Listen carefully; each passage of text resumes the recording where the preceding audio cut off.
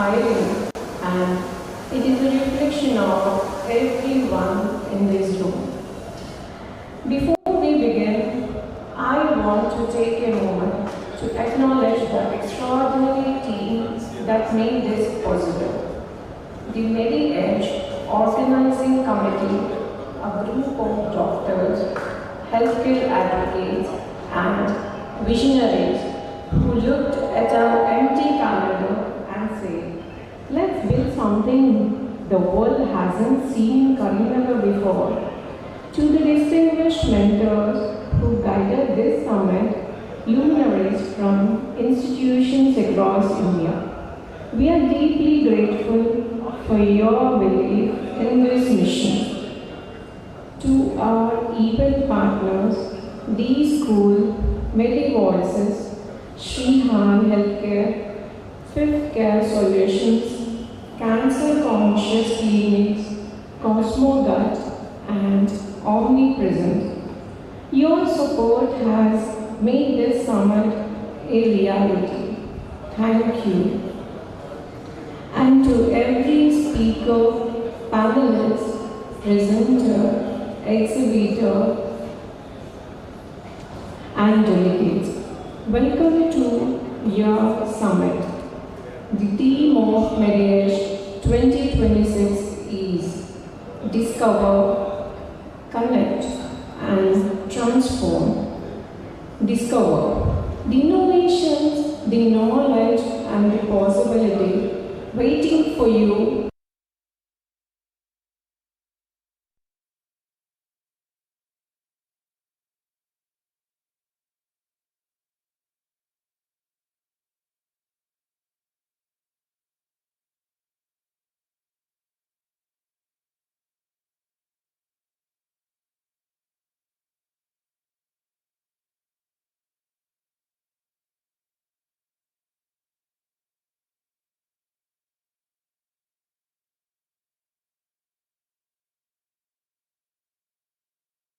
Silence your mobile phones and get ready for day one of MEDIEDGE 2026. Let us begin now.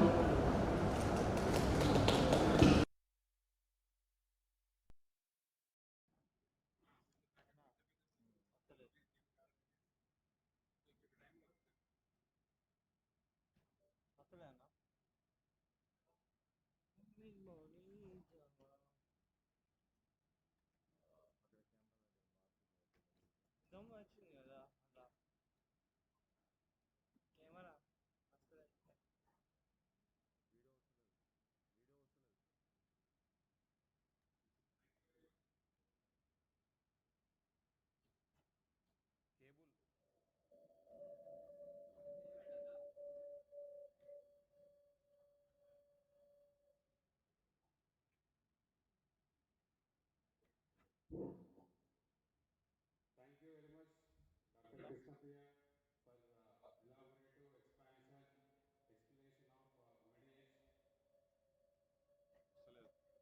of MEDIEDGE.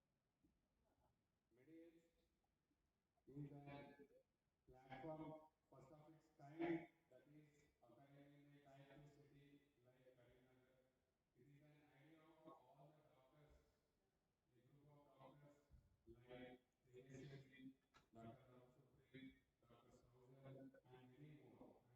Vivek and many more, made Has won over 60 prestigious awards, including recognition from AACR Chicago, ASMO Zurich, and the Silver Medal for Best Innovation from the Government of India. He is the national convener of the National Board of Examinations for Medical Sciences, Government of India. He is the founder of 3 NGOs that have touched the lives of nearly 3 million people through preventive health and education. And today, he brings all of that extraordinary depth of experience to one of the most important conversations in modern medicine. How artificial intelligence is transforming healthcare not in theory but in practice, not tomorrow but right now. Ladies and gentlemen, it is a real privilege and a profound honor to welcome to MEDIEDGE 2026 stage Dr. EVS Research, clinician, scientist, educator, entrepreneur, Guinness Record holder, and one of the India's most celebrated oncologists.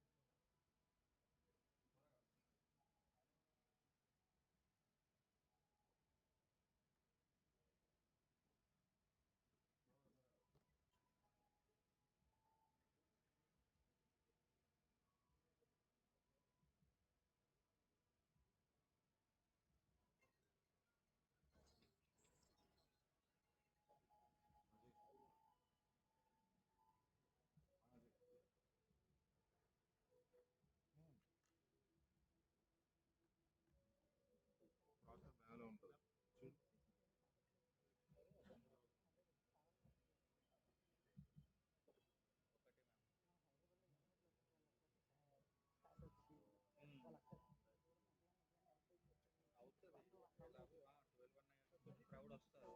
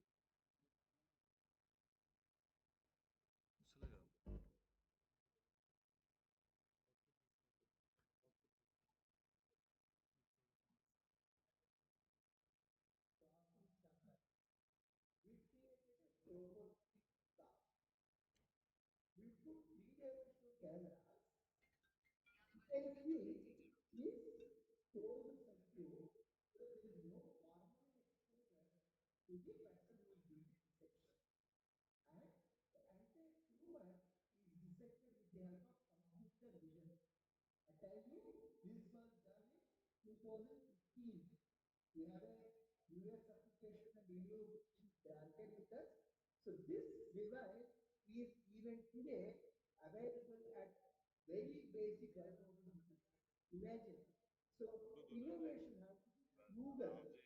So that means whenever you do surgery, if the cross specimen is placed on a finger optical crystal, the lymph nodes are identified by the ultrasound and the robotic arm will move towards the lymph node.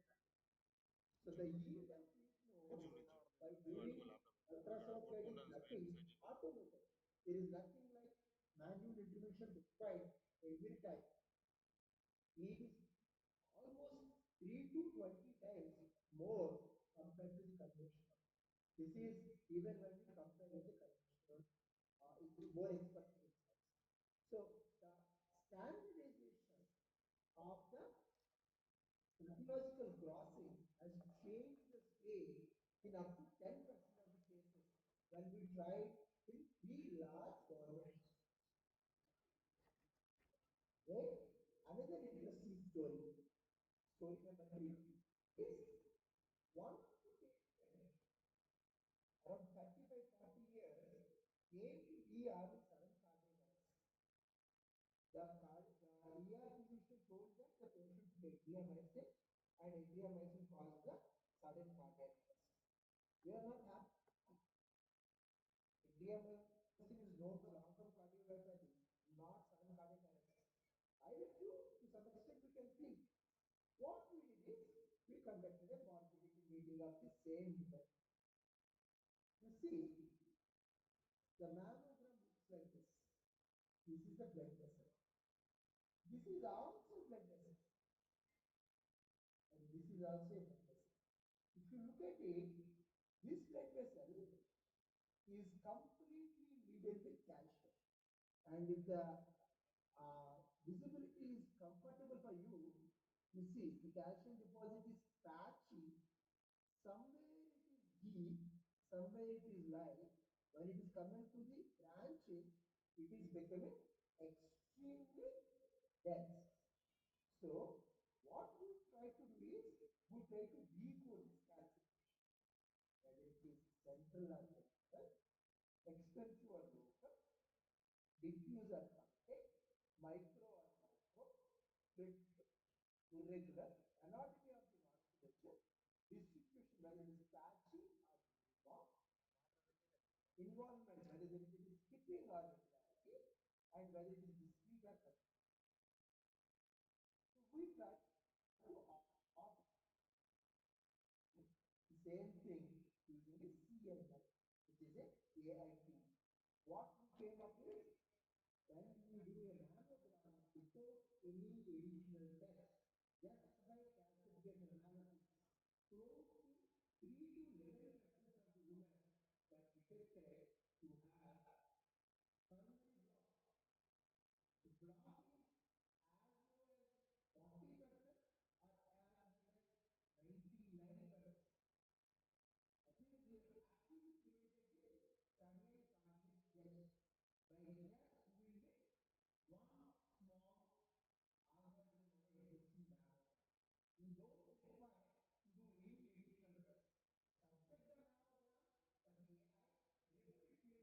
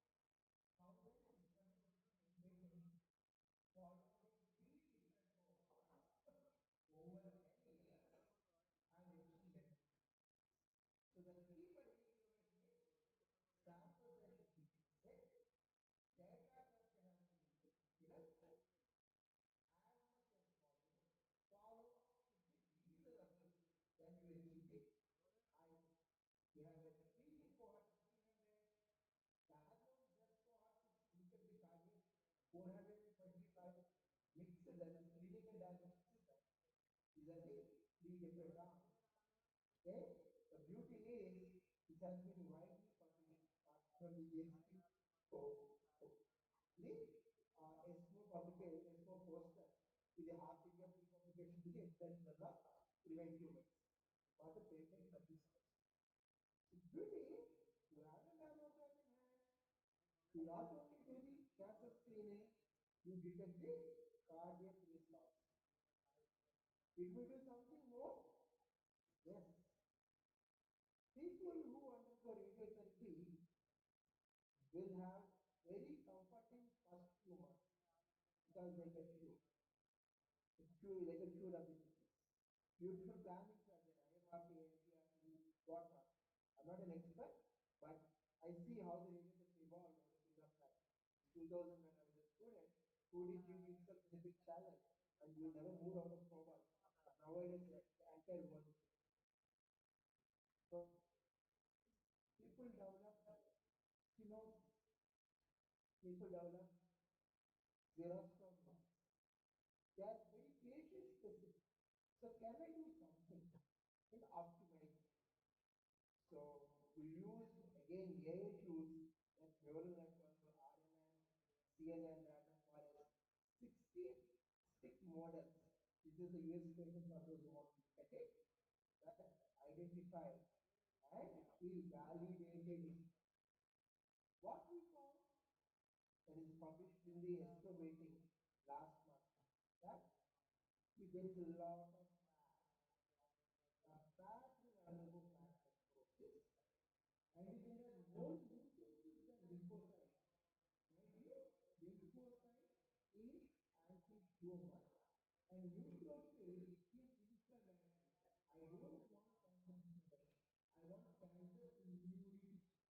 So inflammation, which is induced by extra neutrophil, is going to cause long-term toxicity.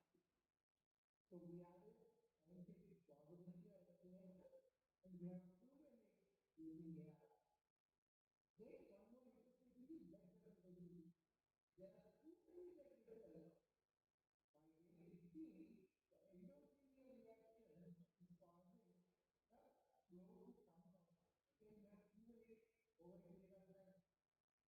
So that the later fractions are ineffective. So, put together simple four parameters: fat content, blood vessel density, necrosis, and immune cell infiltration is predicting two things. If there is less blood supply, radiation don't have, so cancer comes back fast. More fat, more long-term complications. More necrosis, less is the efficacy. Immune cell infiltration based upon what cell is infiltrating, you have either extra toxicity or extra efficacy. So we put decoding. How does it help? We are in the process of doing a personalized, optimized radiotherapy planning for the head and neck cancer. Right? It is a dynamic real-time scope. Again, one more interesting thing that we have to listen is immunotherapy. Can we predict? Again, this is published in a radiotherapy and oncology. That is the abstract presentation. So we try to collect the cell-free DNA from the saliva and then see if head and neck cancer patients are having infections. Can I do a better job in consolidating them by giving extra immunotherapy? So, this is one more thing. Prediction of response to the immunotherapy is published with students is also sentence nucleoside lymphocyte ratio, human mutation burden, or PD-L1, one of them, and algorithm. If you have at least 5 of these 6 characters, your ability to predict the response is super high. Again, there is a lot of variables available, starting from the smartwatch to the organs. So what we did is we tried to pick up the heart rate variability to monitor whether they're sleeping well, there is less effect.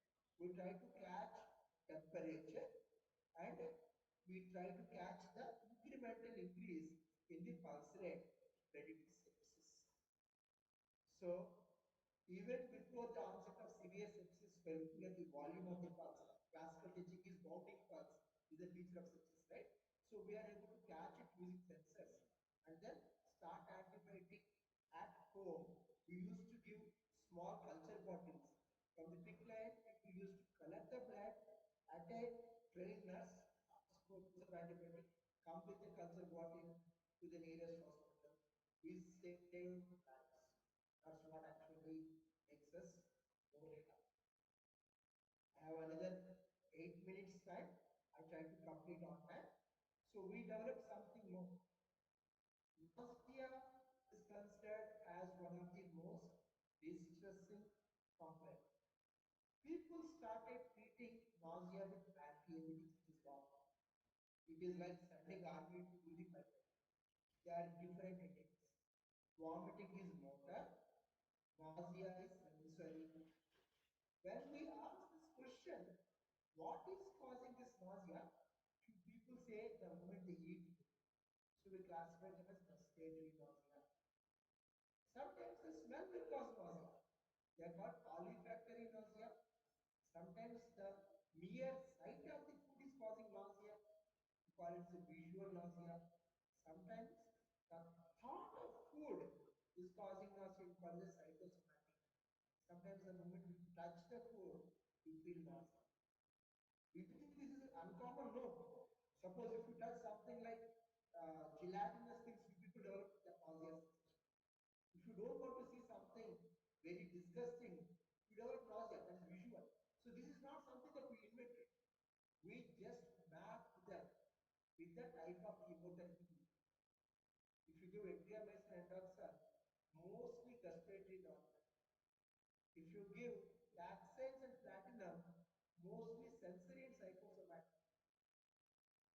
People with NHL background, that is vincristine, develop tactile nausea. So we haven't understood so far what is the nausea, and we try to give solutions to it. You'll be surprised. There is something called miraculin berry available in Africa. We have similar thing in India. We call usiri or amla. Right? If you put it, the respiratory or nausea will come out significantly. The moment you expose yourself 5 to 10 minutes with the citrus fruit, ఇంటిదగ్గర చూస్తాం కదా we used to smell the lemon, right? That's exactly will reduce the olfactory nausea. Or you put lemongrass thing in your chemotherapy box. So the olfactory nausea will come down with the long. Visual, don't expose to deep blue lights. That is going to aggravate the visual nausea. Psychosomatic, ask them to listen to the music. Tactile nausea, put the arms and put the palms and sole at ambient. By doing these things, I think nausea have come down significantly 50 to 55%. Forgetting and non-adherence to the drugs is also a major problem. We try to implement this stuff. So ultimately, we did screening with the diagnostics that is robotic crossing, staging, treatment, dispensation, and survival. That's where we see a significant impact being made in the patient's lives. So, with almost 135 published abstracts and 85 clinical projects, we feel that this is the way where we can make it. I stop here and then try to show you how the things that we did are working, right? Uh, if you can see here, this is a CA version. That means if you do a pap smear for any person, let us assume, and want to see a progression, it will tell that 95% the woman will progress to cancer. The moment if the serotype becomes negative, the cancer progression is only 6%. If the patient is a current smoker, the cancer risk increases by 26%. So a simple calculator which can be done on your mobile can help patient understand the impact of vaccination, the impact of smoking, everything, and how frequently they need to monitor. I will show one more example. This is another example whether my what we call as a immunotherapy is likely to work. I just written PDL on score of 10, and if I want to calculate this score, it says that very high probability that my tumor is likely to respond, right? Similarly, we developed something for the NASH. Okay, so we try to include patient age, body mass index, triglycerides, inflammatory markers like ferritin, the genetics, that is PNPLA3 mutations, gut microbiome, longitudinal trends, and if I run the model, it is going to tell, okay, there is 90% risk is there, therefore most likely fibrosis is happen, 76% probability that he will be upgraded one stage more. Similarly, we try to do something like this. If I just want to give 3 drugs based upon the drug-drug interaction, I know exactly at what time what drug have to be taken to prevent hypoglycemia or to optimize the what we call as a responses. Similarly, we did something called auto capture. Show that also, right? This is how it looks. The disease status, the primary site, the markers, the side effects of the drug, that is nausea, vomiting, bad smell. At the end of the day, I am going to tell you what intervention is likely to impact in improving your nausea, right? Breast artery calcifications, again, this is the model, how it runs. The moment I run all the biomarkers, if I want the risk to be calculated, of course I haven't entered anything because I haven't entered anything, it is showing low risk. But if I start entering any of the pre-existing parameters, it will give the calculated risk score in no time. That is calcifications, no, like that. So to sum up, if you have the data, if you have a specific question to be answered, you can do a lot of things in much better manner to improve the patient outcomes and to ease your suffering. Once again, thank you for giving the opportunity. Thanks, moderators and the audience. Thank you so much, sir.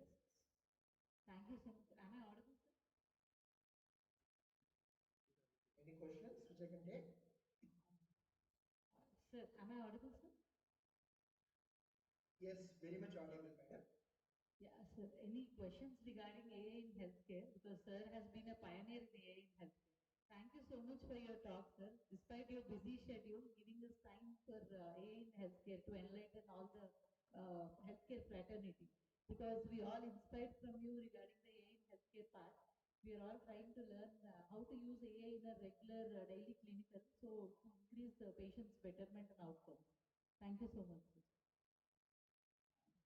Thank you, sir. Thank you. Thank you, Thank you sir. very much.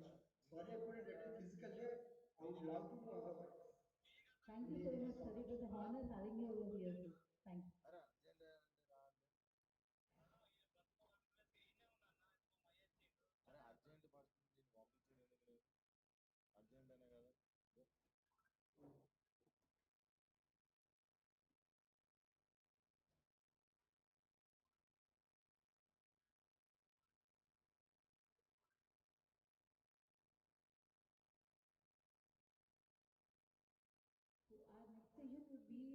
first panel discussion, which is on critical care without boundaries, elevating the ICU excellence in emerging India. So our first session today of the day strikes at the heart of one of the most urgent challenges in healthcare today. So India's Tier 2 and Tier 3 cities are underserved, and when it comes to the critical care infrastructure and the gap costs lives. But that gap is closing, and our speakers today is leading that charge. Please put your hands together and welcome our distinguished chairperson and moderator for this session. But our chairperson was Gopal sir. Because of he is the managing director of Axon Anesthesia Associate and clinical director of K Hospital. But due to his mother being sick, due to in the last minute because of emergency, he couldn't be there. And our moderator is Dr. Raghu Supri. He is a consultant critical care medicine founder and director of Mehboob Nagar Intensive Care Unit. He will be our moderator for today. Dr. Raghu has done his MD critical care specialty with advanced training and DRND in critical care medicine. And also he has been hands-on leadership in building and scaling intensive care services. Founder of one of the India's first standalone medical ICUs, MICU in Mehboob Nagar, delivering high-quality critical care outside tertiary urban new centers in Tier 2 cities. And is also founder of Orchestra, which is a preventive medicine platform. I am a part of actually government-driven project from NITI where actually they are planning the next few years to deliver equitable, not like equitable healthcare to each and every person, and that one part of that critical care part, how to improve critical care and deliver the similar level of critical care to all the people throughout India. To give some numbers or to take some prospects to all this discussion, if you see there are almost 60 lakh people that die in India because of some or other critical illness. And if you see the number of intensivists per 1 lakh population in India is around 2.3. This is data which was 2023, the survey data. Wherever you see in the Western countries, in US it is up to 34 to 36 per 1 lakh population. So we are lagging significantly. The number of intensivists, if you see in the 2022 ICCM data is around 1500 to 5000. So these numbers are very, very less. So first of all, we need to make sure the numbers need to be improved to a level that we can give at least the standard of care should be improved at every place, including a Tier 3 or Tier 1 or a smaller center to a bigger center. This takes time. I think over a period of time, with a clarity in mind, we need to take it forward. And it cannot happen overnight with this population in India. It is always a difficult task. And 80% of population in India who stays in rural, they are depriving of any ICU services. They don't have ICU services. That also need to be improved, and that there is a plan. I think we can discuss with maybe second and third questions. Thank you, sir. Thank you for deep insight. And how can what should be the training module and whom to train in critical care regarding this to increase workforce? What is your opinion on that? As for the, I was telling you, the NITI what government of India is looking at, this is a 5 to 6 year project. So first thing what they are planning is to make sure to have a roadmap. They need to have proper enablers or some to guide them what should be the ideal requirement in different setups. Let's see, in a smaller setup you cannot have everything and you cannot treat each and every patient whom you can treat in a tertiary care hospital. And you can't think of manning those areas with everyone, like a tertiary care hospital where you will have senior physicians, intensivists, then trained nurses and trained technicians. So we need to have some kind of bridge courses for that. Okay, where let's say a post MBBS, maybe a year or 2 year course who will be trained in basics when it comes to critical care. There should be a bridge course for the nurses also, and there has to be like continuous training programs, so that they will be trained continuously. Apart from that, some technicians. So that training and maybe simulation programs is very, very important.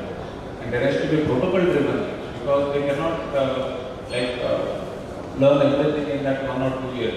So there has to be a protocol, and maybe telemedicine, AI, and all those things need to be scaled up, and that cannot be done overnight. And it, like as per the government program also, they are thinking all those things in the next maybe 3 years. Thank you, sir. Ma'am, Vilasini ma'am, can India realistically deliver world-class ICU care beyond metro cities, and what are the biggest barriers we are facing to expand into other than metro cities? Hello, this is Dr. Vilasini Patel. As a medical director to 9 group of hospitals, and we are handling 2-tier, 3-tier cities in ICU. I will say definitely we can make a world-class ICUs, not only in metros, out of metros, but we should not copy the metro ICU setup. We should create or build a Bharat type of ICU.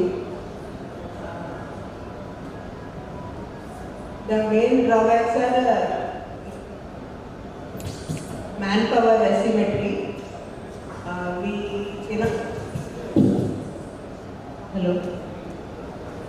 We cannot produce thousands of expertise doctors or ICU nurses overnight, but we can communicate. We can form a hub and spike type of work culture, so that the main center from a tertiary center or a medical college can cover up to 8 to 10 ICUs in the peripheries. And the infrastructure. Actually, world class means not a marble floor or highly expensive infrastructure. World class means adhering to protocols, immediate treatment, and outcomes. In urban centers, infrastructure, the main drawback is even though we can buy highly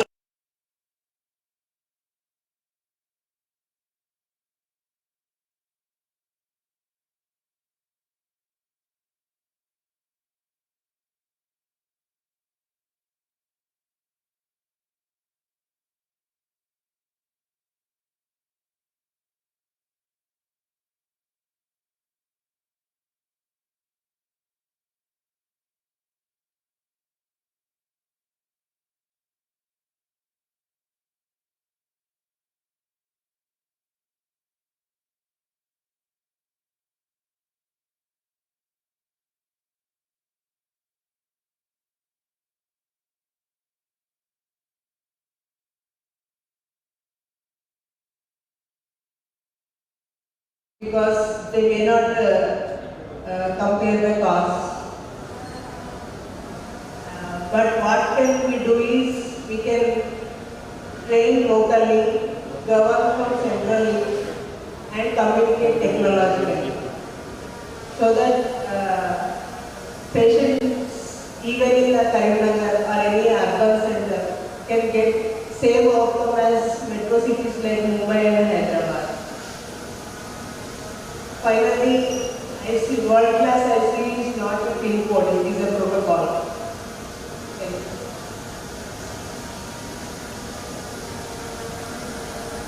you. Thank you. Those who experience in dealing with ahead and thank you, you are very deep insight and your vast experience in handling all these issues. Thank you.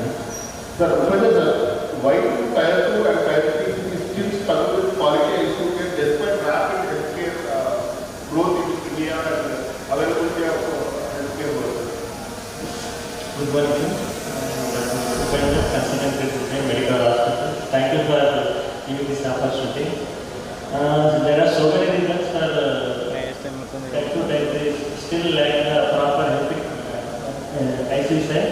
One of the main reasons is most of the intensivists who trained in the metro cities are reluctant to come to Type 2, Type 3 cities because they are prefer to stay in the metros or they prefer to go to abroad rather than to come to Type 2, Type 3 cities. Because so many reasons in Type 2, Type 3 cities are their salary wise they are not paying properly. For one most of the first reason. The other reason is the other ICU the teamwork, not only consultant we are made to have proper respect and ICU technician, trained technician, dialysis technician. These nitrogen also is one properly trained doctors supporting it is not adequate. Nitrogen. Second, third thing is we don't have in nitrogen we don't have proper diagnostics setup. Still we in time also we will wait for 4 to 5 days to get the culture report. So this is the main. Fourth thing is financial affordability in time to time they are not affordable to get the proper care. Those who are affordable they prefer to go to higher metro cities. These are the main reasons. Still we are lacking in the healthcare, ICU healthcare in private health. Thank you, sir. Since 6 years you are doing your experience over here. Mr. Sir, what are the minimum standards every ICU in India must achieve irrespective of location? What are the minimum qualities ICU? This is resounding. Too much of resound is happening. Can you do something to that?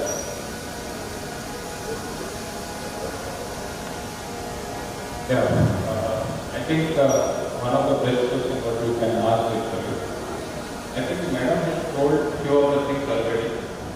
And before going further, I should actually, if you see, right now we have 2 DRS students, 1 SMC and 1 IGC as their consultants. So things are changing. Okay, what I believe when it comes to manpower, leave aside the metros, now people are coming to Tier 1 and Tier 2 cities, including you have opened your own ICU, right? So let's see, coming to the question per se, what we need to think of. See, there has to be, as Madam told, there has to be protocol data. Let's see sepsis. Okay.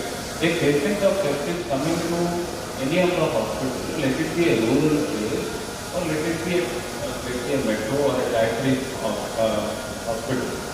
So protocols are same. These people should be trained enough to give the amount of fluid required, 30 ml per kg, draw a blood culture, give the antibiotic early. These are the very basic things when it comes to protocol. Let's say most of the patients in India, in rural or let it be in urban area also, they die because of one of the most common causes sepsis because of many reasons, mostly pneumonia and urinary tract infections. You see tropical diseases, let's say dengue, leptospira, malaria, they are very easily can be treated even in the rural places. You don't require sophisticated instruments to treat those cases. First of all, you should have a protocol to diagnose them early, and protocol-wise, you should treat them so that at least they should receive whatever best possible at the onset of the disease, at the initial point. Not like they will be deteriorating, going to a tertiary care hospital for further things. And what Madam told is one is anyway the initial part, infection control, okay, antibiotic resistance program. See, we know that even the smallest of places also they start off aerophenoid in a patient where the patient may not have any infection. So those things has to be standardized and protocolized. Coming to, let's say, patients who are getting sick, after getting the initial treatment, they should be shifted to a nearby referral system has to be there. That is typically called hub and spoke model, where anyone after getting the initial treatment, if they are not able to manage those cases, they should be shifted to a center where they can be managed effectively or properly. But even if the smallest of centers also, they should have some minimal, let's say, may not be infrastructure wise, but some message is required. You cannot treat a patient who is having hypoxia without a vigilance. There should be oxygen supply. There should be a protocol to take care of the infection. Even in the smallest of places also, those things has to be available. Otherwise, you cannot deliver the basic of, let's say, the care to a patient who requires. When it comes to manpower, that becomes a big issue in smaller rural areas. So now, like Tier 1 and Tier 2 cities, you are finding critical care people because slowly the numbers are increasing, still engaging people, but still the numbers are increasing, people are coming to Tier 2 cities. But still in rural India, you will never see a single ICU. That need to improve. You cannot think of keeping a well-trained postgraduate in critical care there or nurses having 10 to 12 years in ICU experience. It's not possible. Realistically, what we need to think of is we need to have some bridge course, post MBBS for 2 years, and nursing also, and MSc nursing where critical care need to be a part of their curriculum or critical. There is one more thing called critical care physician assistant kind of thing. They may not be MBBS, they will be trained in critical care so that they will be really helpful in treating the patients who are deserve at least the basic treatment in the rural area. That is what we should look at, and that is what I think Government of India is also looking at. I think one more important thing is telemedicine, which is coming up in a big way, and tele-ICUs. So tele-ICUs, if you see, one of the most common or maybe well-known one is Cloud Physician, which is a Bangalore-based company. If I am not wrong, they enter around 600 plus hospitals right now. Apart from that, I think the next one is Kerala. I think Maitri or something, some group is there. Third one is Apollo. Government of India aims at driving in a big way this tele-ICU concept, where there will be a command center which will be 24/7 driven by the doctors who are trained in critical care. They will be looking at the data of the patients, and there will be video facilities also where they can see the patient, they can go through their data. In these conditions, AI is going to help because AI can predict before things deteriorate further. Let's see, if somebody who is going to deteriorate, maybe injection to sepsis to multi-organ dysfunction, if he can detect them 6 hours or a day before, then things will be much better. So maybe the introduction of tele-ICU, where there will be same command center from where there will be multiple small hospitals will be attached, actually there will be guiding. And there has to be a person in those remote areas who can deliver what has been told to them. And at least they should be knowing the basics. And they should be able to know the basic symptoms and kind of possibilities in those cases.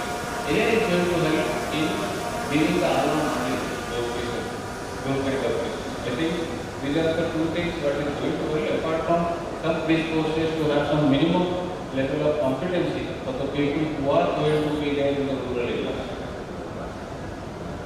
Thank you, sir. So, ICU should be protocol driven as per. So, protocol is a basic requirement and basic need. Without protocol, and it is become impossible to deliver the basics of healthcare, or maybe basics of ICU, or maybe the first part of ICU in any small center. Then you cannot have patient-to-patient based will be changed. Those kind of things is not going to happen because the people who we cannot expect them very senior people to be managing those issues. So it has to be. Thank you, sir. Thank you for Madam Vilas Madam. Can tele-ICU model solve India's specialist shortage? Nowadays, like booming like cloud and everything coming with tele-ICU concept. So, what is your opinion on the tele-ICU? Is it going to solve the shortage of critical care physicians and workers? The answer is yes, but partially yes, because the tele-ICU system, it is not a replacement of ICU doctors, it is a force multiplier. Landmark study of telescope, it has studied of 50,000 ICU patients. But the tele-ICU system did not significantly decrease the length of stay in ICU. But in our India, it should be like a hub-and-spike telemedicine, hub-and-spike tele-ICU system, so that it can be monitored centrally. The communication will be increased like Apache scores and news course communication, so that the random early recognition of disease, early switching on to sepsis bundle or any VAB bundle, and continuity uniformly following protocols everywhere. And this system should, it is helpful like a speaker group of hospitals. From 9 hospitals, we can communicate with one branch, and we can, so that, and one more thing is we can give a quality number. Whatever we cannot measure, we cannot improve. We measure the quality indicators. We can measure our service. And even though we have to implement one system from tele-ICUs, we mark the quality indicators. We need not tell the patient name or number. We on an open dashboard, so that people from peripheries also get confident to refer to peripheral center where the same care is available, where metro cities it is available. Finally, tele-ICUs, it is not a replacement of bedside competence. It is only expertise spread. Thank you, madam. Your words are true. Tele-ICU, even though we start tele-ICU, but we should follow up and everything regarding that, how are the outcomes and what are the quantities. We have to compare with normal ICU. Thank you, madam. Upendra sir, so can smaller hospitals sustainably adopt these ICU technologies, advanced ICU technologies like tele-ICU? Can smaller hospitals afford? What is your opinion? So better to have a physician or tele-ICU can solve that problem. Smaller financially feasible for them or not? What is your opinion on that? Tele-ICU will help in smaller hospitals, especially recruiting the intensivists around the clock is very expensive in smaller hospitals, but at least one person in the morning will manage the sick cases. During night time, tele-ICU or remote monitoring will sometimes help. Some hospitals they are managing the morning time qualified intensivists, managing night time some interns, PGs, anesthesia PGs are doing the duties. For that kind of setups, tele-ICU and remote monitoring is helpful. My perspective, small hospitals, tele-ICU will be helpful. Second thing is in small adapting the newer technologies. Artificial intelligence will be helpful in small hospitals, especially in small hospital 20 to 30 bed ICUs, especially ultrasound, ABGs, just one or two multi-parameter, we can manage the 70 to 80% of the cases correctly. No need of huge setup for managing the complicated cases. At least bedside in ICU, ABG, one ultrasound, one or two multi-parameter. These we can manage the pneumonia, sepsis, trauma cases very much. Many cases we can manage with these advanced technologies. Thank you, sir. I would love to invite Dr. Rajkumar, organizer of MEDIEDGE. So he is experienced, he is working in Tier 2 since 8-9 years. He has a vast experience in this. So what is his opinion on tele-ICU, sir? Very good morning. Thank you, Raghu. It's very happy to be part of MEDIEDGE, all the critical care specialists, all the pioneers critical care specialists like Dr. Vilasini Madam works for Srikara, and she is very much famous nowadays in social media also. When we are following your ICU ventilator bits and all, and Mr. Sir, as all we know, Sir works for CARE, and is a very good brother of mine and is a good friend of mine. Thank you, sir. Thank you for coming all the way from Hyderabad. And Pendra Bhaiya is like my colleague, and we both discuss cases.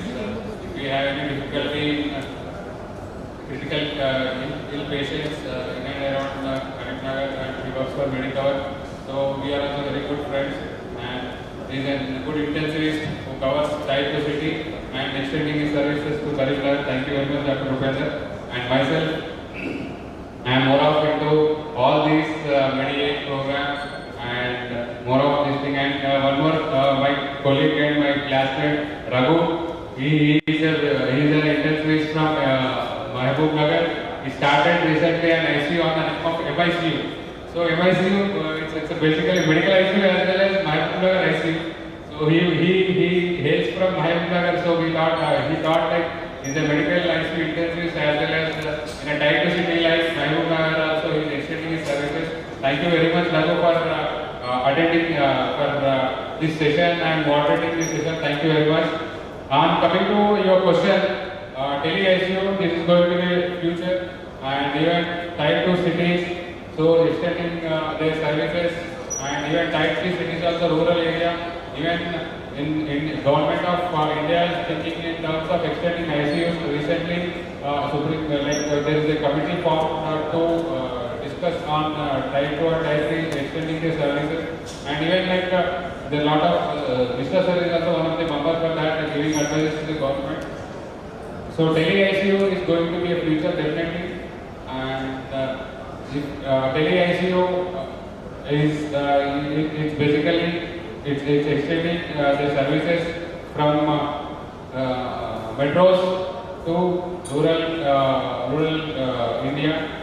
So tele-ICU is definitely going to be the future, and we are using it, and it's replaced in down the line 5 to 10 years. So even intensivists will come into type 2 and dialysis cities. Previously IDCCM and EDIC physicians intensivists were restricted to metros only. Now slowly they are extending, and even they are extending to type 2 as well as type 3 cities, districts as well as rural India.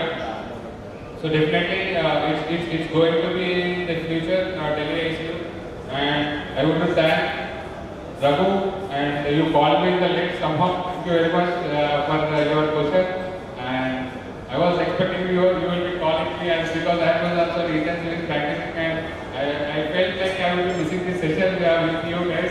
Somehow at the end you called me and asked me a question. Very much fortunate and happy. And this session is intensive session in type 2 cities, like I was feeling this. It's wonderful actually. It's all our friends, those who are looking in live program also. So it's all circulating in the groups, and they are also watching.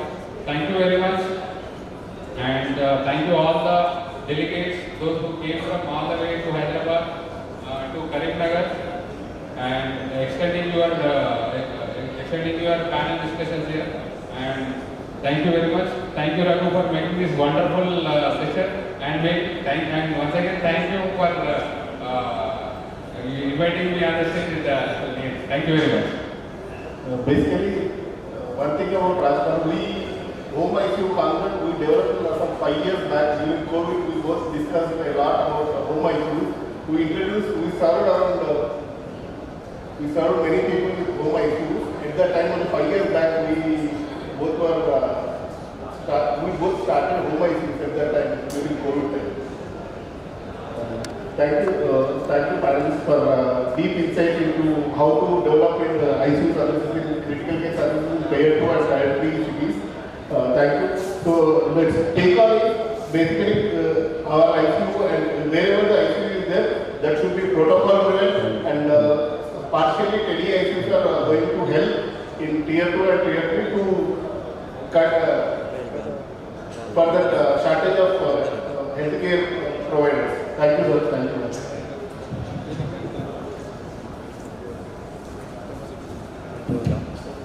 Thank you so much for those powerful insights. ICU excellence is no longer a privilege of metro hospitals, and sessions like this remind us why MEDIEDGE exists.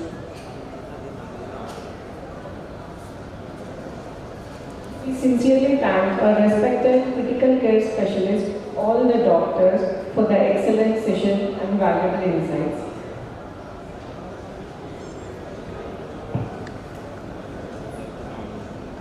As a token of our gratitude and appreciation, I request Dr. Smita Kankala to kindly come forward and present the mementos to Dr. Vilasini.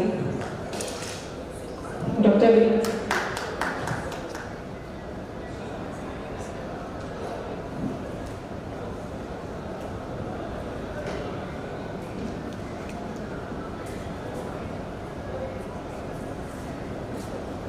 Thank you, ma'am. Thank you, Dr. Vilasini.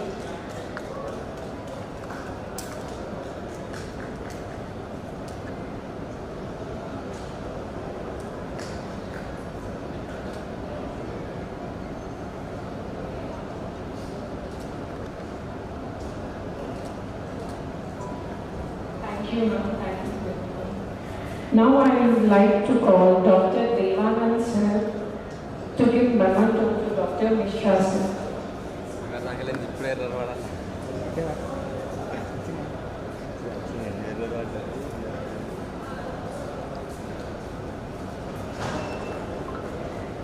Thank you, sir. Thank you, Dr. Mishra, for dedication towards patient care, emergency management, and critical care. Thank you, sir. So much inspiring. Now I would call Dr. Gopi to give up the memento to Dr. Indra.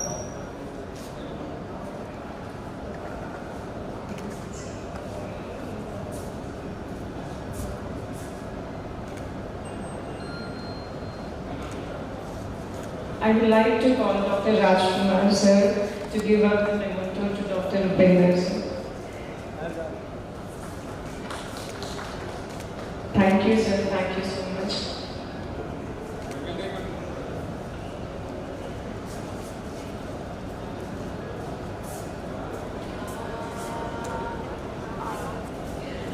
Thank you, Dr. Arun, for your excellent presence. Thank you so much.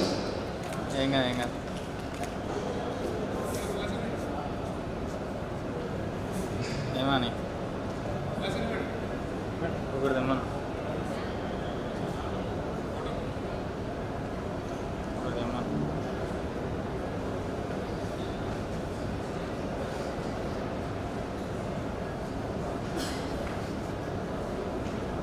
అది నువ్వు పెట్టిపించింది నువ్వు పెట్టిపించింది అది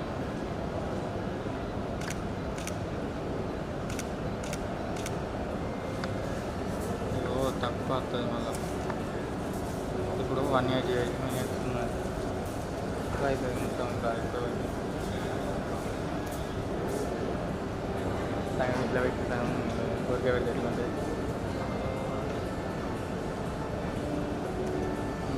సరే సరే ఇట్లాంటి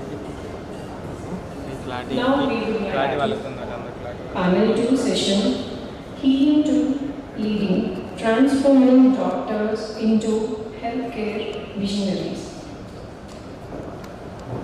Chairperson for this session is Dr. E. Lingaya sir, Dr. Director of Medical Services, Yashoda Hospitals, Hyderabad. But sir couldn't come as there is some emergency today. So now I would like to call Dr. Tejaswi, mentor of this session.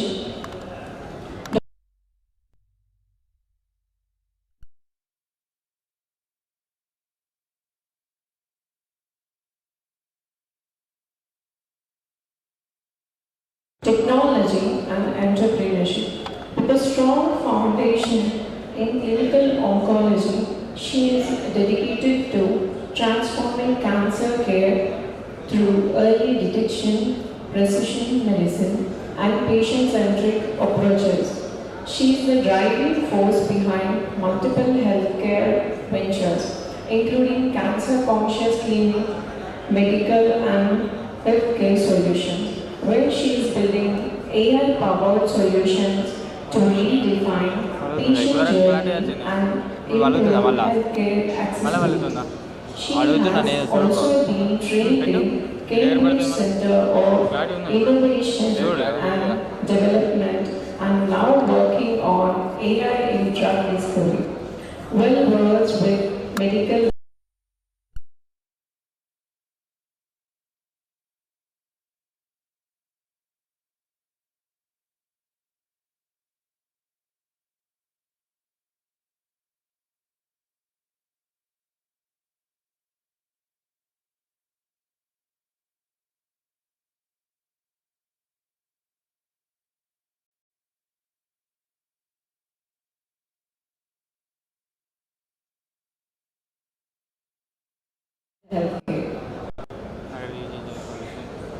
Now I would like to call panelists Dr. Rakesh Prabhu, Dr.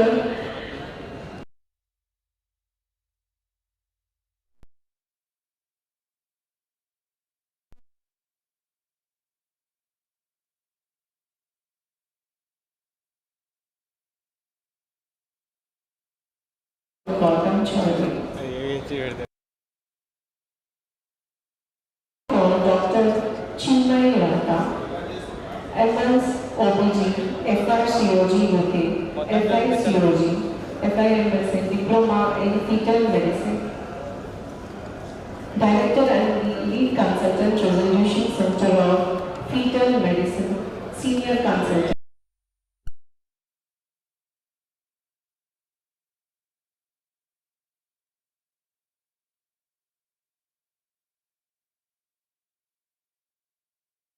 Of Hyderabad, Chairperson, CHO, Telangana. I would like to call Dr. Gopi Krishna Sir, Senior Vice President, Medical Services, Yashoda Hospital, Secunderabad. I would like to call Dr. M. Veera Prasad Sir, Director, IYU Healthcare Private Limited. Hello.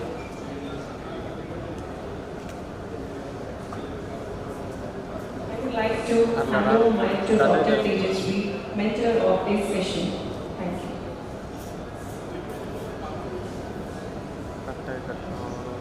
Thank you, Dr. Priya.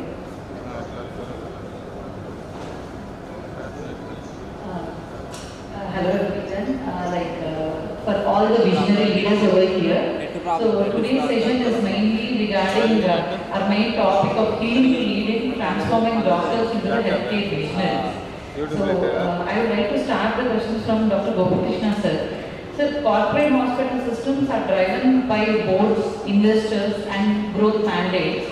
So as a doctor who has been to the vice president level, so how do we ensure that the clinical background becomes a strategic asset in boardroom conversations rather than being overridden by only business imperatives?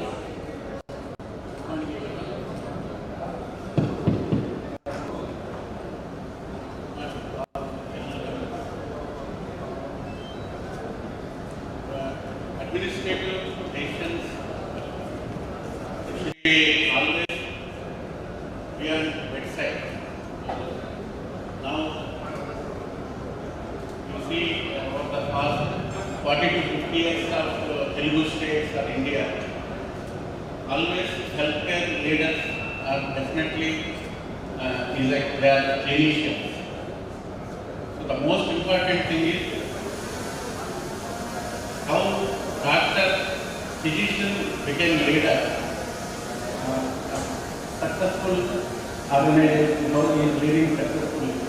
Comparison, non-medical, with due respect to the other MBAs, I don't want to go into the controversy. As per my experience, always physician leadership is always successful, but we have seen the past 25 to 30 years. And we train people whenever we get whenever organization we work, we always look for the young leaders from clinician background only. And the reason is the clinical excellence is most important for the people who are taking decisions in boardroom. Why clinician is important? Before we take involved any decision making, we will not forget the patient. And boardroom discussions, whatever the decisions we take, it should in or around the patient care. Whether it's the patient safety or patient quality or in healthcare setup, whether it's a tertiary care or any other, it should be around patient safety and patient quality. Definitely without forgetting the healthcare sustainability. Sustainability also important. Without sustainability, organization succeed for long term. That is the reason we have to encourage young doctors to become healthcare leaders. So I start here. Sir, regarding your multiple decades of leading healthcare institutions, you observed hundreds of doctors, administrators, and other allied healthcare professionals up close. So what is the early, often overlooked signals which you can tell that someone has the potential of becoming a very true healthcare visionary? Good morning. First of all, my greetings to MEDIEDGE team for organizing such an event in Kareemnagar. I have to face this requires some support in upgrading the healthcare system in these places. So it's a tough question to answer. Doctors are usually, anybody deciding to become a doctor, obviously become a leader in the system. In the ecosystem, healthcare ecosystem, you should see, even if they don't take up any administrative roles, in the clinical system, they are already leaders. But I think your question is more towards how do they transform into a bigger leader, right? So what I've seen in my experience being a clinician, I've managed hospitals, a lot of hospitals in my last 30 years of healthcare career. What I've seen is that there are a lot of doctors who come with a lot of questions. They challenge the system, they challenge the process, they challenge the way things are done in the organization, and they don't fear asking those questions. That is the first quality that I've seen. Second is the urge to learn more. A new process is set in the hospital, or if there is a new technology that's coming in, a new initiative by the hospital. There's an interest among these people to see that kind of urge to learn more and grow more. What I'm talking about are people who I have experience working with. Okay? So there are fantastic leaders like Dr. Gopika just mentioned. We have from Telugu state itself, there are fantastic leaders or missionaries who have come up in the healthcare ecosystem. So I don't want to name one person and ignore others. So there are fantastic leaders across both the Telugu state itself. So made it very big because of their mission and things. But what I've seen is they don't get happy with something. They are always restless with a lot of new ideas, new concepts, and they're not happy with anything that they've achieved. They want to achieve more. That urge to do more, be better every day is something which I've seen all the time. And always, any visionary in healthcare, a doctor has become a visionary. The core focus, like I think Gopika also mentioned that, the patient care has been their core focus. Whatever you do in life or whatever achievement they have had, always we have seen that these people from the beginning, they had that patient focus, always on the forefront. So basically, these are the few things which I have seen were, it's an early picking. You see some of the doctors who work with me, who have become good administrators or CEOs of a lot of hospitals now, we see that they have been part of that team, building the team, asking questions where they feel that the process is not proper, challenging systems, challenging the bureaucracy sometimes in the system. So those kind of people I've seen, they grow beyond the clinician. Okay. Clinical thing is not bad, I'm not saying it because the question was more than a clinician. You become a missionary when you grow beyond your domain. Clinically doctors are all, obviously they have their medical expertise, there is no need of rating them. But more than their domain, how do they grow, this is what I have seen in my experience. So I think I'll stop here and other panels to second contribute. Thank you. Smita ma'am. Ma'am, you experienced the healthcare leadership from inside a large multi-specialty organization as a vice president of a very crucial vertical, which is women and children. And now as a CEO of a standalone fertility center that you have helped set up from the scratch. So what did this transition reveal about the difference between managing within a vision and creating one vision? And what did your early clinical exposure give you that an MBA alone couldn't? Thank you. First of all, thank you for the MEDIEDGE team for allowing us to be present here. It's very nice opportunity to start something in Kareemnagar. Just to answer your question, yes, when I was working in a working in a large organization, you already have a vision given to you. So when I was working as a VP there, the vision is already there. So what is expected of me is already laid out. So my job was really to go in, align the teams to that vision, drive the outcomes, and in the process of doing it, also defend the priorities of my vertical, because it's a large organization and I'm taking care of a smaller vertical. So it's always struggle to make your vertical's priorities, defend them with the team, with the larger team. So that was what was happening there. Now, it had its own challenges, but it gets to a point for me, for example, like how they was telling that, usually people who want to do more have this urge to go beyond what they've been given. So I always felt comfort which was uncomfortable for me. I felt that there isn't anything further that I could do in that sort of setup. So naturally when I transitioned into being the CEO of Mitra, the question there at Continental was that the brand has already established why we existed. It's already established. But the question when we move into being a CEO is that it's a cognitive challenge, right? So you're not asking the question about how you perform. I'm asking the question, who do we want to be?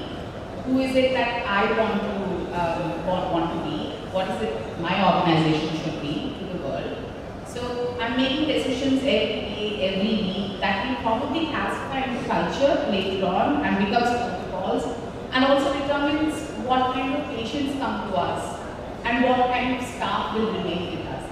We are making that decisions. So primarily, I think the difference between being in a large organization, working for a vision that was by someone else, and driving your own vision essentially is that, when you're having your own, you have that liberty to do things in a certain manner, and that's the difference. Again, to answer the question about my early exposure, I had stopped being clinician long time ago. I never practiced. But then the exposure to that clinical side, what it taught me, I think, is understanding that there is ambiguity in healthcare. It is never what we expect it to be. It is always going to be different, right? Because in healthcare, you always work with humans, and the human body does not function the way an expert tells you how it should function. And you have to be ready to work, develop judgment when the information that you have is very, very limited. I think what it gave me, is epistemic humility, to understand that the person in front of me is much larger and much more complex than any data I have. So business education gave me the frameworks and financial literacy, which was very much needed, but I think that humility, that the clinical side of it gave me is what I think determines how I practice, my approach towards it. I think that is what an MBA could do, but clinical exposure definitely did. Dr. Chinmay ma'am, mother and child care is unlike any other segment. Your patients are at the most vulnerable. Outcomes are not just clinically but also emotionally, and your workforce is under immense empathetic load. So how does this leadership in the space demand a different kind of vision compared to a general multi-speciality setting? So thank you for the question, and at the outset I thank Dr. RK for this invitation to be a part of this panel. It's like thinking beyond just clinical outcomes. Everything that ultimately translates into clinical outcome comes because of systemic management. So leadership in medicine is a given. We learn from our seniors, and as the team evolves, there is always a designated leader who calls the shots. And like you said, in mother and child, the stakes are very different. There's a lot of emotional components to the outcomes. So pulling your team together, keeping everybody alert that these are women who come to us not when they are sick, but when they are expecting happiness.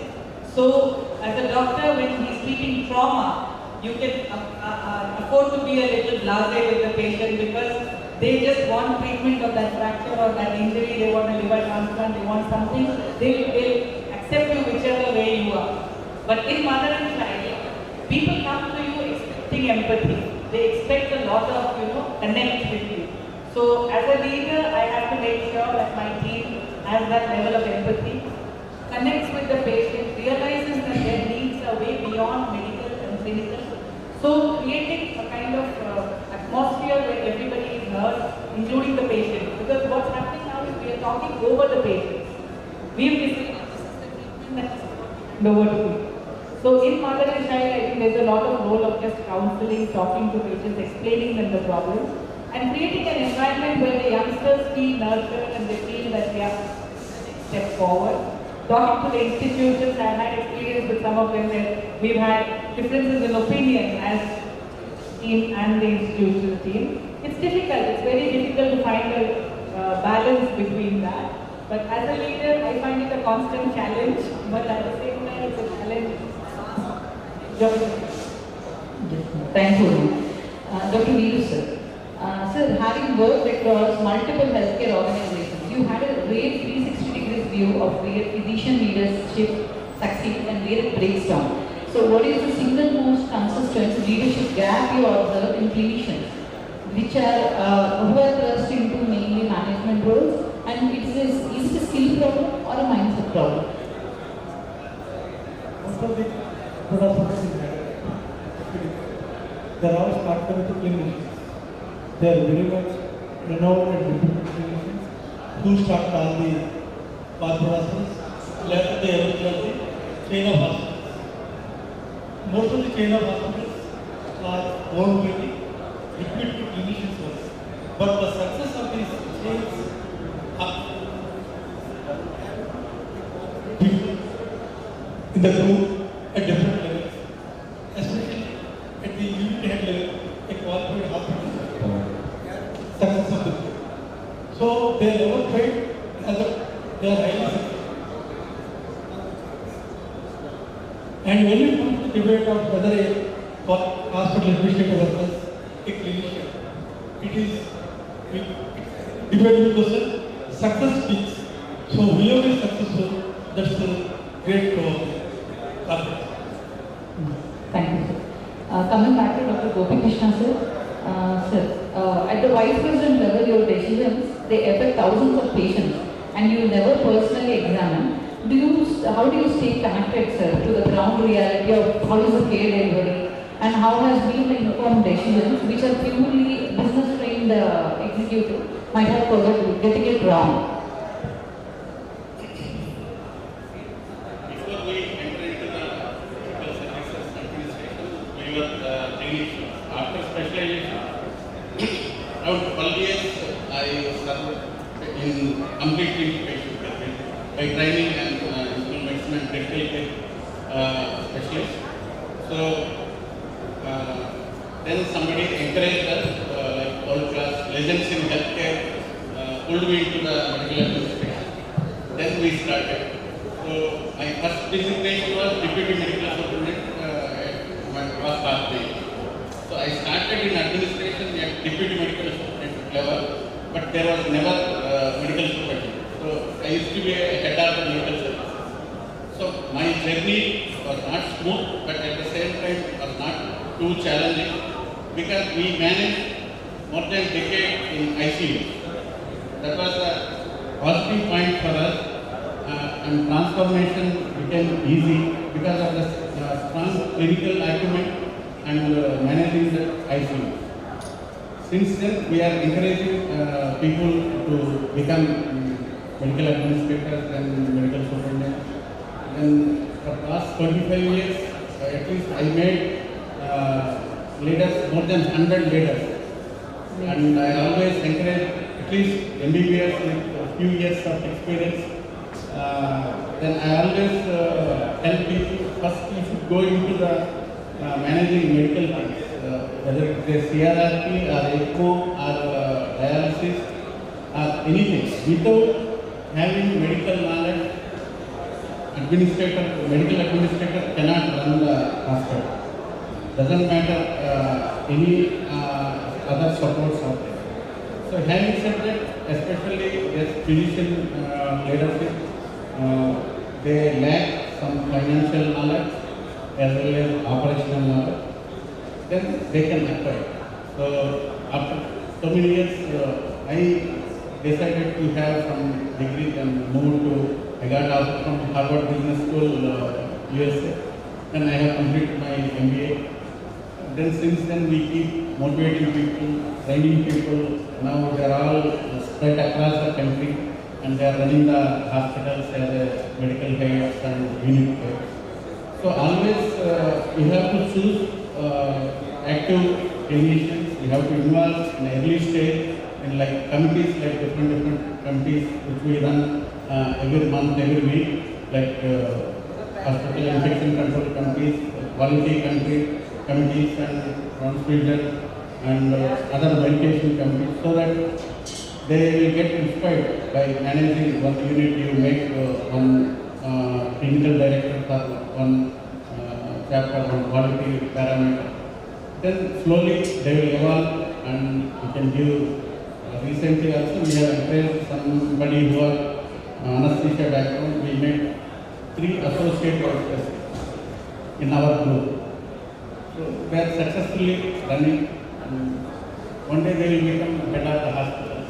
We strongly believe. At the same time, for people whoever is completely non-medical and pursuing MBA from various universities, yes, they also need to learn clinical acumen, whether it's a process or procedure, whether it is a cost or equipment. That comprehensive knowledge should be there. Without that, they cannot become successful leaders. Thank you. Yes, sir. Devan answer.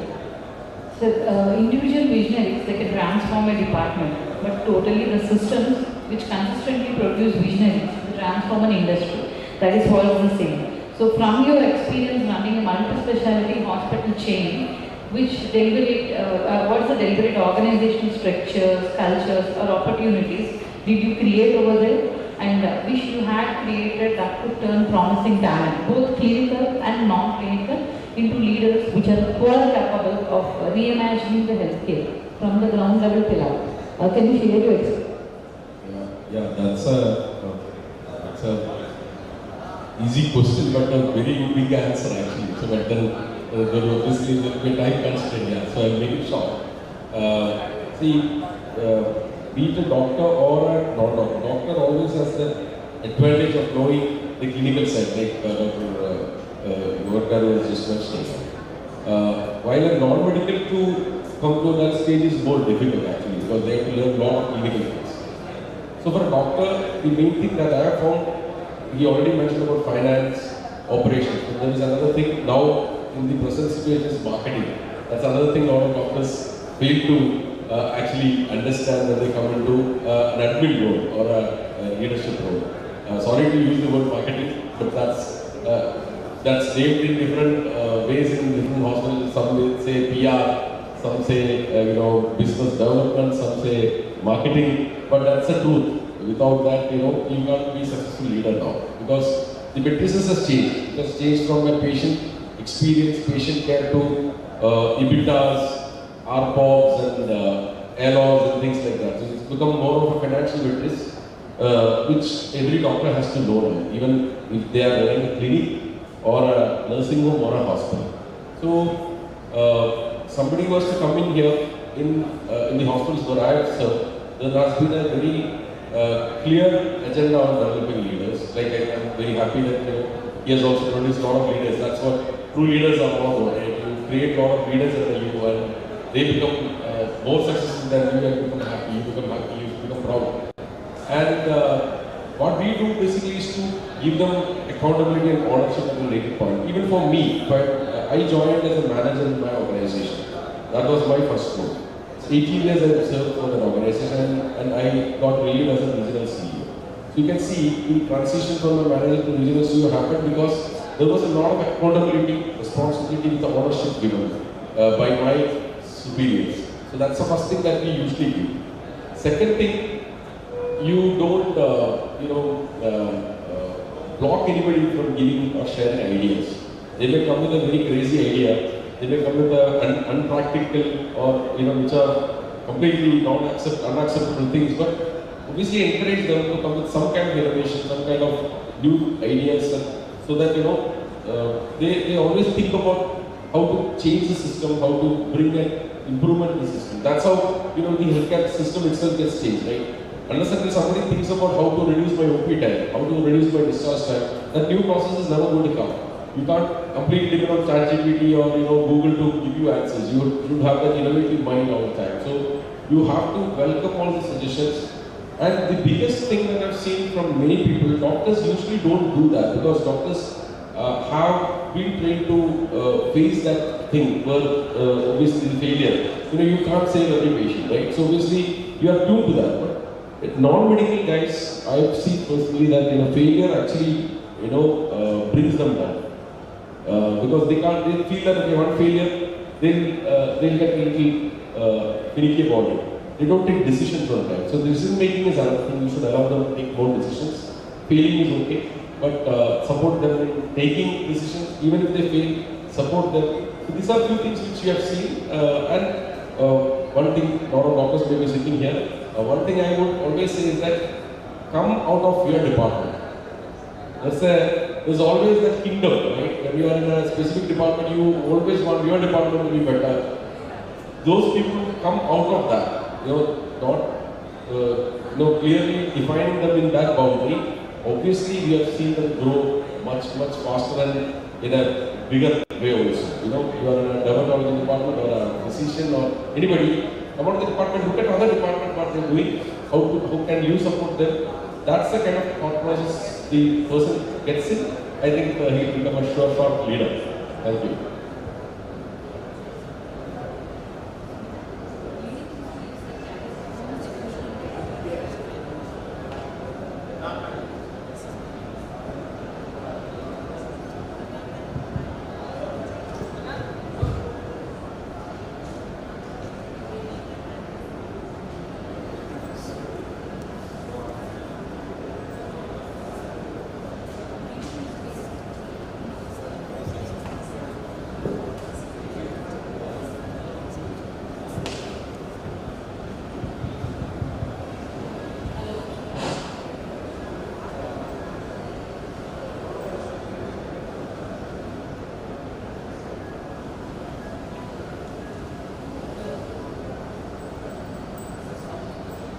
Hello.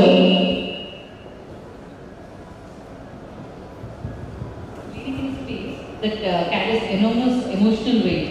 Ma'am, similar question to what ma'am has answered. So this is regarding the fertility case.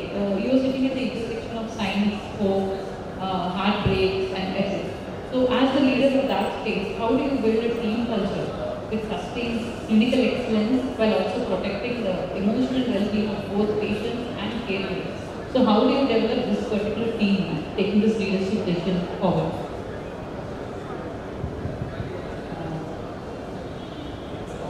Okay. Thank you, Ministry. So, I would say the role of all specialties in medical care, like how pediatrics is one division, and fertility again is one area which is very emotionally charged. And people come here with a certain level of expectation, like I was saying, that they expect empathy. And I'm saying this from the weight of being a patient myself. And I know, I chose this because I had a personal experience with it. And what we design as culture at Mitra is mainly coming from my own experience as to what patients are expecting from us. They do not want to see you as a case. They want to see you as their life in that room. So that's something that is at the very core of our culture building. That's the first thing. That's something like any specialty, depending on the kind of patients that they get, that's something that they will have to build as a core. But then that is also a leadership challenge. While we need to have emotional attunement, it's always difficult to balance it with clinical precision as well, and we do not manage it well, and that's when the team will get burnt out. And one of the things that we have started doing it at Mitra is to normalize being able to talk about difficult cases and talk about their emotional load. After every single case, every single difficult case, have a debrief. Not just the doctor and the embryologist, the entire team, the nurses involved in it. Everybody to have a conversation about it. to say that we have done everything that we could do, because you do see a lot of these cases where they don't work the way we expect them to start off with. It's important for us to create that space where they have the freedom to discuss, where they're not being judged as if it is their weakness or inefficiency. Because a lot of them do not talk about it, because the minute they talk about failed cases, they think that the management would think that they are inefficient or weak in their clinical acumen. One of the things that we are doing consciously is to build that culture where they have the dialogue about it, debrief every single case. We want to do that. And also another important thing is the challenge about ethics here, right? We are in a specialty where we are deciding who gets access to what, who gets access to create life, and to how much, to what extent we will push the boundaries, especially when the outcomes are odd, right? Like there are multiple cycles that will fail and we still want to stretch. We make those decisions and we are conscious about it, that ethical values involved in it. One of the things that again we are driving is that we want to consciously avoid paternalistic care. We always take this approach that any decision, difficult decision for that matter, in any difficult cases, is based on two things. One, there has to be clinical evidence. And two, the most important thing is patients-informed autonomy. See, the patients who come to us have already gone through a lot, have survived a lot to get to us. So they need honest conversation. They don't need a managed one. So if I'm not being honest as someone leading it, then my team will follow the same thing. If I am evading difficult conversation, they will follow through the same thing. So what we are trying to do is to model at management level, to make sure that we are open to that difficult conversation, be honest about it, keep the decision making to the patient. We give the clinical evidence, but the patient, it has to be led by the patient. And that's the approach we are taking, especially in fertility. It may not work in every specialty, because there are some specialties, especially for example critical care, where the knowledge of the patient or the family members will be only limited, and there a certain level of autonomy has to be given to the clinician. But I think in the specialty we are in, we are leading it through the patient autonomy. That is what that's the approach we are taking. So that's a unique, I think, a different kind of approach. It's a patient-centered approach to say by the patient. Building a workspace which leads to compassionate scale. So compassion is very easy to talk about and hard to institutionalize. And as the head of a corporate, this mother and child center, so how do you build systems, processes, and a culture where empathetic care isn't dependent on individual personality, but it is embedded how the organization functions. So what role has your clinical background played in this particular reality? So I think compassion is a part of medical care, isn't it? The reason one becomes a physician is one wants to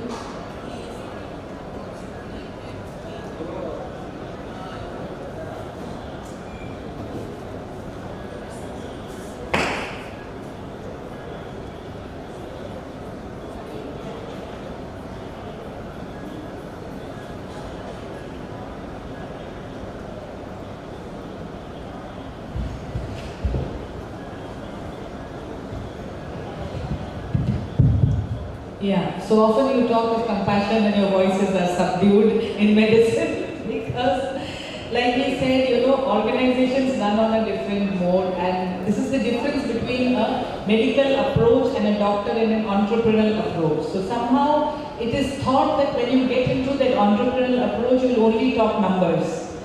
But again, I don't like calling it a medical industry, but you have to put it in some category if it generates revenue and involves transactions. And unless we have an industry, we cannot have the technical background to treat patients. We want instruments and we want industry. So there is a balance that has to be sought. The only thing is somewhere we have to stop thinking of the patient as a client or a customer or whatever other names that, just like he was apologizing for calling it marketing. It is a need. You need to reach out to people, and if you need to reach out to people and people have two options, I need to tell them why my option is better than the other. So this is not about being unethical in trying to reach out to people, but the ethics there is a very fine line between need to do better for yourself as well, because compassion is sometimes taken care of. Oh, that doctor, he doesn't charge anything, he's so compassionate. How will he live if he doesn't charge? Have you seen a goldsmith not charge anything? Have you seen, can you go to a gold shop and tell them, I know you for the rest of my life, give me something because my daughter needs to get married? You won't do that. But if there's a doctor next door, you will definitely expect the doctor to help you without charging anything because you know them for so long.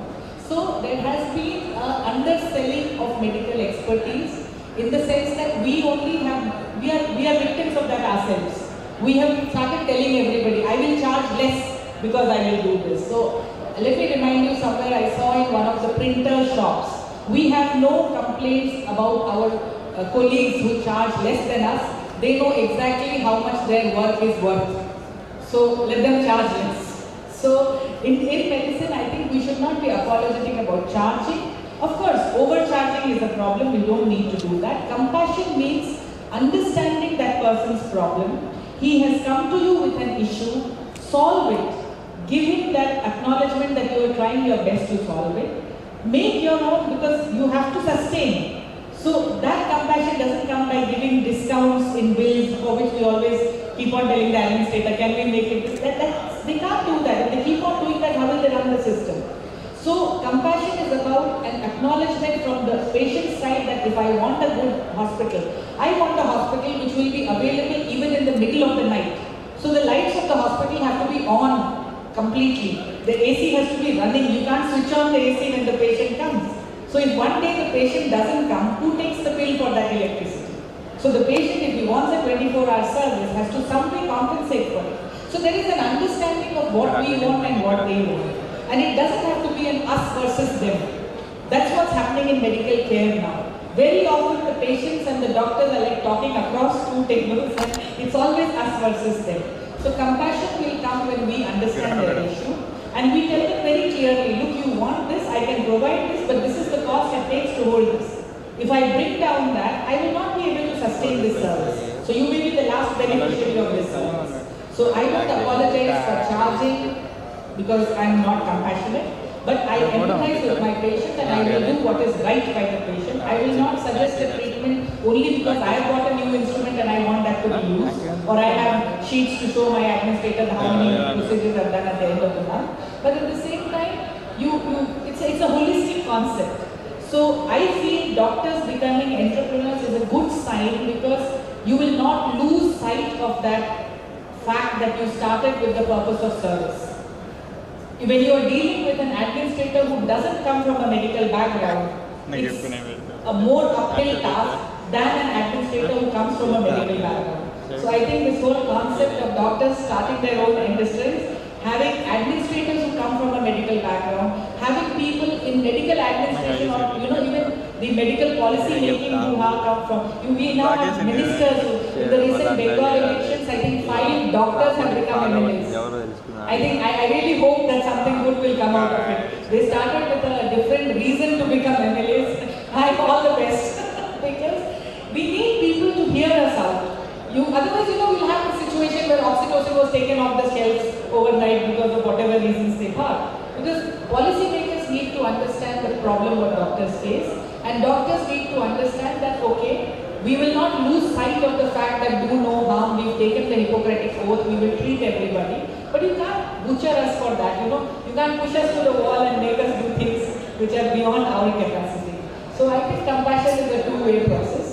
And everybody has to be compassionate. We have to be compassionate, patients have to be compassionate, institutions have to be compassionate, government has to be compassionate. Compassion cannot be the only, expectation of compassion only from doctors is unfair. I agree for this because the being an unfairness, thank you.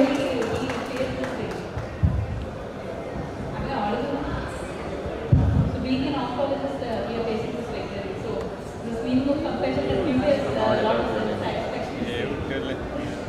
Sir, regarding organizations, often they promote the best clinicians into the leadership and without the deliberate rather than two cases, not everywhere.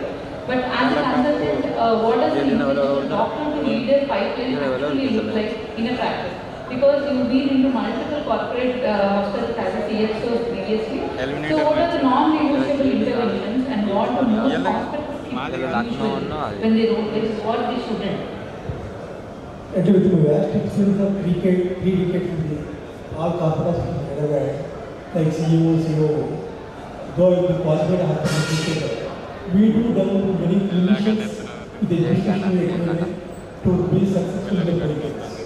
The only difference what I can see is the clinicians nowadays, they are extremely good in the administration as an entrepreneurs, and they should have some structured training program in the hospital operations, maybe the mapping, business development, the quality and research analysis, especially financial management. If they are knowing all the aspects of the management, then they definitely can do much more better in the future also. So I don't have any debate not to have a clinician as an administrator or an entrepreneur. And definitely I can see a few years later that Tejasvi will be an entrepreneur successfully. So a clinician converting into an entrepreneur and administrator is a mixture of the role change only. That is not more than anything, but one thing is they have to have some structured education program or the training program in hospital operations apart from the clinical economy. Thank you so much, sir. And Sir Gopi Krishna, sir. Corporate hospital systems, they have a unique opportunity and a responsibility to identify and groom the clinician leaders early. So what formal or any informal pathways have you created or advocated within your organization, sir, to transition promising doctors who are more interested and who are more passionate from war rounds to strategy rooms? Hospitals like bigger organizations, we always keep in mind if somebody is doing well, excellent, now corporate culture, we always think if he leaves, what next? Who will take care of that? That always in our mind, subconscious level. So that's why we always started developing second line and third line. It's a compulsory. Now we target for HODs as a KRA, KPA. So we always call, it's a like trend. Whenever we call for any HOD for meeting, they should come with second line. And some meetings third line. It's a mandatory for HOD to develop second line, third line as well. But definitely when it comes to the unit management, we always identify clinician background persons, we encourage, we involve them in various committees, and whenever there is a like inspection and statutory license to encourage them to lead particular unit, then they will become future leaders, but may not be in a particular organization. They have, wherever they want, they have the leader with them. Now, the most important thing, soft skills, communication, and ethics need to be told. Then the most important thing, like especially somebody is later clinician background and all non-clinical administrators look at him whenever there is a crisis. So we do challenge India like societies. Frequently we do challenge, we face crisis management, whether it is how to break bad news. There are a lot of challenges, always clinical, non-clinical. Then they always look at you. Definitely, because of our wisdom, we always solve problems amicably. So yes, you have to identify the talent within your organization, then you have to groom them, you have to show career pathways, then definitely they will be motivated. Thank you. Thank you so much. Devanand, so the administrator is the architect of visionary leadership. So do you believe that? And looking back at your tenure as CEO of a multi-national chain, so where did you most succeed and where did you feel you have fallen short of in being the architect of this visionary potential for the people everywhere? Yeah, so I will talk about falling short. That will be more relevant. See, as a leader, sometimes you fail to handhold people who require support. We presume that they know everything, and there may be help required, right?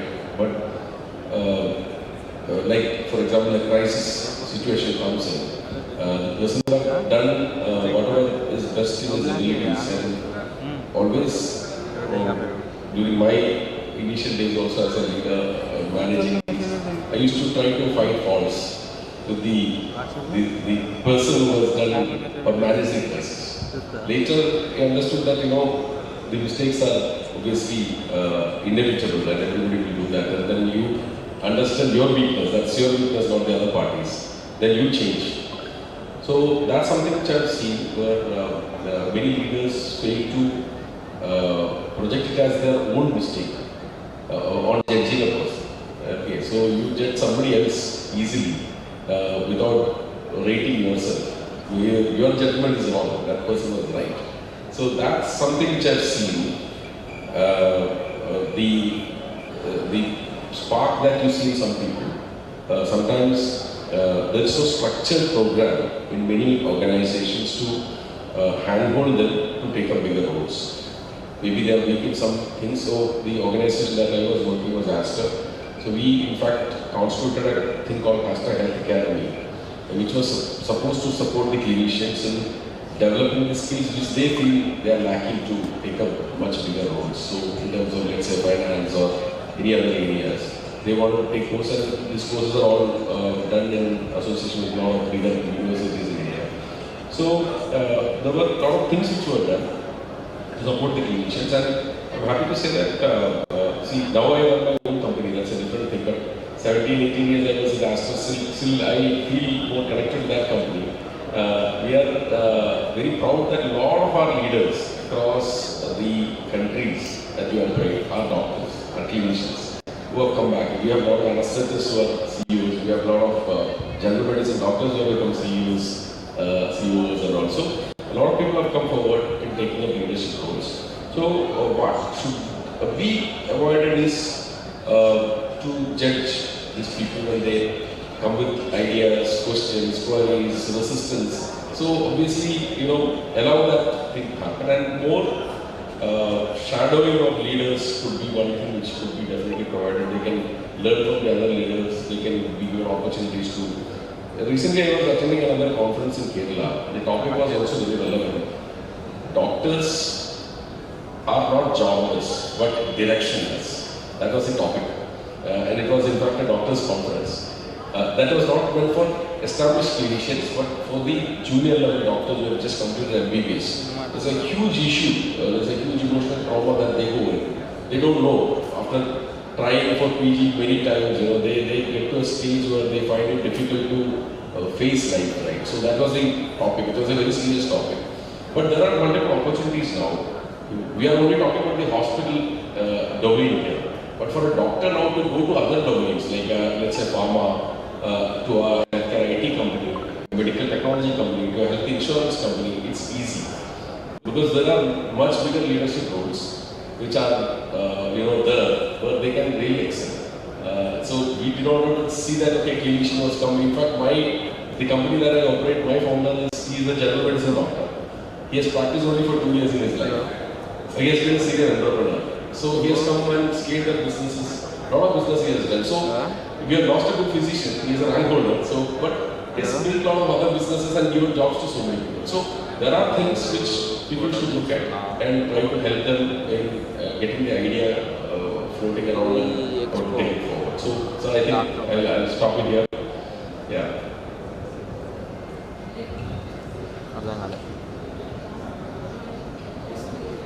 Voice.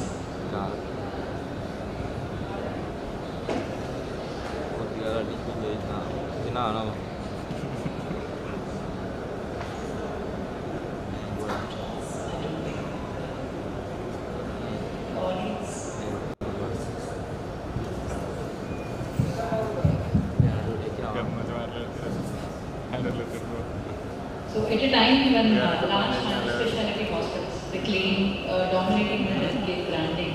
So you've been on focused specialized model.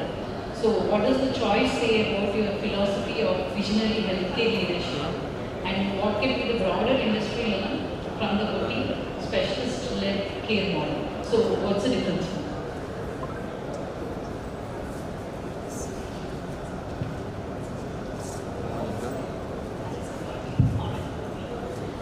So there is this popular assumption now, right? Like larger the hospital, it's going to be the gold standard.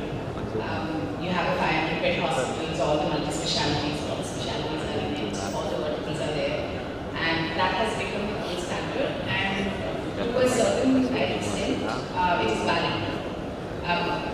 But then I've also seen what happens when all specialties are crammed in as verticals in a large organization.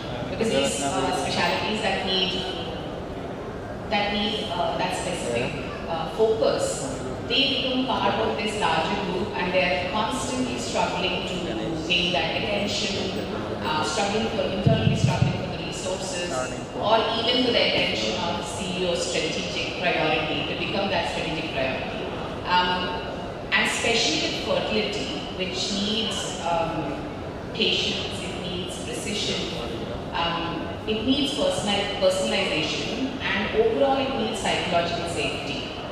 And I don't think that sort of culture, this is my personal opinion, that I don't think that sort of culture can sustain in a large organization where the priority for fertility is probably 4th, 5th or 6th, where the large organizations focus mainly on cardiology or oncology or gastro. So depending on their specialty, what they focused on. So I personally feel that fertility is that one specialty that cannot sustain, the culture cannot sustain in a large organization.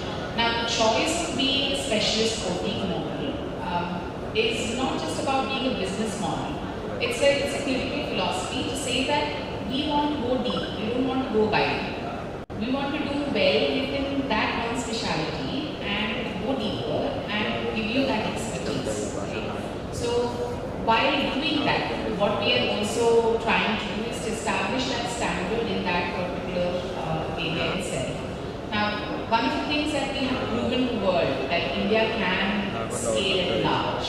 Like if you look at the healthcare sector now, we have massive chains right now, massive organizations that are running, thousands of beds across the country. But what I feel again that we have not been that good at is mastering, building mastery. I don't think we have done that yet. Yeah, so we have scaled, but we are not building mastery in that area.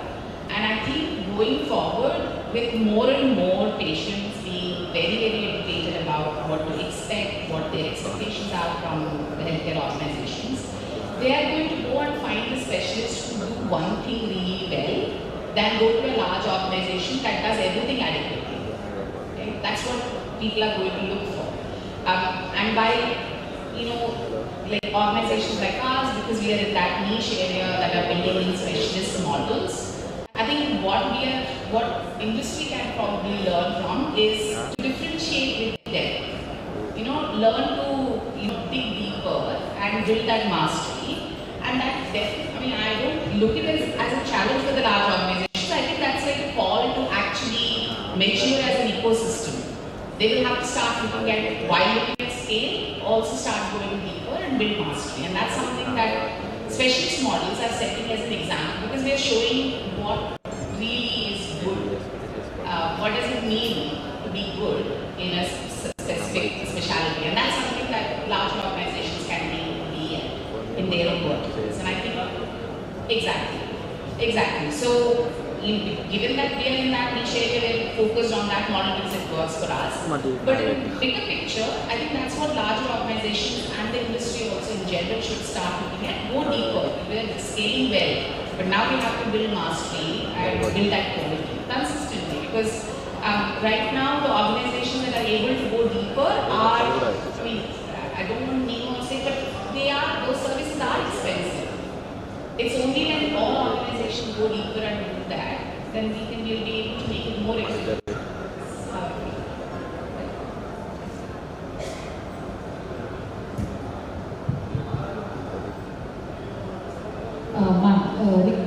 mother and child hospitals, they carry a strong social mission, but they operate within the corporate structures with revenue targets. So how do you protect the soul of the institution while meeting business expectations? And what does it take for a doctor leader to hold this dual identity without losing either? Yeah, so I think the acknowledgement has to come from that fact only that, like he said, we are not jobless, we are just directionless, isn't it? So if we do our job, that's it, what is wanted. There is no distinction between the fulfilling of a target and non-fulfilling of clinical work. Because it works hand in hand. If you do your clinical work, you will automatically achieve your targets. If each, I remember Dr. Abdul Kalam saying that whatever job you do, you think that if you do that job in the best possible way that it can be done, then automatically the system gets upgraded. So if you are a cleaner and you have to clean that corner of the room and you make sure that room is cleanest, I mean it's as clean as it can be by anyone else, then automatically everything else gets sorted out. So in a clinical system, if the nurse who trains her, who encourages the patient to come in, or the doctor who takes the blood pressure outside, or the front office person who takes the billing, if each person values his job and treats the patient as a part of the whole system. The one thing I don't understand is why should the front office person show a sullen face, whereas the reason he is there is because he is to welcome a patient inside. So when the patient comes inside, rather than him being treated by a grumpy face, it has to be a little more cheery there, isn't it? So you start from that level and you get on to the point where the doctors, all doctors are busy. Every doctor does not have time, they keep on cribbing about work-life balance, yet you want everybody else's patients also. Where is the need to do that? Let everybody have their share and this country has enough. So let's just stick to doing good work. I'm telling you, if you just stick to doing good clinical work, you actually do not need that entire, whatever strategy you wanted to say, because your best business development is doing your business. So you do your work properly and revenue is just a fallout of your good clinical work. So honestly, if I tell you, we can sustain. The problems where I perceive the problem is greed. The moment it becomes good, you start talking about scalability, you start talking, then there is some fancy guy who comes and starts projecting it. That so then you land up in that situation where the hen who gives the golden eggs is cut open because people think they're just going to harvest all the eggs. Unfortunately, this whole target of having a second person coming with the first person because you're scared that the first person will leave is what is leading to that dichotomy of service. Because the moment the second person is hired in team B or team C, the person in team A thinks maybe they are looking a way out for you. So it has to come from every level. We have to stop thinking about revenue as a difference of what we are doing. Revenue is part of the job you are doing. So you do your work, this is what comes out of it. And that unmindful scalability has to be in a different topic because then patients also get a little disillusioned. And you do your work, you do it properly, you will have good outcomes. So I don't think you need to separate yourself as a doctor and an entrepreneur. I agree for this one, totally. So last question, sir. Sir, you've likely been in rooms where a doctor leader's clinical vision has collided head-on with the financial sustainability. So how do you counsel physician leaders to navigate the conflict without either abandoning their values or becoming idealists? And can you share what that balance actually looks like in a real transformation context? It's a very good question and of course a debatable and a very delicate question also. So with the due respect to the clinicians who always try to work on the patient side, patient issues, how to get him cured, how to deal with the pain and suffering and other things. But most of the people, they never bother about what the costing and pricing like. So being the administrators and the owners of the hospitals, they always balance the patient treatment part versus the costing or pricing part. So most of the times the clinicians, they cross the lines or they don't bother with the costing of the or pricing of the services. So nowadays we are trying to educate them in the closure rooms, what is happening about the pricing and costing, about the cash flows. All the things also we are trying to educate, and most of the doctors are now falling in line, they are understanding to sustain a hospital, apart from the patient quality care, they also have to have the cash in the hand to sustain the operations. If the operations are at compromise or at stake, then the hospital will definitely suffer. So they are also part of the hospital system, because they have to earn their salary or the professional fees for the services. So now they are also understanding. Earlier there will be some debates, now there is no battle because everybody is understanding the costing and pricing and revenue and EBITDA, ARPOB is the most important. Even the clinicians now are understanding about those technical and financial jargons, but definitely there are some gaps are there here and there, and we are trying to adjust the gaps to make it a sustainable venture. To give an example, I was heading one of the big chain of hospitals in Hyderabad, that is the CARE hospitals as the COO for Pan India. At that time I was having about 12 hospitals. So for the costing purpose, we have analyzed the cost across our 18 of 12 hospitals for the angiogram and stenting procedures. X hospital may be having more pricing or more costing for the procedure, and Y hospital may be less. So we are comparing and we are discussing all the stakeholders of the cath lab or the cardiology department. So we are trying to educate them. This hospital is doing the same procedure for a less price, why not you? So that is how we are trying to formulate the system of pricing and making them to understand the clinician to follow in line with the national management. No gaps. Thank you, sir. Thank you, doctors who lead, they don't just treat, they transform, and this is truly the spirit of MEDIEDGE. Thank you. I would like to hand over the mic to Dr. P. Thank you, respected panelists, for such an insightful and engaging discussion. Your valuable perspective, practical experiences, and expert opinions have truly enriched our understanding of the topic. We sincerely appreciate the time and effort you have taken to share your knowledge with us today. On behalf of the organizing team, I extend our heartfelt gratitude to all esteemed speakers and panel members. Thank you once again for making this session meaningful and inspiring. Now, as a token of our gratitude and appreciation, may I request all the dignitaries to kindly come forward and present the mementos to our esteemed panelists. Dr. Rajkumar sir, to give the memento to Dr. Smita Chaudhary ma'am. Thank you ma'am, thank you so much. Dr. Kirtana ma'am, to give the memento to Chinmay ma'am.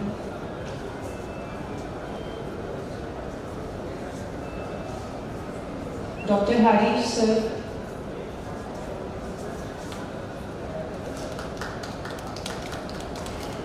to give the memento to Devanand sir. Dr. Satish sir, to give the memento to Gopi Krishna sir. Dr. Ravi, to give the memento to Dr. Vega Prasad.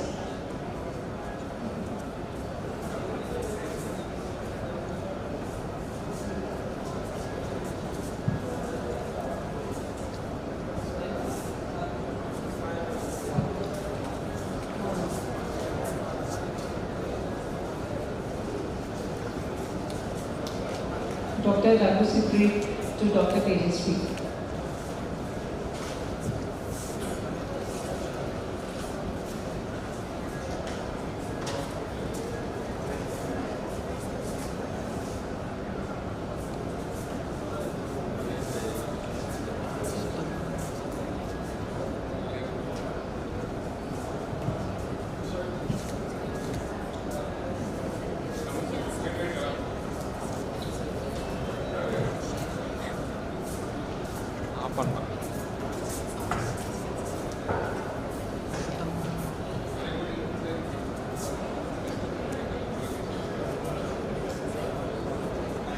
Ready, sir?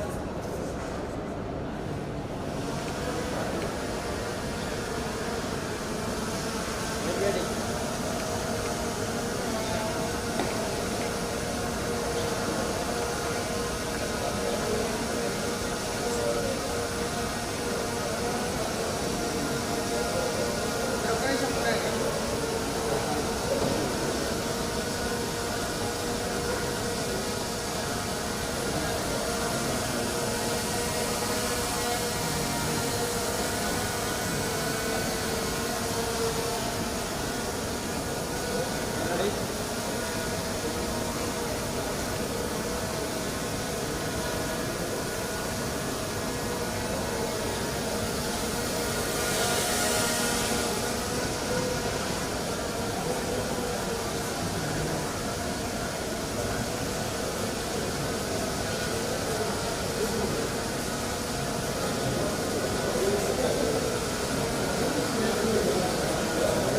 Thank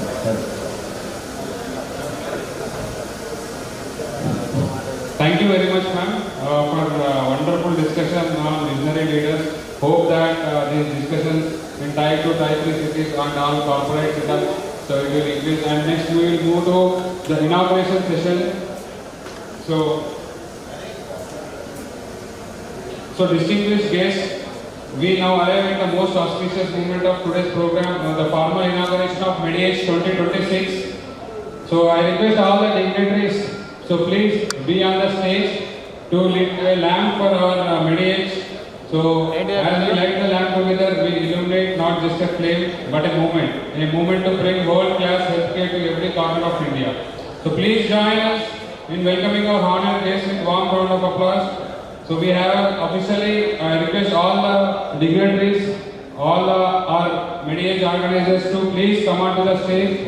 So for formal inauguration. So I request all the panelists of visionary leaders to be on the stage, and also I request Dr. Ratnakar sir, Dr. Aruna madam, please be on the stage.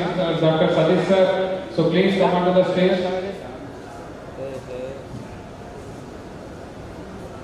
Kiran Babu sir. Dr. Kiran. Somu sir also, please.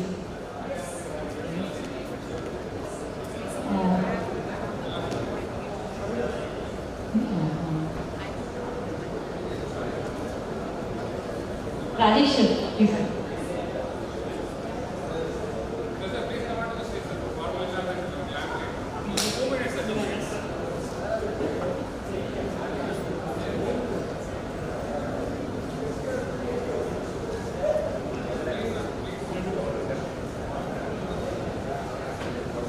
All the organizers, please be on the stage.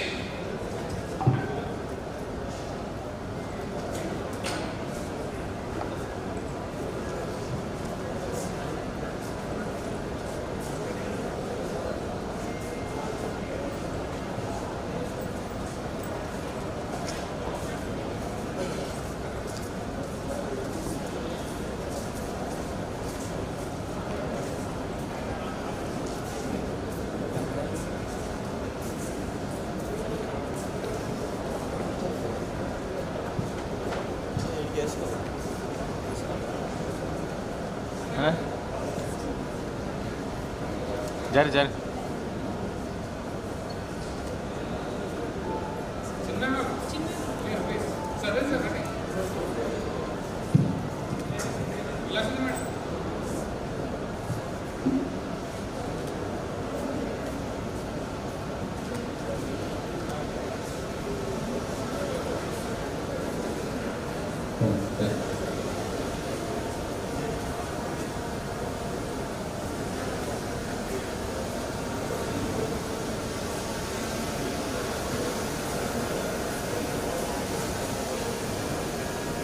Sir side जाएगा video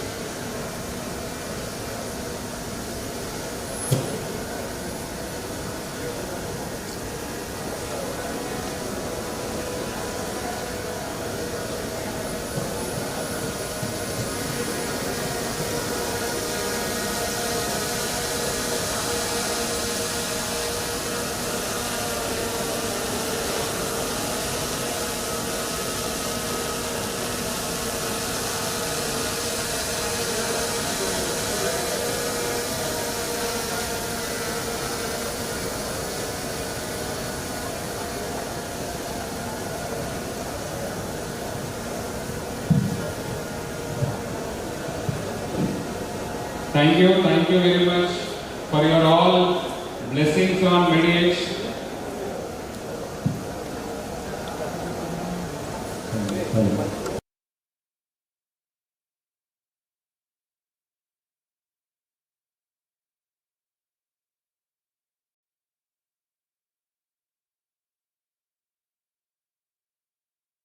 Dear distinguished guests, thank you very much for your blessings on MEDIEDGE. So now we officially inaugurated and we have officially inaugurated MEDIEDGE 2026. The summit is now live. Thank you all the delegates and all the faculty and organizers coming to this event. Hope For 2 days, you have academic feast here in Karimnagar, the Pratima Multiplex. So, a lot of people are calling us to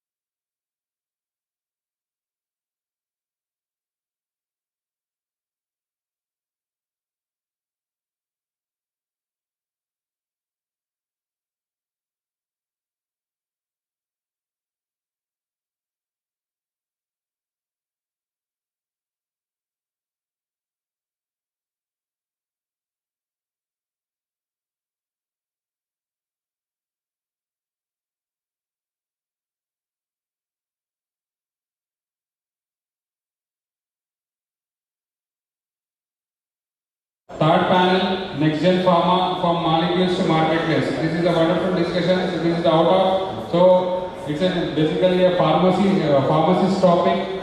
So we are all the delegates and the faculty are waiting, and meanwhile take a break, have a tea, coffee, and look at visit our stalls. So they have taken a lot of into this to come into this space and exhibited their stalls. I request all the delegates as well as the faculty to just have a round into the stalls of today's exhibition.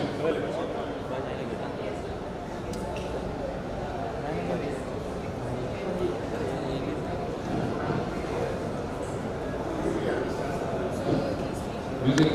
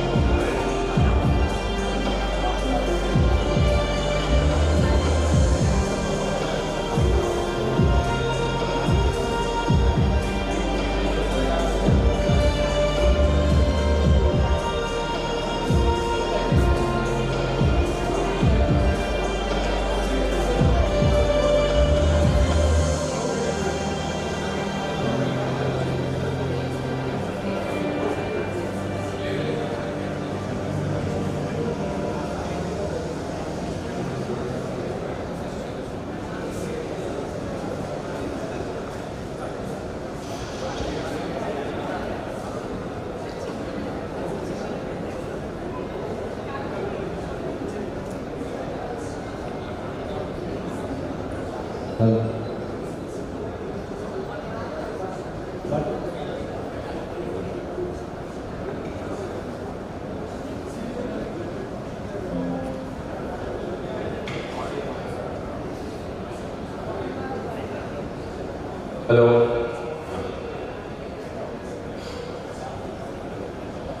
So,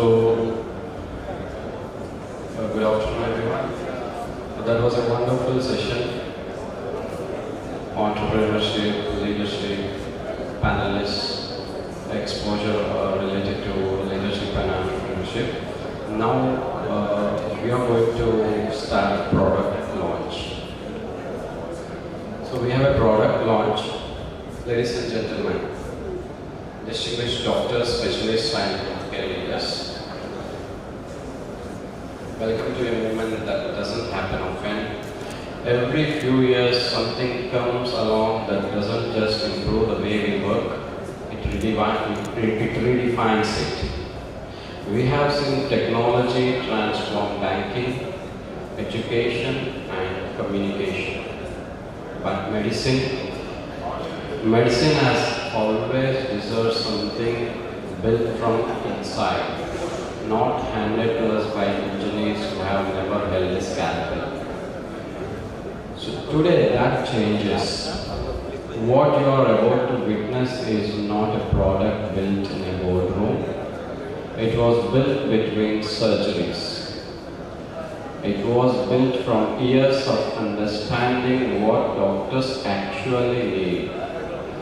The late night case dilemmas, the search for a trusted second opinion, the need to stay current in a world where medicine never stops evolving. So it was built by one of us. Please join me in welcoming Dr. Revant Reddy, cardiothoracic and vascular surgeon from Vizag, the mind, the mission and the muscle behind doctrine.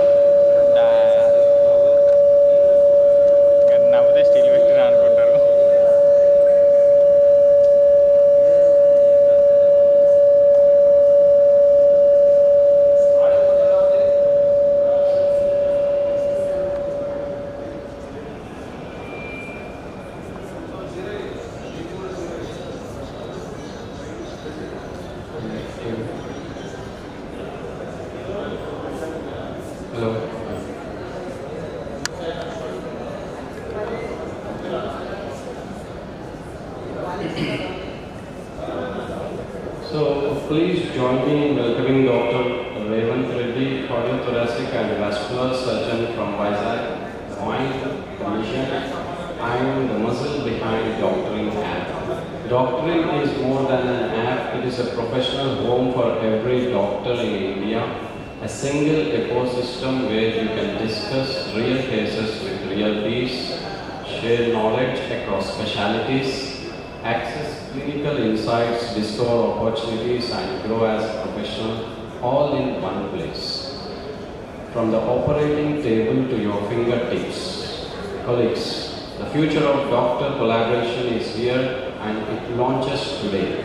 Ladies and gentlemen, let's give a thunderous welcome to We Go Live with Doctoring at MEDIEDGE 2026.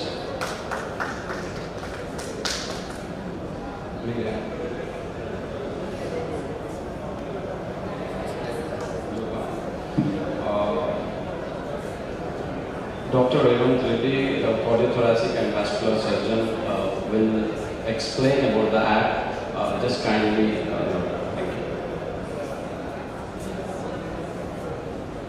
Hi, I am Dr. Revant. I am cardiothoracic surgeon by profession. I came from Vizag. First of all, I would like to congratulate the MEDIEDGE team for organizing this wonderful event.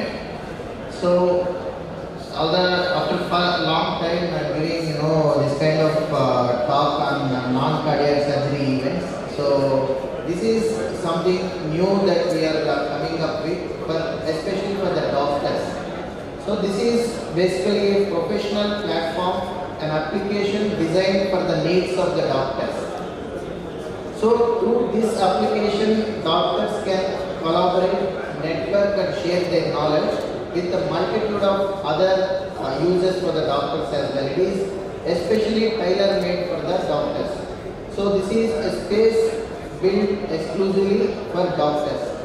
So what exactly doctoring and why we got this idea of doctoring is, so basically before describing what is doctoring and why we developed it, so there is a brief about the idea of the doctrine. So I did my MBBS from Andhra Pradesh, then I did my MS from Manipal, that is Karnataka, and after that I did my MCH from PJ. So after coming back and I started practicing in Karnataka, so during this entire process there is a lot of hurdles that we face as a medical professional. So during this time, one important thing that any doctor who go through different states and practice is the medical registration. So this was a big problem for doctors who practice in different states.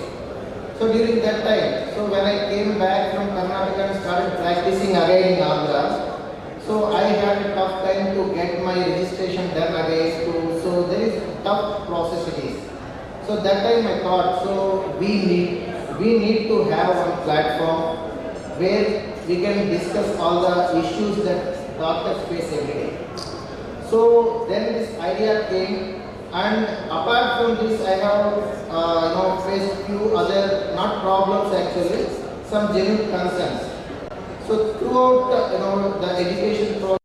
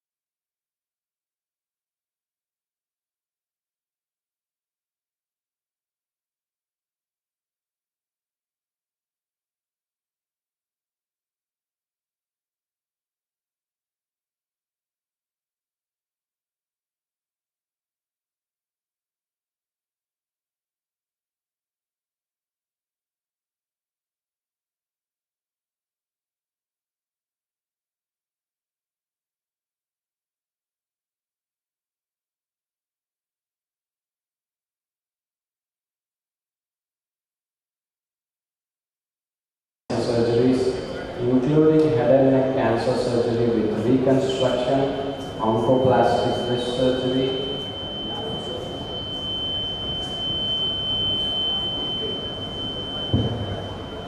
Dr. Harish Dara sir, consultant surgical oncologist and robotic oncosurgeon, Mallareddy Narayana Multi-Specialty Hospitals.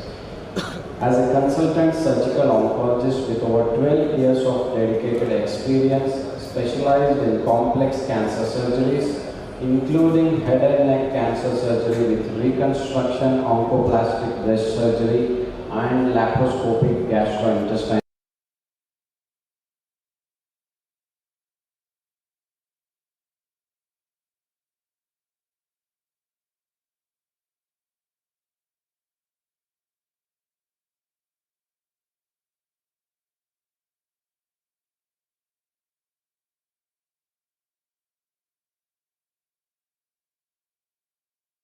generation of surgeons through hands-on training and mentorship. He is passionate about advancing the field of surgical oncology and continuously strives to enhance his skills and contribute to the global cancer care community. Thank you so much for joining us.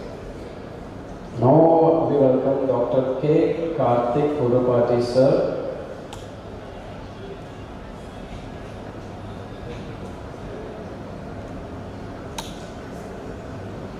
Consultant Surgical Oncologist, Indore Cancer Hospital, Nizamabad.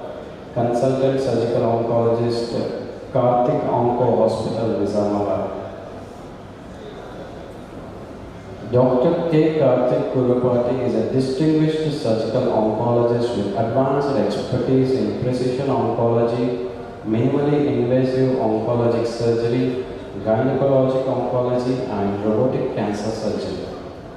Internationally trained at the prestigious Roswell Park Cancer Institute, Buffalo, New York, USA. He is recognized for delivering evidence-based, patient-centered cancer care with a strong commitment to innovation in oncology.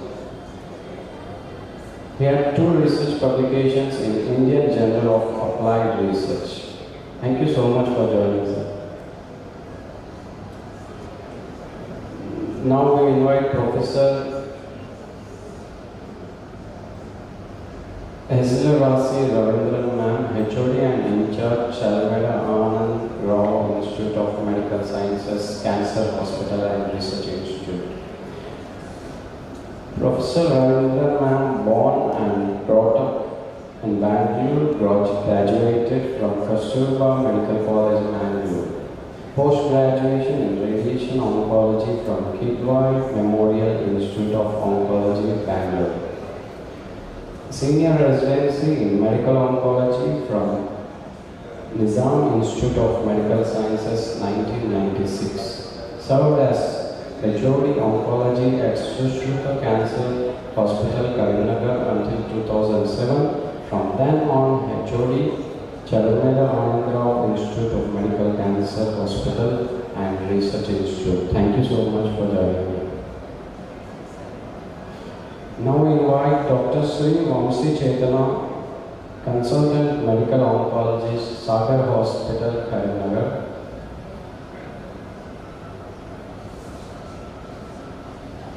Dr. Sri Vamsi Chetana, Consultant Medical Oncologist, Sagar Hospital, Karimnagar.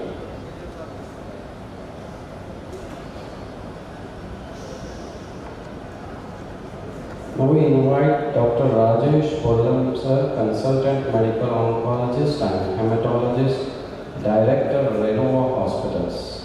Dr. Rajesh Pollam sir, Senior Consultant Medical Oncologist and Hematologist, the best outgoing student from KMC, Gold Medalist in General Medicine, and Professional Membership, ISMPO Membership of European Society of Medical Oncology, Member of American Society of Clinical Oncology.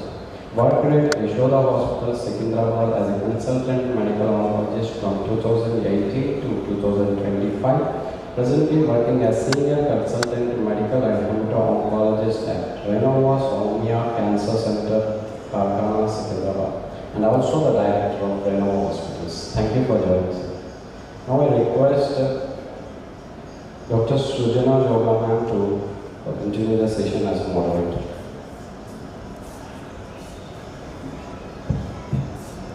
Thank you for inviting me here for such a great gathering here and very well-balanced panel with two surgical oncologists and medical oncologists and with radiation, the senior radiation oncologist not here. So from the era around 2000 till 2000, we did not have major breakthroughs rather in the form of the chemotherapy or surgery or radiation therapies. After 2000, after the millennium, we have seen a drastic change in our treatment plans with the invention of the new molecules, newer strategies, and with the overall approach to the targeted approach. The precision medicine has taken the front step in this care. So let's have a discussion how we can incorporate these changes in our oncology practice to the tier 2 and tier 3 cities. So that everyone gets benefited. So my first question to Dr. SLRC ma'am. So adaptive radiotherapy and technologies like MR-Linac are now allowing real-time anatomical adjustments. But are we yet at a point where molecular and genomic biomarkers meaningfully guide the radiation dose, prescriptions or field design? Where do you see the field moving in the next 5 years?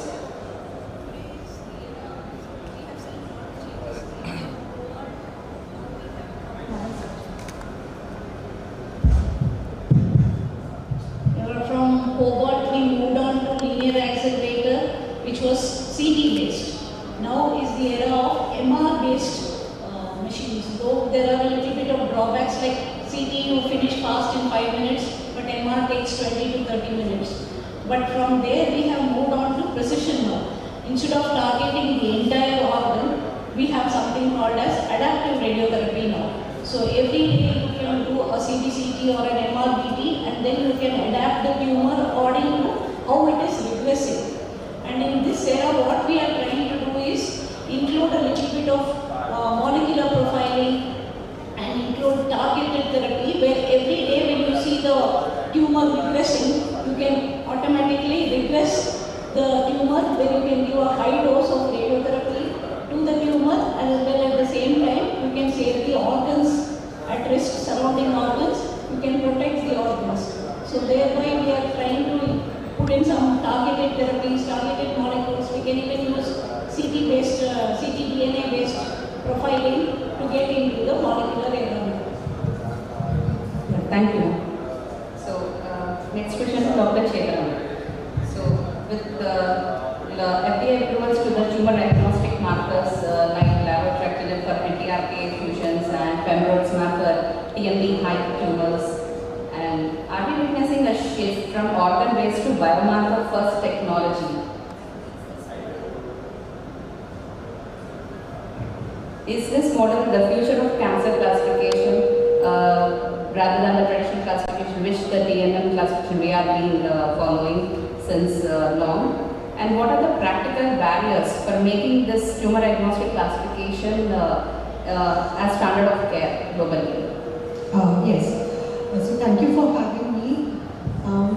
So the first question is, we are moving towards precision oncology. So we are no longer in that phase where one size fits all.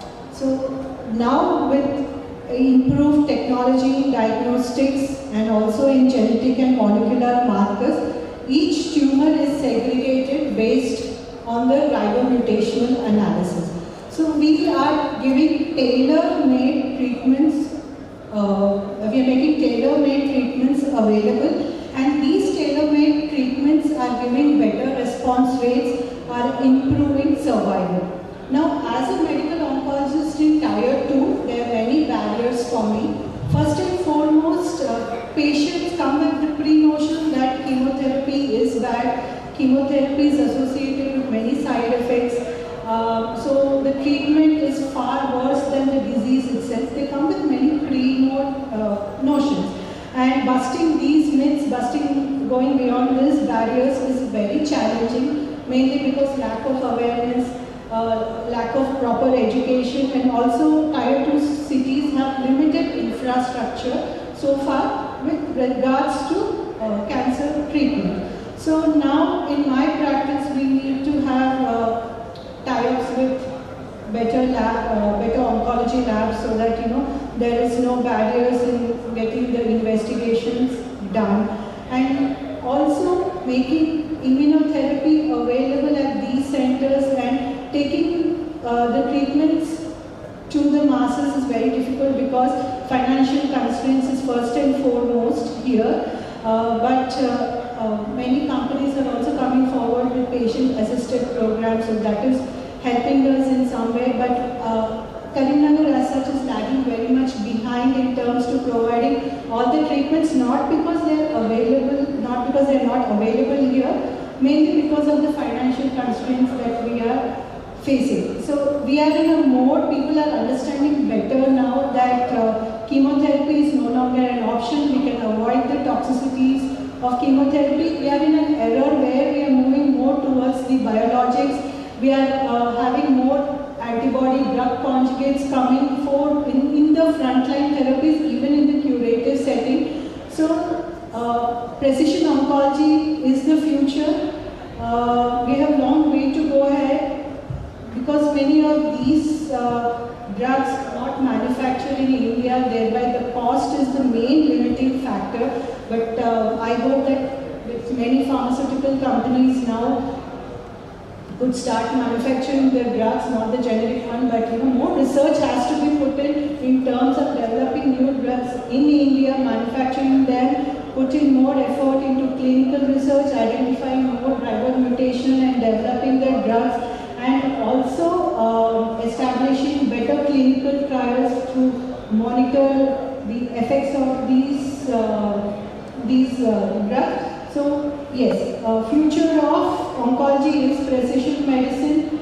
Chemotherapy may no longer be evident in the future. We might find more immunotherapy and antibody drug conjugates, and thereby we might see next 20 years the survival of cancer patients might be much better than what it was in today's date. Rightly said. With previously immunotherapy was not effective, now the newer generics are coming and more population is now able to at least think of immunotherapy. Previously, 2-3 years back, we never thought of that. It was like the fox seeing the sore thread. Yes. So patients think they don't understand immunotherapy. Now we know as oncologists that there are many drugs in immunotherapy, but I had a patient who had once come with a vial taken from a quack and just written immunotherapy on it. So yes, education barrier is what that as oncologists that we might have to find. Once we say it is a costly medicine, some other persons are ready to sell that immunotherapy at a lower cost, yes, and they believe in that and they administer it. Yes, they don't understand that we have pembrolizumab, nivolumab, atezolizumab and so forth. So that is one barrier that we always face. Definitely. Next question to Dr. Rajesh, sir.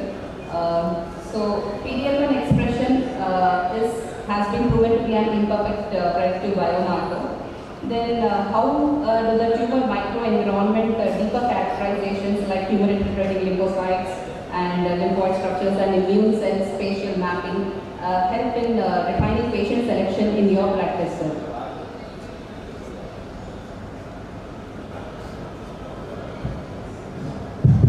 As you rightly said, initially our thought process is like high PD-L1, give immunotherapy.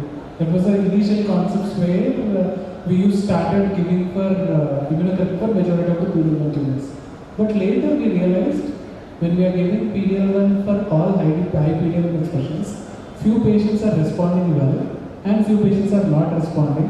And there are some cases where there are early progresses as well. So one of the thought process was we started advocating that only few of the patients do respond. 20% of the patients respond, whoever responds longer. That was our counseling of what we usually do. But it is not just the PD-L1 alone, it is the tumor microenvironment which plays a major role. If I had to tell a hypothetical scenario, PDL1 is just like a door to the immunotherapy room. Whether you have a space is all dependent on the microenvironment. The door is open, but you have no space to enter in. Non-conducive space, then the immunotherapy doesn't work. So it is not just the PDL1 high. There are other markers like MSI, TMB, TILs which play a major role. Coming to your second question, what role does the TILs play? If I had to tell in a simple layman's language, higher the TILs, more is the immunogenicity. So how hot the tumor is, meaning the probability of responding a tumor to a drug is dependent on TIL percentage. Higher the TILs, more is the response to the immunotherapy. Coming to the third question, regarding the TAL, they are like mini lymph nodes. So it just tells that it is not just the T cells which are present, it is the location of the T cells which is also important. That we call it as immune mapping. So as rightly said, PDL1 has got different platforms like DACO, SP23, and then you've got minority of the markers where when you say PDL1 positive, you also need to tell by which platform, by which technology. Are we talking about TC or IC or TC by IC? That means you need to know whether the tumor cells are, whether the tumor is immune hot, yes, no. If the cells are there, where are they actually present? They are present in a zone which helps the immunotherapy, or they are present in the zones which stop the immune system. Like for example, if these cells are more towards Tregs, that is a negative predictors for immunotherapy. Higher the Tregs, less is the response. More the TIL, more is the response. So it is not just the PDL1 alone. Second thing, it is the PDL1 along with the tumor microenvironment which plays a major role. Third thing, whenever these immune cells are there, it is not just the quantity, it is the location at which the immune cells are located in the tumor. These three equally play a role. Yes, sir. So it's not about only the PDL1 which works for immunotherapy, and it's the stromal TILs, intraepithelial TILs. So in the pathology, now the reporting system is also going to change. Based upon the TILs, we'll decide the immunotherapy, and a lot of research is going on with Tregs and how we can modify it for the immunotherapy, better immunotherapy responses. Yes. So next question, Dr. Harish. So in rectal cancer, the watch and wait approach for complete clinical responders after NACT plus chemotherapy is after chemoradiation is gaining around. Is there similarly in breast cancer, there are some exceptional responders to the neoadjuvant chemotherapies. Are there any prompting questions about vomiting surgery in this space? Because a lot of patients in our setting ask the same question: when the tumor is gone, why are you operating it? So how do you decide when a scalpel is no longer necessary, and what keeps you up at night about that decision? That's a common question asked actually. It's always a discussion or tumor about whether to operate or not. So this is the traditional teaching is a good surgeon is the person who knows when not to operate. So to explain in detail, I just want to go into brief about history of surgery as such. So earlier in breast cancer, the Carlstedt's time, when they used to operate, they used to remove breast, that was major, minor, all level 1, 2, 3, sometimes super. Those terms are called super radical mastectomies. So now, after some time, they found out they don't need to do such extensive dissection. It can be a simple modified radical dissection where you can preserve muscles. And now the trend is you don't need to do mastectomy as such. You can remove the breast tumor and do lymph node dissection. Two latest is don't need to do surgery at all. You just give chemotherapy. Sometimes I feel that there won't be a department of surgical oncology in the future. So even for oral cancers, the term was commando surgery. Commando means combined mandibular neck dissection operation. So at those times they used to think that the tumor directly extends in the neck via mandible. So even if there is no tumor in the mandible also, they used to remove tongue, mandible along with neck dissection.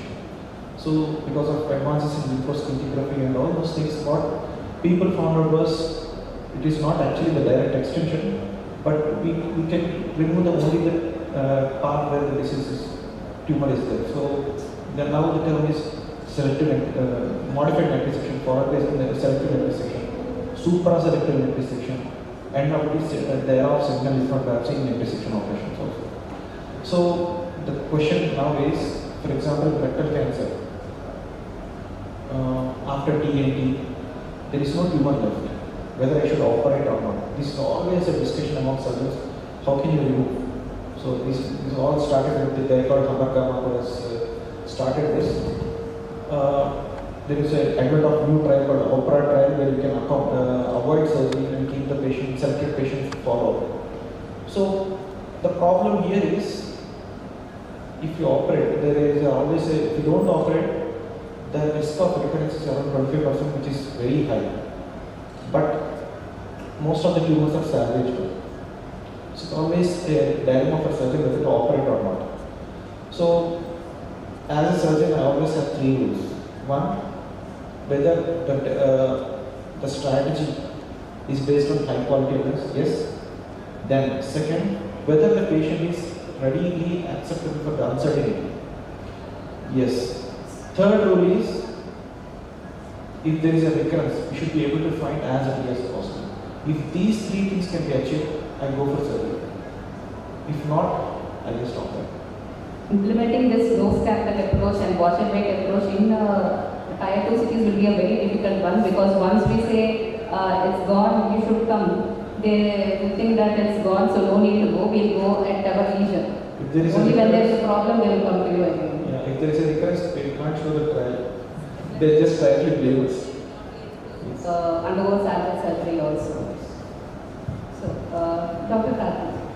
So, post-operative ctDNA detection has demonstrated remarkable sensitivity in predicting the recurrence, sometimes even months before the conventional images. So, is ctDNA ready to guide decisions around adjuvant therapy selection after surgery, or are we acting on signals we don't yet fully understand? Firstly, thank you for inviting me to the session. So, circulating tumor DNA, it has definitely very major role in oncology, but the main advantage, main focus where we use circulating tumor DNA at present is for screening, and also, as rightly said, it can also be a major indicator to identify the candidates who are at high risk of recurrence. So, but whether this information is helping us to go into action or not, that is at present a dilemma. So more research is needed so that we can, whether we can act upon that information, it is yet to be known.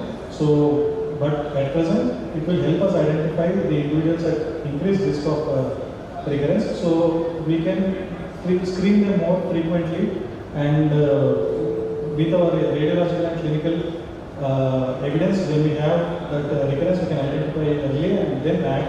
But acting solely on circulating tumor DNA, at present, there is no proper evidence. We need to have more research on this topic. Yes, sir, like you said, because a lot of ctDNA studies after surgery were done in colorectal cancer. So they studied that in those in whom ctDNA has been detectable after surgery, those patients develop recurrence and have progression-free survival lesser than that of those who do not have any detectable ctDNA. Still, but in that space, yet a molecule is to come to escalate or to escalate the adjuvant treatments.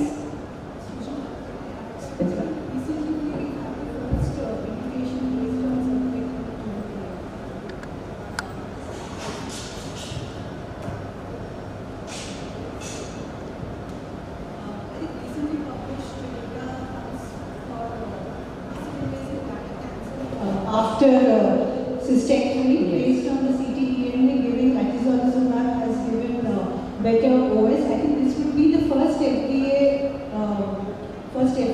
approved therapy is on ctDNA in the clinical guidelines. So, indication has been present. We'll be seeing more indications regarding ctDNA in the clinical practice. So, for recently published, this month only, giving atezolizumab in ctDNA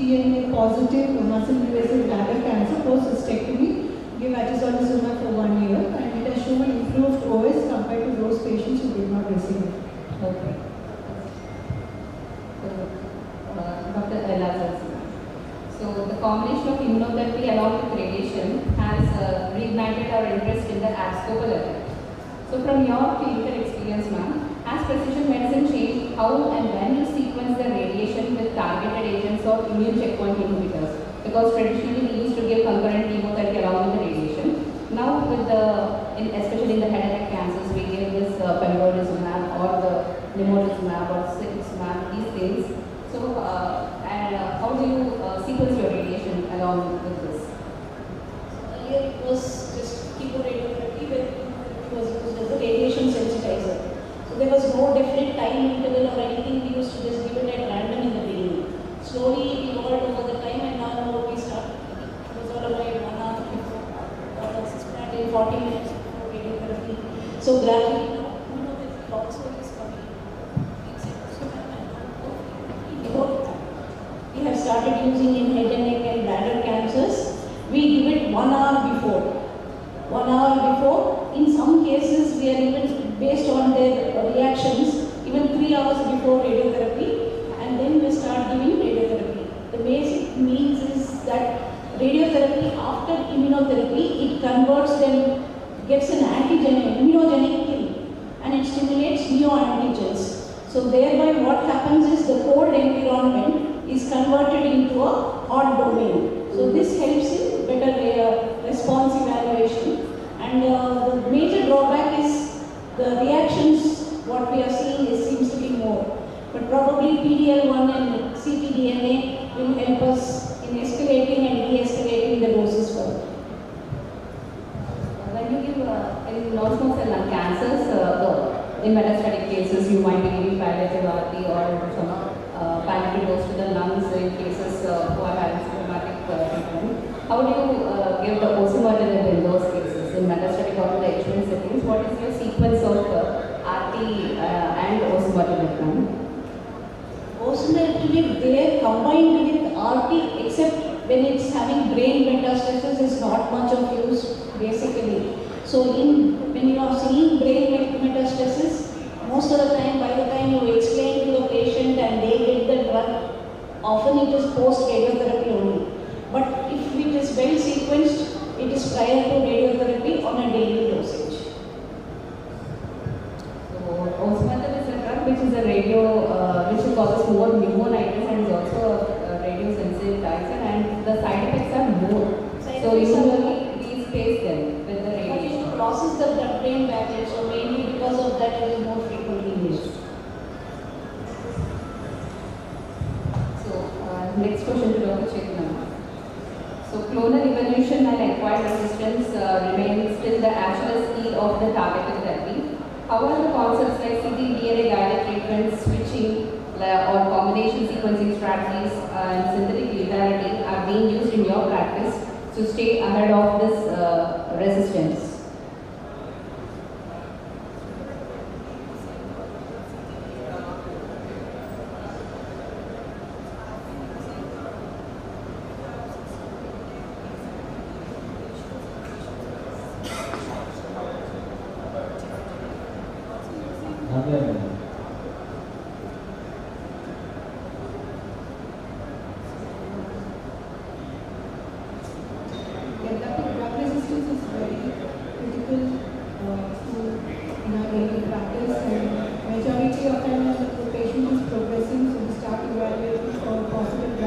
related mutations, and commonly used tests that we've been doing is T790A mutation, where we are choosing osimertinib on patients who are progressing on gefitinib in the front line, but no longer now because we are giving osimertinib in the front line itself.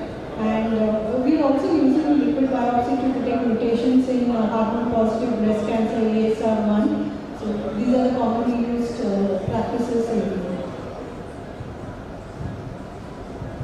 So, Dr. Rajesh, so pathological complete response, the main key holder for our medical oncologist when this came as a triple-negative breast cancer with the advent of neoadjuvant immunotherapy like pembrolizumab and the emerging response with non-small cell lung cancer with nivolumab prior to surgery also. We we are seeing a lot of facts here as a powerful surrogate endpoint based on which approvals are being given. So how does achieving PCR justify de-escalating your engagement therapy? And how comfortable are you making that decision without long-term survival data? As of now in my clinical practice, I use PAT-CR just more to counsel the patient, tell about the prognosis. I do not make my decisions on PAT-CR, especially for de-escalation. Probably reverse way around, I am using for escalation if they have not achieved PAT-CR. I have got very good data for escalating for the patients who has got residual disease, but there is no strong evidence to de-escalate. So if I had to tell them, counsel a patient, PAT-CR is a green signal to tell the prognosis, but it is not a red signal to stop the treatment. So probably we can counsel them, yes, you are doing well if you have got PAT-CR, but not that well to stop the treatment. But whereas if they have not achieved PAT-CR, I will tell them, suppose if there is a residual disease and I have to positive, probably I will counsel them for TDM. So escalation strategies are in clinic as of now. De-escalation mostly into the clinical practice I haven't adopted yet. Yes, because there are more studies to treat the worst prognostic subset of patients to whom we have to escalate the strategies. But for de-escalation, we still do not have sufficient data to adopt into our practice. So Dr. Hari. So genomic signatures like OncoDX have already changed our decisions about adjuvant chemotherapy hormone positive breast cancers. So are there any molecular tools which are emerging, which are influencing your surgical decision making, such as your extent of resection or lymph node management or reconstructive techniques you being used? Definitely. I just want to share a story actually of my patient who had, she's a relative of mine. She had ovarian cancer. So she underwent emergent chemo, 3 cycles. I have done put cytoreduction with hypex. So the optimal cytoreduction was achieved. And after chemo, she received adjuvant chemo also. So immediately after receiving 3rd cycle or 6th cycle of chemo, the patient developed mild abdominal pain and all those things because her C1 is normal. Immediately, this is after 3 months of final chemo. So patient, the whole process of during the chemo surgery and all, C1 levels are less than 10 in fact. 3 months after surgery, 3 months after chemo, she developed very bad returns. The whole liver glands, everything is there. So we tried to investigate further and found that she was P53 gene mutation. So if we had known that the patient had P53 gene mutation, we would have avoided surgery because it has as such a very bad prognosis.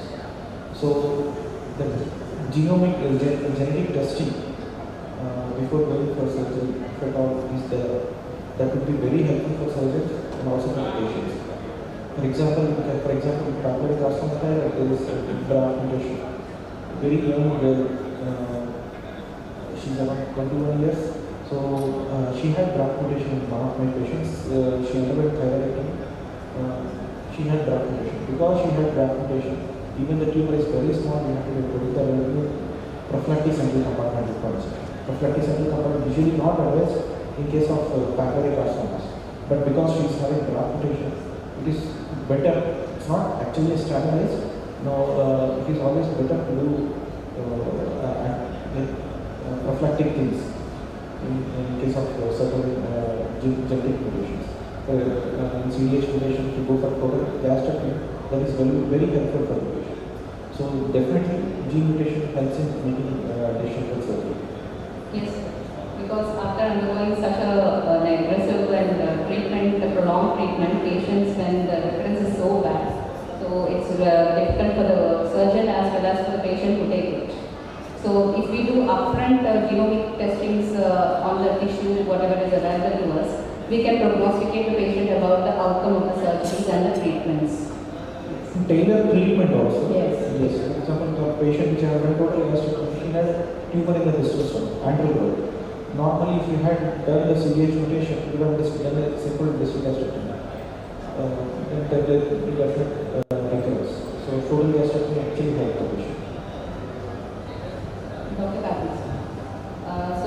traditional R0 margin has been the gold standard for the oncological surgeries. But if a patient achieves a clear histological margin, but yet has a detectable minimal residual disease on liquid biopsy, has the surgery truly been curative? Your thoughts on that, sir? And how should the surgical community redefine success in the era of molecular monitoring? Traditionally, we have been taught to rely on the pathological margin status to see whether we are resected completely or not. So recently this liquid biopsy is also being done. So in the future there may be a combination of these two may be used to dictate further adjuvant therapies. At present, still we are relying on the pathological margin itself, but in the future maybe liquid biopsy also may come into play. Dr. Elazar. So precision imaging and liquid biopsies are identifying the oligometastatic sites earlier than before. So how is this reshaping the role of SBRT? Are we moving radiation from a palliative tool to a genuinely curative one in select oligometastatic patients? The definition of oligometastasis itself has changed. Now it's no longer based on the counts or things like that, but depending upon the organ. And this is now considered as a transitional phase between the early disease and the metastatic disease. So taking all this into consideration, we now move on to SBRT, which is more, we are thinking of a curative intent rather than a palliative intent. And this is more with tests like ctDNA and minimal residual disease that we are coming across. So it is converting all this oligometastatic into a curative setting rather than a palliative setting. So here we are moving more into SBRT and SART, especially when we have solitary lung mets or minimal mets on the liver or even in bladder cancer also. Now this is being processed and prostate. This is being practiced now. So as for liquid biopsies, we don't know, but precision imaging has is playing a major role in identifying even small lesions, which we can detect and target early rather than going to a big tumor and then you irradiate. So Dr. Chitman. So comprehensive genomic profiling and next generation sequencing are increasingly central to our treatment decisions, but yet access remains deeply unequal across geographies and systems. How do we prevent precision medicine from becoming a privilege rather than a standard, and what responsibility do on for this let us bear in closing this gap? So recently I had a patient who underwent CA breast, hormone positive luminal A, early breast cancer. Patient underwent MRM, P2N1, so luminal A, we are suggested to get 21 gene recurrence test. So we know the original one, Oncotype DX, which will cost you around 3 lakhs, 2.5 lakhs. 3 lakhs, sorry. Rate has increased now. I mean, I thought 2 lakhs, but now it's 3 lakhs. And then I've also suggested the Indian version of it, CARESUMMIT. Yes, so naturally the patient has taken 2 or 3 second opinions, third opinions, and now they are confused about which test to go forward with. So when we are suggesting, we don't want the patient to land up in financial toxicity, we are giving quality assurance about the Indian-based test. So as an oncologist, how do we take it forward is what I was thinking. So the patient was suggested to go with Oncotype DX and saying that the Indian test is not reliable, whereas we have data saying that the concordance between CARESUMMIT and Oncotype DX were similar. So this is a challenge that we are facing, but the only solution would be having more Indian-based tests, giving good quality, having good clinical data about concordance, and unless a test is accessible to everyone and it is not limited to the cream of cream, then there's no problem. So we want each and every test as an oncologist to be accessible to even a patient who is coming from a village. So that barrier has to be eradicated. There has to be a collaboration, I think, best between the clinicians and also the pathologists and the laboratories who are doing this test. And it is a major challenge for us in current day, at least for me, to getting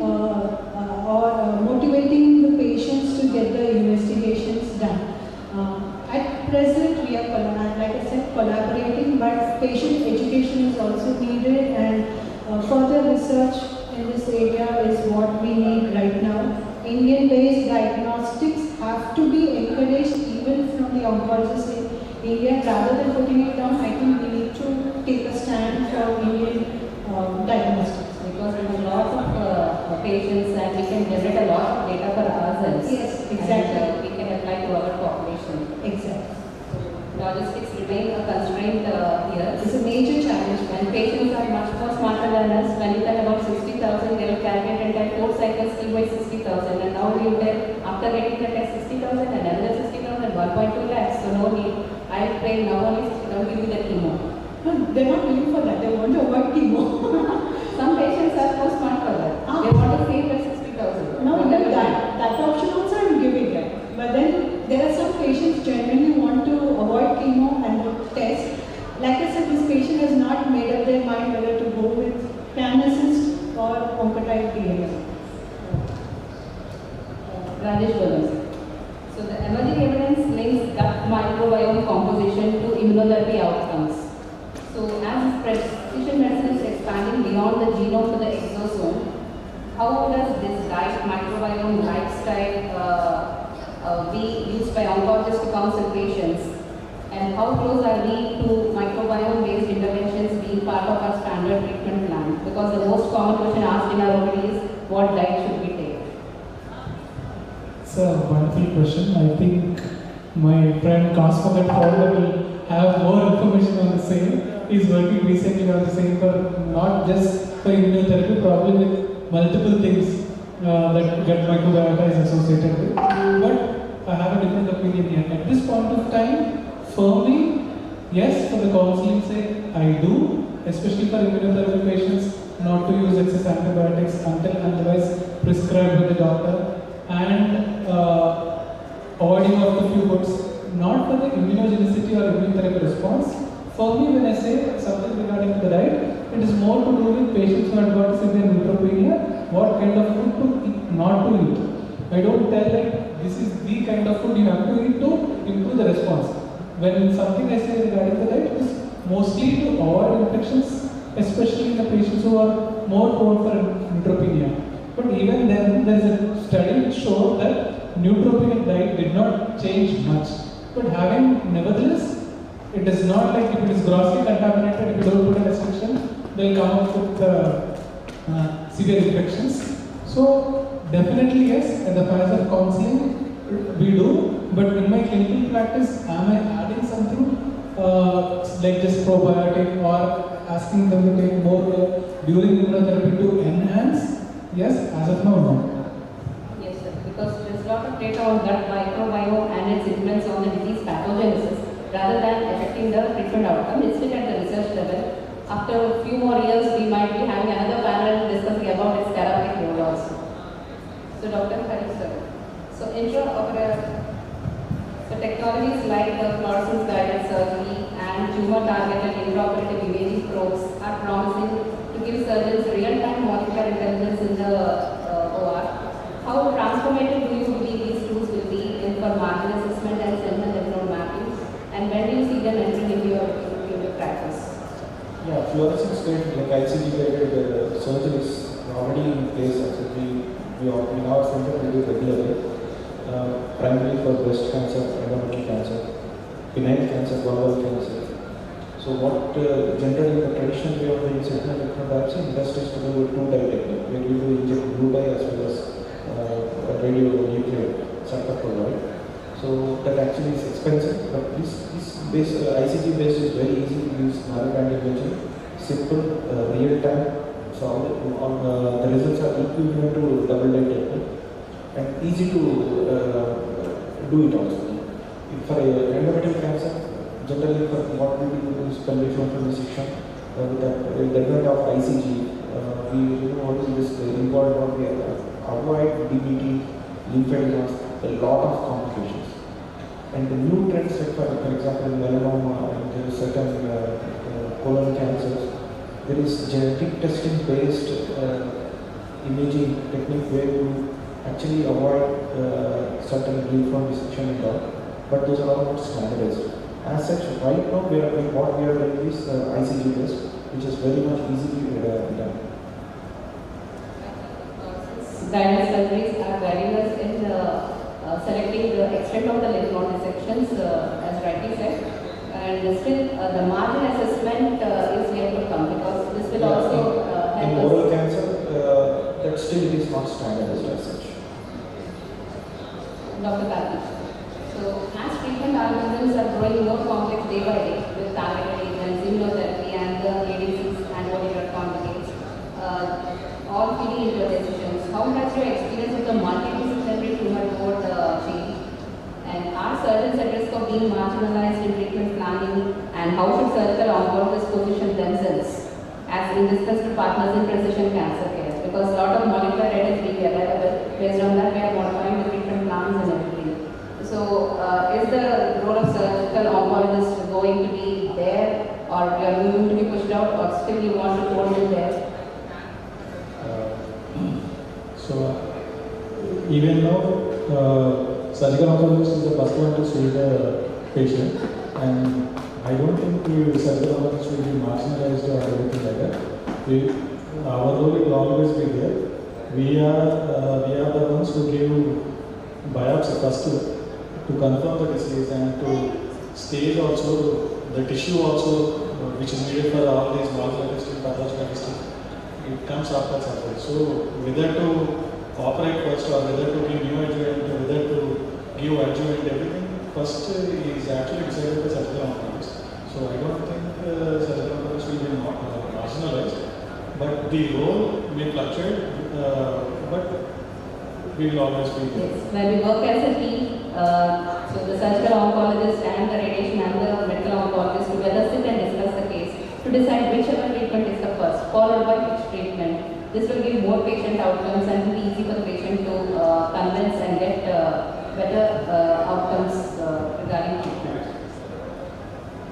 So, thank you, esteemed panelist members, for being here and for giving your wonderful insights.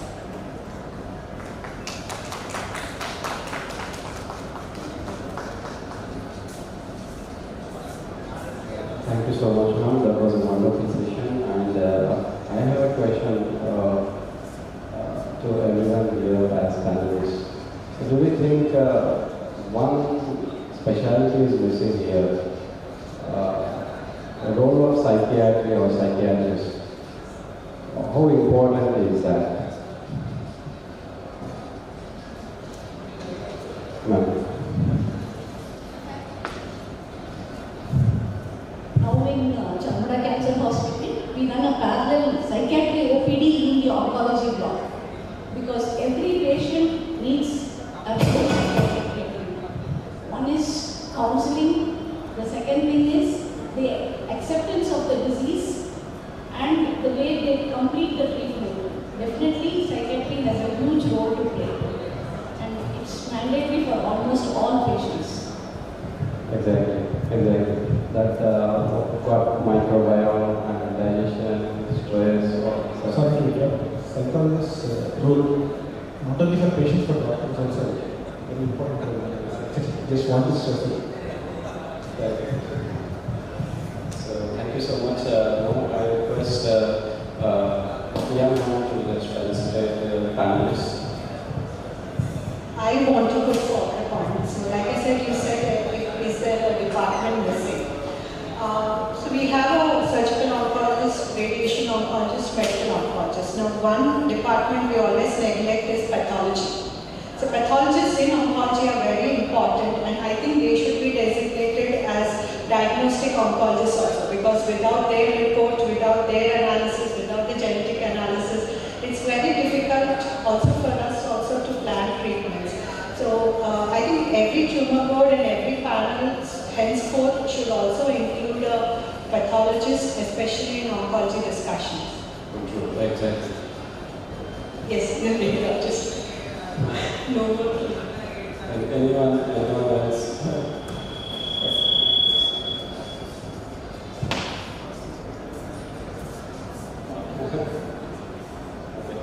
Dietitian also, dietitian. Dietitian. Main physician. sir and Priya ma'am to felicitate the panelists.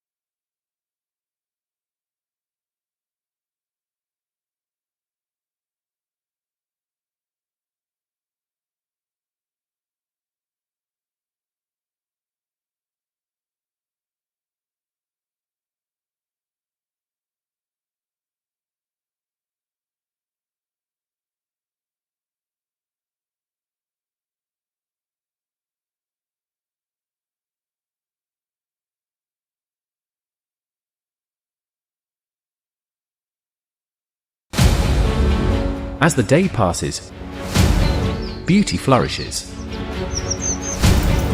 But the future? Predictable. Our action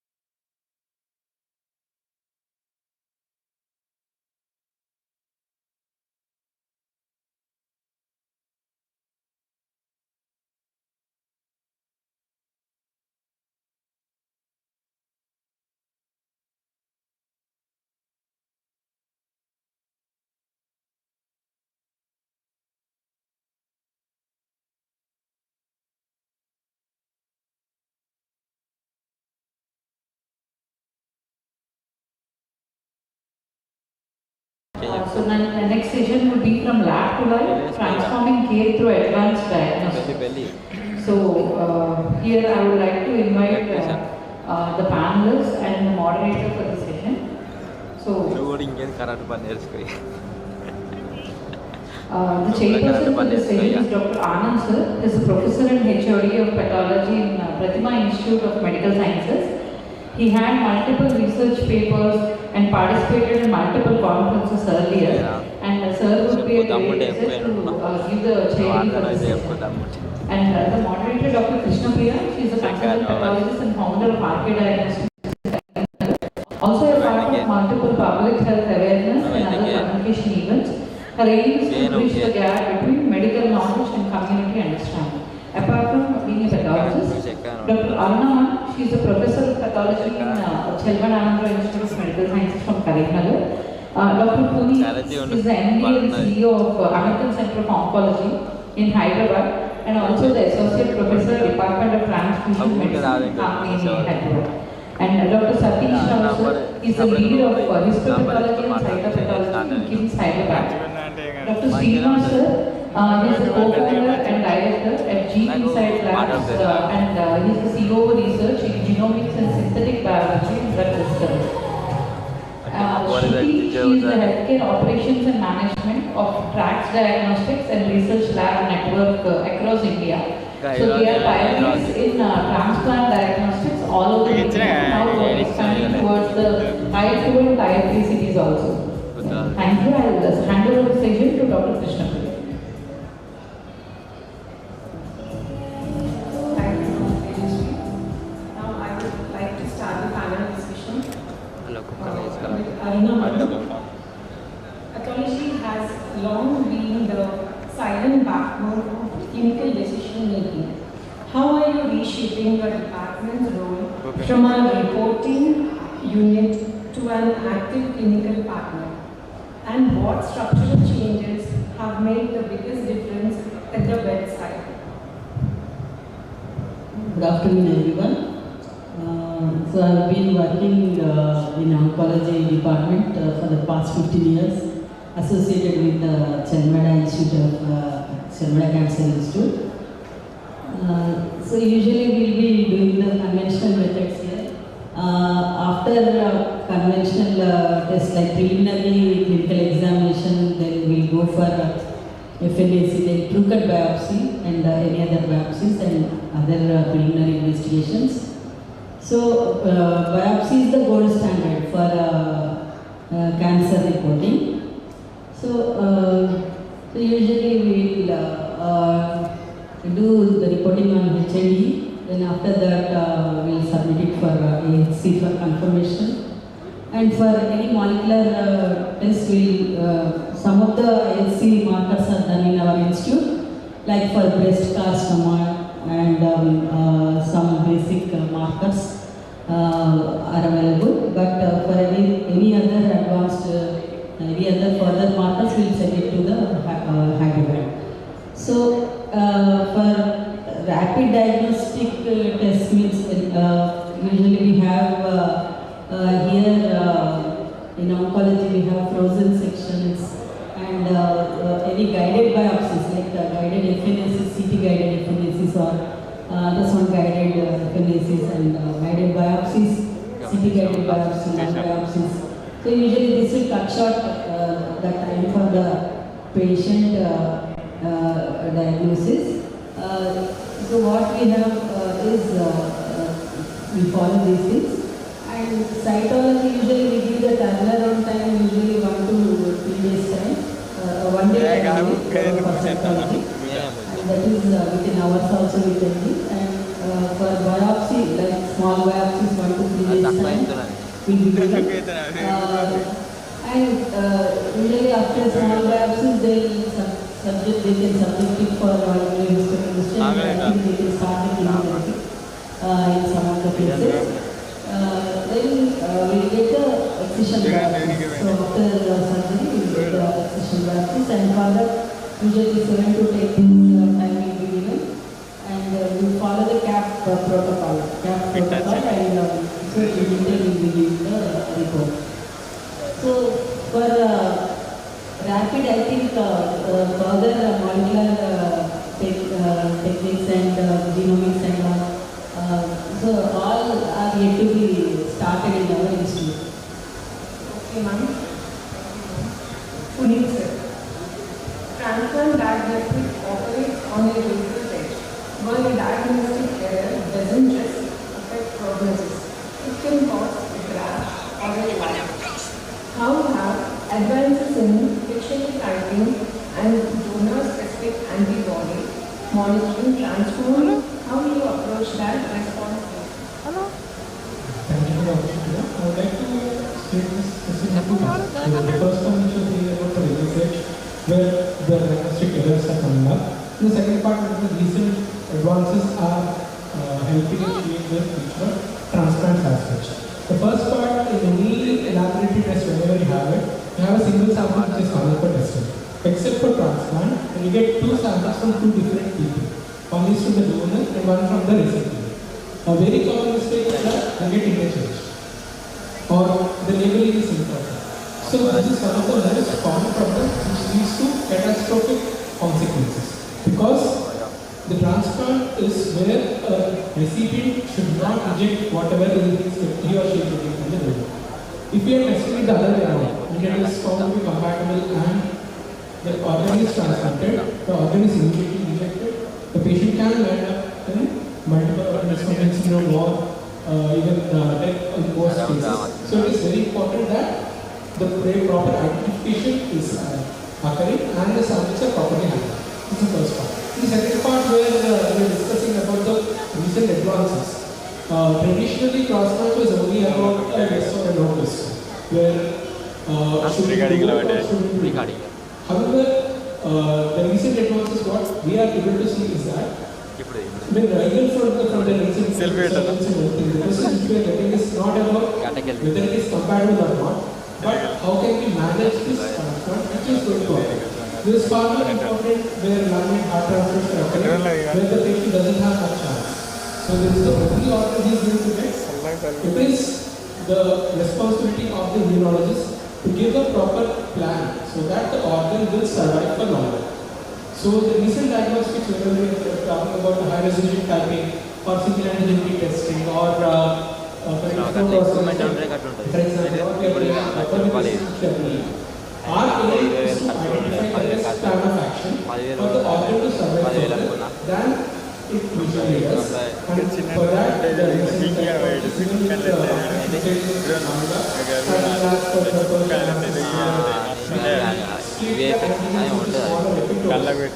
identify which ones actually are immunogenic and which ones aren't. That will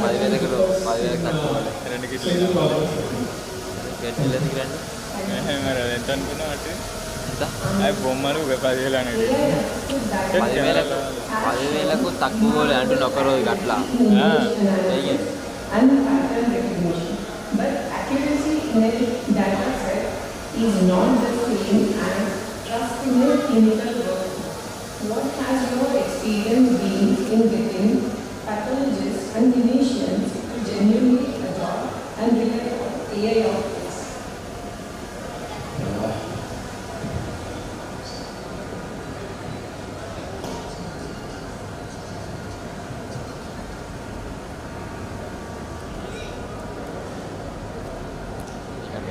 Yeah, we'll go with before going to the AI, artificial intelligence, let me talk about the basic things of the pathology. As we go, so any of the slide, we'll go with the whole slide image and we'll interpret according to the patterns, the articular patterns, immediate cell morphology and the stromal relations. Right? And we'll give the provisional diagnosis and wherever there's going to be a critical cases there, it's going to be a very narrow down to the differential diagnosis, and it still requires in the tertiary care center, and we do the on-table discussions with the other pathologists. So we narrow down that it's going to be an inter-observer variability is going to be much reduced. The AI is nothing but it's going to be the same thing we applied in a mission. So we simulate the it's going to be human intelligence into the scope of the machine, and we train whatever we train the algorithms and the machine do the same things.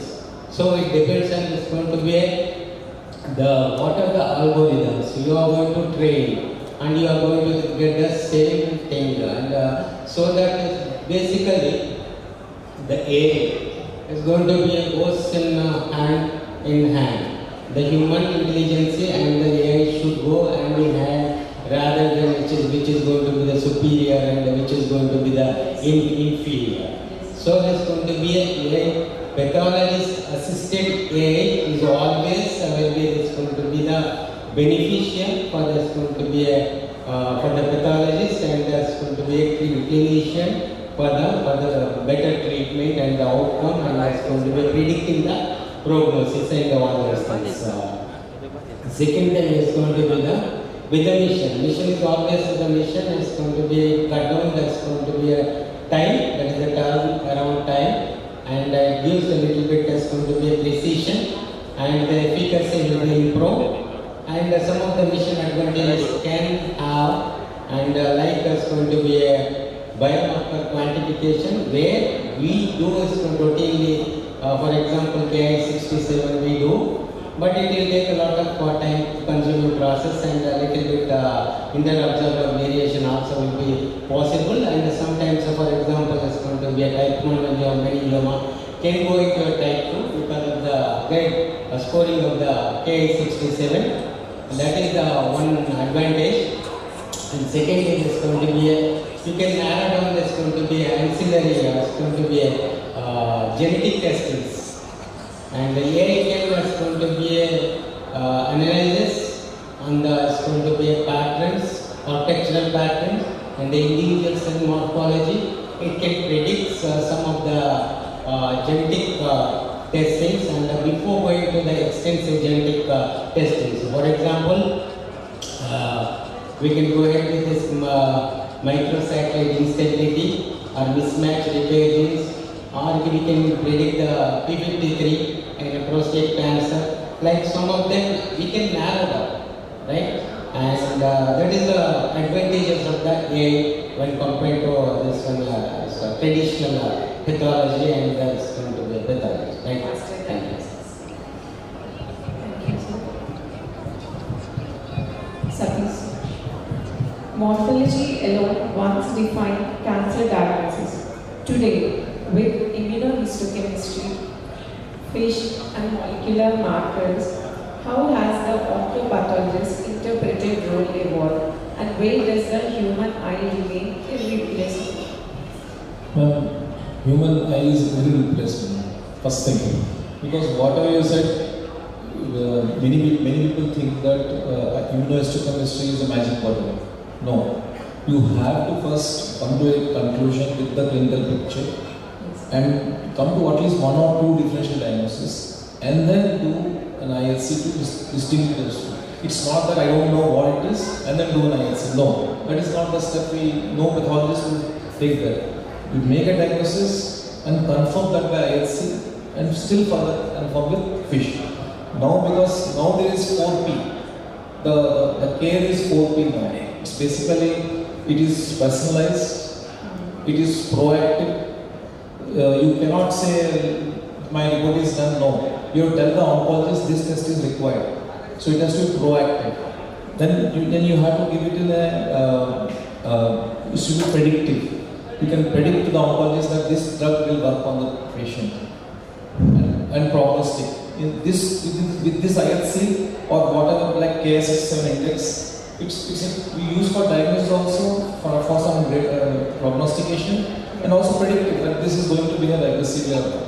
So basically, nobody can replace. And there are studies that have shown what is the difference between an AI image report and this thing. It is almost more than 50% difference will be there between a human eye. So that's what my take is on. And again, as I started this answer with your multi-omics point, biomarkers have to be a group of them, not just a one. Thank you. No, there are some biomarkers now, it is known as tumor agnostic. Means they don't have relation to any particular tumor person. You have to, it's like for example, very simple to remember, TMB, tumor mutation burden, MSIH, BRAF, RET, NTRK. These are the 5 which are FDA, like these are all the tumor agnostic markers. Any tumor, if they have, there is some difference. So it's basically like coming to this building, you have 3 lifts, 4 lifts. You take any lift that reaches this floor. So you are supposed to find which lift is going and which is khali and you can climb that. So that is how now we are looking at oncology in that manner.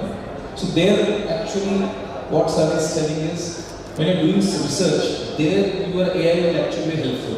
Because a human mind is not designed to process so much data. It's a big data basically. There actually AI has very, very strong, is the basic requirement of this. AI is bioinformatics means AI, that's all.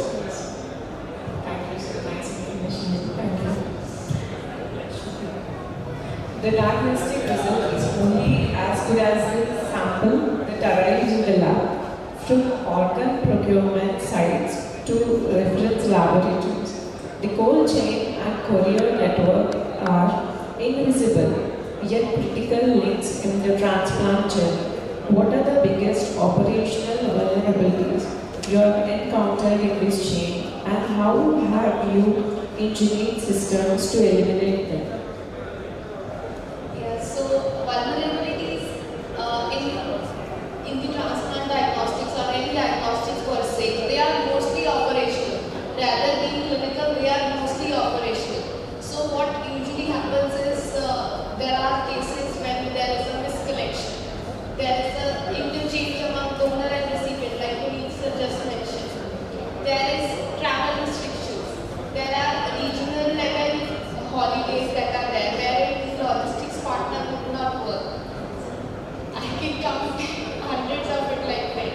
But how we overcome this, we always have a backup for everything. We always try to cater to emergencies rather than handicapping that matter. So what we do is we have multiple tie-ups, multiple collaborations, a chain and a network of collection centers.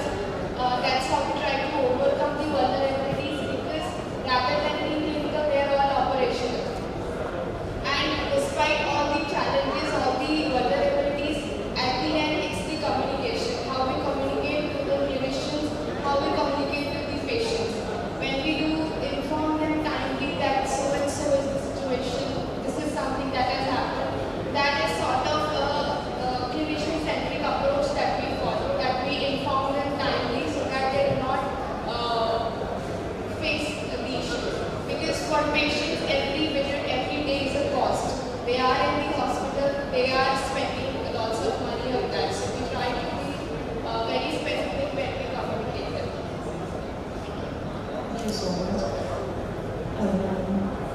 Turnaround time is often the bridge or the bottleneck between lab findings and patient outcomes. What systemic reforms have you implemented to ensure that diagnostic speed translates into timely, actionable care rather than just faster reports? As I told, in our institute, specific time will be given for small biopsies and large biopsies. So again, coming to any rapid diagnostics like AI can cut short the turnaround time, and but it cannot replace a pathologist. It depends on the exact programming of the computer and all. Even still, it can make some, I think, mistakes may be there. And these like molecular diagnostics, cytogenetics, and everything, the patient will have different, will be getting the definitive diagnosis by doing further tests like this, and this will help for the specific treatment, proper treatment to the patient. AI may play a role in any of the, may play a role in any of these stages. So, but it will have these advantages and disadvantages. So, ultimately, the pathologist has to decide. So, it is the decision of the pathologist and tumor board, I think. Last question. Organ transplant wait lists are long and compatibility windows are narrow. How are molecular and genomic diagnostics helping you expand the donor pool or better predict post-transplant rejection before it becomes clinically apparent? So, for this, I was it's like a continuation of first answer. So, like, how the transplant diagnostics solution is going on further. So, as in bioinformatics and artificial intelligence is actually playing a huge role. So, previously it was a question of yes and no. Like, if its cross-match is compatible, you can do. If it is incompatible, you shouldn't do. But what we have seen is that not all antibodies behave the same way. So, if a particular patient has some antibodies towards some donor components, that doesn't mean the organism will be rejected. There might be a few areas where some antibodies which are not as efficient in attacking the organ because they might not be covalent binding or any other properties which they doesn't have, or some epitopes against which the antibody is present might be hidden. They're not expressed or they're not available for attack by these antibodies. So understanding these molecular patterns, this immunogenicity and everything was we knew that these things occur, but analyzing them took a lot of time. So with the rise in bioinformatics and now with artificial intelligence, this has become much more easier. So trying to identify the antibodies which are actually more clinically significant will expand the donor pool. So because a few, nearly 50% of the patients might be having antibodies against the donor, but those are not complete antibodies, those antibodies which do not cause organ rejection. Because of which the donor availability has increased considerably. And another advantage of that is we will be able to monitor the patients longitudinally for longer for the development of the clinically significant antibodies. So just because a particular antibody is not present now doesn't mean it will occur because it doesn't happen. So once the organ is transplanted, even though the patient is loaded with immunosuppressants, there is a likelihood that they will develop antibodies, and how likely is the patient to develop antibodies towards those antigens. So those questions are also being answered with the latest advances in molecular testing as well as the platforms which are coming up, and the PERCH which recently came up is able to detect which T-cell receptor antibodies are the ones which are highly immunogenic, which ones aren't, and this will have we can now predict how long a particular organ can survive, up to some extent. But still, this is a growing domain, and we are actually pretty hopeful about it. There is an ongoing debate about whether AI should assist the diagnostician or eventually replace certain diagnostic functions. Where do you draw that line? And in what diagnostic scenarios do you believe AI should always remain in second opinion rather than the first one? So there is no replacing of the AI of the human brain, and they should go in hand in hand. And there is no question of AI using as a second opinion, because it should go in simultaneously, as Sir said, it's going to be a pathologist assisted artificial intelligence. So to get your it's going to be a more efficiency and a precise generation of the reports, and it depends on the which generation of the AI you are using and which algorithms you are using. It depends. It's going to be, and now we are using the first generation AI, and it has got its own limitations, and depends on this going to be a way some of the algorithms we use, and it cannot be applied to the other areas, other institutions, or other countries. It depends on the going to be the algorithms can be depend on the geographical area and racial patterns, religious, genders, and those particular areas, the infection diseases and the tumors, algorithm patterns are going to be different. When you apply, it's going to be a different set of situations. You cannot apply, it's going to be a global, and if you want to apply that one, it's going to be, you need to upload that's going to be a complex global algorithm, so that we can, some way we can apply in general, right? So there is no role that's going to be, it should go hand in hand. And the second thing is, as Madam's last one question is the TAT. TAT is only applied for this going to be a critical parameters, not of the routine parameters. And second thing is going to be before you are going to label the TAT. And every pathologist and every resident should feel that, and you are going to be recording this going to be on the slide, and you are going to be you are doing the fine needle aspiration, and you are going to be analyzing a tissue, and behind every slide, behind every tissue is a human being. As the family is waiting for your report, and your report decides the fate of the family, fate of the person. And everybody should realize they are not slides, they are specimens. They are the human beings, and the family is waiting on your report. Thank you. us this thing is there are some countries where they can afford this AI. So they are, like for example Denmark, I think they have adopted for prostate cancers where the pattern is something which is very set. Or for KI 600, yes, it's a painful job to count and everything. So if the AI does for me, I am very happy. But the cost factor always is a limiting factor in India. So that's the reason I'm still happy. My job is still safe. Last question, sir. Rare tumors and overlapping histological patterns remain a major diagnostic challenge.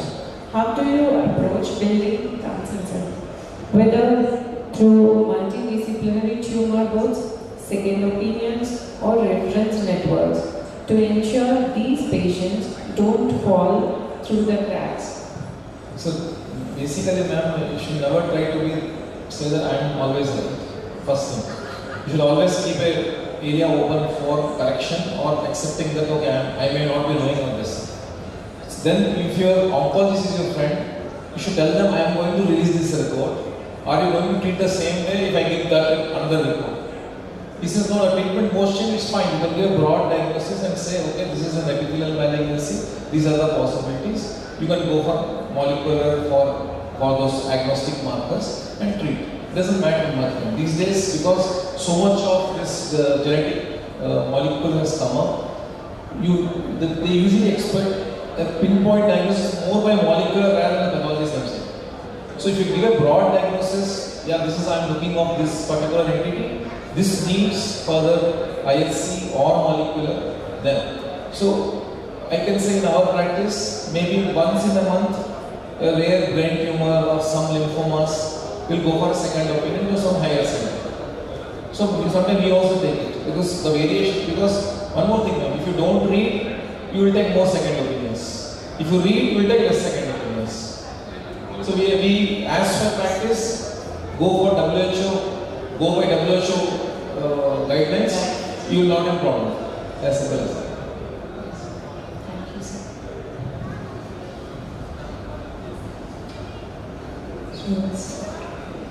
Next generation sequencing generates enormous amounts of data, but clinicians need a clear, actionable answer. How do you bridge the gap between genomic complexity and a treatment decision that a physician can execute with confidence? Thank you. Again, the story of the last 10 years, the kind of advances in the sequencing technologies. The way we used to report our first exome sequence report or a whole genome sequence report, I would have generated something like a 40-page or a 60-page report and put it on the straight away and said, Eureka, I have done this report for you. When we represent the report to them, there's a blank stare from the doctor to me, a blank stare from me to the doctor. The reason being, in that report probably I've done a wonderful job of identifying all the types of mutations, all the types of variants, right? Many of which we also do not know what those variants would be causing, right? So that was a kind of ambiguity in the kind of reporting during those years. Now, since last 2-3 years, the kind of advent of AI, the way the data has to be presented to the doctors. For example, we have Illumina DOA-seq X Plus, we have a backward review, and also the other mass specs and other data points which can, from the same single patient sample can be generated. Now, how do I correlate all these for a meaningful output? That's the crux of the question here. When we do the analysis now, we have actually taken inputs of many of the doctors, whether it's a pulmonary doctor, there's an onco doctor, there's any disease for the matter. For us, reporting on the reproductive health, especially NIPT, PGS, they were pretty straightforward because I know what is the chromosomal aberration chemistry. It's pretty straightforward and answer the answer. But when it comes to the other diseases that we are talking about, there are so many VUS, the variants of unknown significance, that come out in these studies. How do we correlate all this? And the problem becomes much more adverse when it is a rare disease study. Right? So the kind of correlations, again, it's very minimal, minuscule amount of data that we're looking at. So we thought of restructuring the whole report and the complexity into 3 important stages. The first page, because the doctors here are so busy in their OPDs and they have only given the samples for analysis for all this, let's say classical exome sequence. Now I have presented to him or her, let's say 40 reports from my lab. Now there are 20-30 patients sitting there and he has probably a minute or two to really tell what is it about. What is this report tell me? Or what is the treatment that I should go ahead and do? So first thing, the doctor, the very first page, when he glances at that, I should be giving him the first summary of the whole finding. That's all, nothing beyond that. And what are the clinical correlations from that? What kind of medication can we give for that? If I give that much, the first line of treatment is started. So that's the kind of inputs we are looking at. And even before that stage, there was the age of small gene panels. Doctors would, okay, for this kind of symptoms, maybe let me give a small panel of tests. The result comes back, we give certain finding, the treatment starts, it doesn't help. Then he says, okay, let me go to a comprehensive panel. Even that doesn't start either. And then we go for the full whole exome sequencing. Right? So there are again drawbacks of many of these studies. Why it's just a separate debate altogether. So when we are now giving this kind of reports, the complexity that we're talking about, the first page is just a summary. And also whether there are clinical trials for these drugs happening, so the doctor also gets an idea on that. Now the second couple of pages go to the statement of the clinical relevances. And then the last page is more actually on the research part of the story. If the doctor is really interested to understand in depth of what that symptom or group of symptoms are, they go to the final pages. So that's how we are now structuring the entire reports and giving them together. And now one more complexity has been added to this whole story. Again, back to multi-omics. So from the same single sample of a patient, I can do a whole exome sequencing. I can also do something called proteogenomics. That's a new concept that is coming up, and we'll be introducing those concepts very shortly. That means for a particular disease, we are understanding all the mutations, the positive mutations, then I will also capture the data on the population of proteins inside which are in that population, in the same sample set. So I'm getting 2 data points now. So beyond that, again from the same sample I can have the proteomic study, the proteogenomic study, the metabolite study, and it's all as exosomal study that also can be done. Now, the final angle to this whole story is adding up all these data points into a actionable report and remove all the complexities. So the doctor sitting here can straight away from all these data points know what is the exact treatment mechanism. How fast can we reach that? And that's where the bioinformatics AI packages are really helping about combining all these data points. So that's what we're doing. Thank you. Thank you so much. Transplant volumes are unpredictable by nature. A single night can bring multiple simultaneous organ procurements across geographies. How do you build surge-ready operations that can scale on demand, coordinate across multiple hospitals and logistic partners in real time, and still maintain regulatory compliance and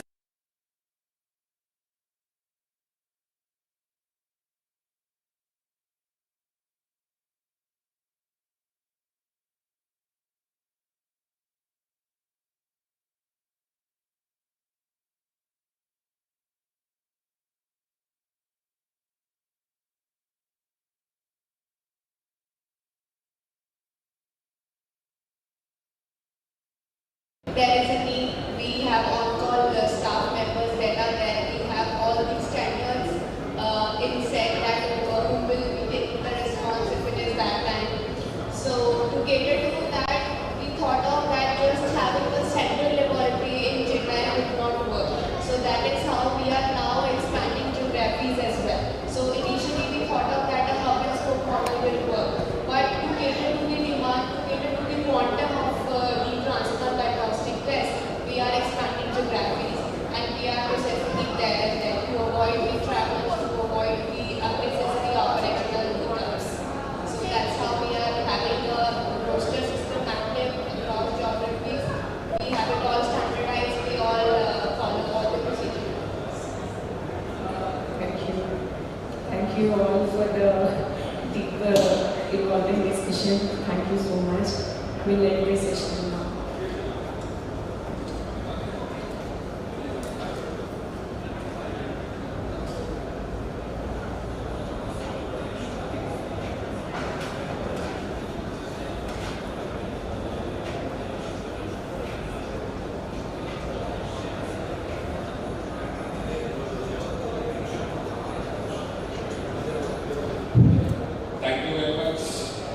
unsung heroes, pathologists. It's very rare to see all pathologists on the stage.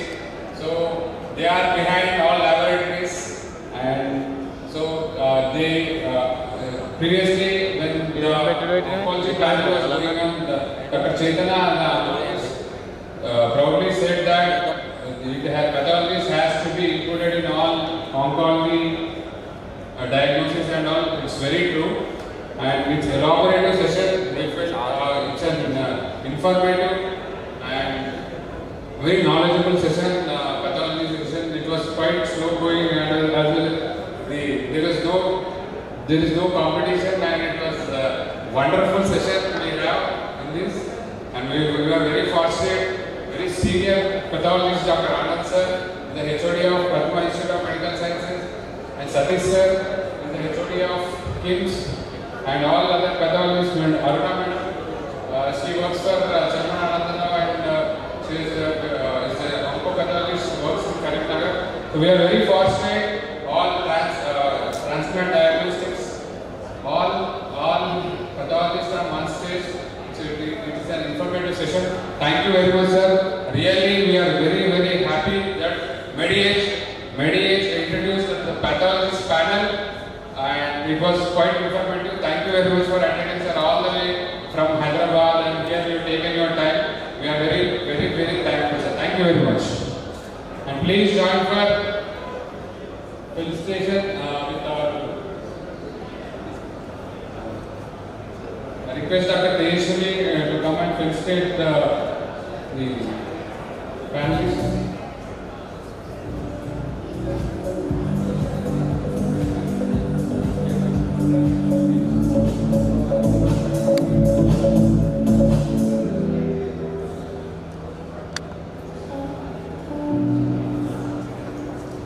Dr. Aruna ma'am.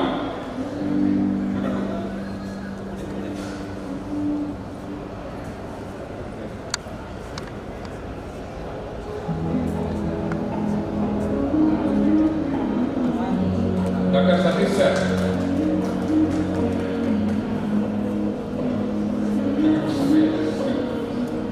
Dr. Krishna Priya.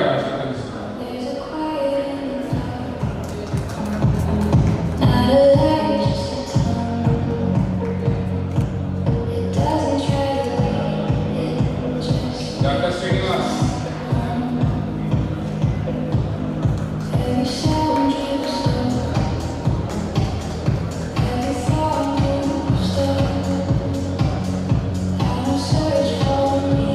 Dr. Puri.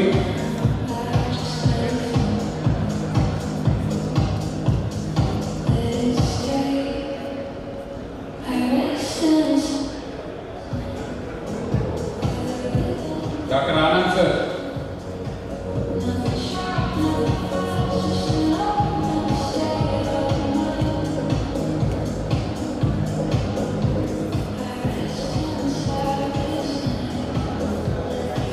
Dr. Shruti.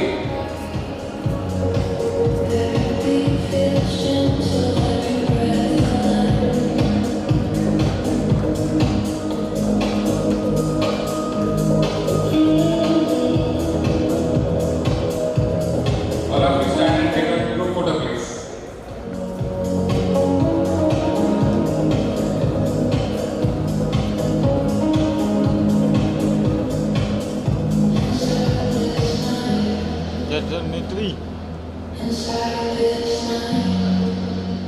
जरूर camera the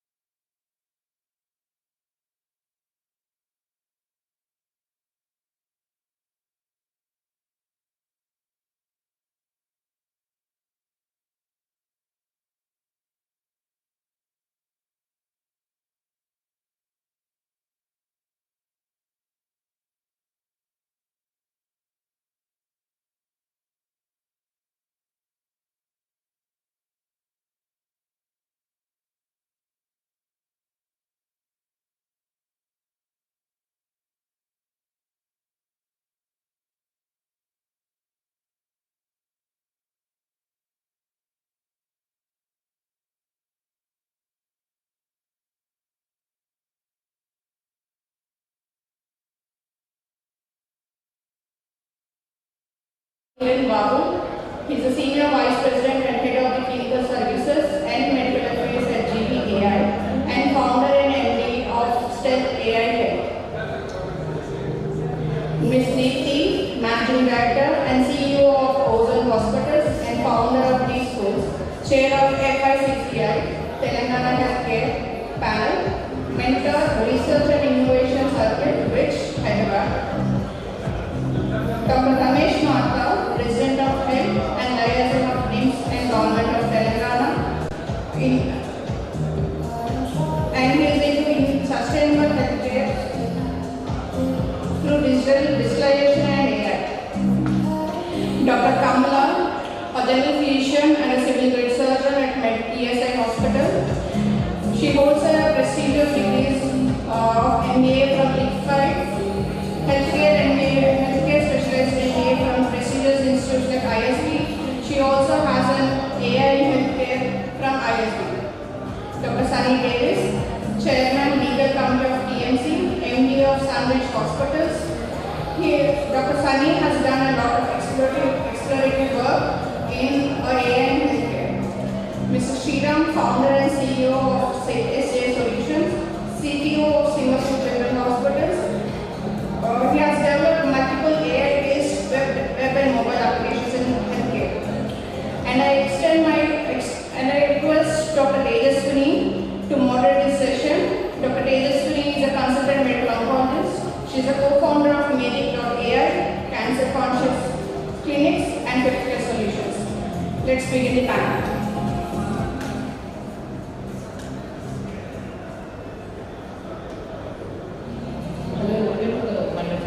Panelists over here, because this is a very enthusiastic topic and topic of the day. That's the reason why we carried it the last session. So though there is no crowd, I think we can have a very wonderful interactive session because it's anyway going live. So so let us begin the panel, sir. So the main topic of today is regarding the intelligent hospital, which is made using AI. The intelligent hospital where AI, data and the future of healthcare delivery. So this is the main topic of discussion for us today. So I will begin with Dr. Kiran Babu, sir. An intelligent hospital is a single flagship site, is an impressive showcase to say. But the real test of healthcare AI is whether it performs consistently across a network of hospitals with a different patient population, clinical culture, staffing levels, and legacy infrastructures. So as someone who is responsible for strategic deployment at a scale of AI, so what does it take to operationalize the intelligent hospital capabilities across an entire health system? And where does the standardization have to give way to local adoption?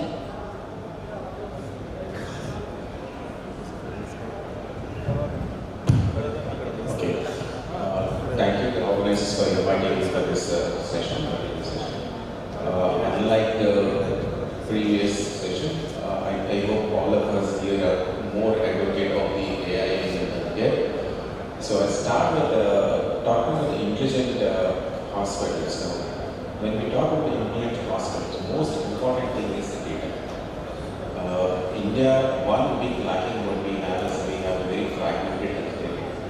So unless we have a standardized clinical data, which is interoperable and across multiple disciplines and across multiple hospitals, AI will be not possible to implement, even the healthcare will be possible.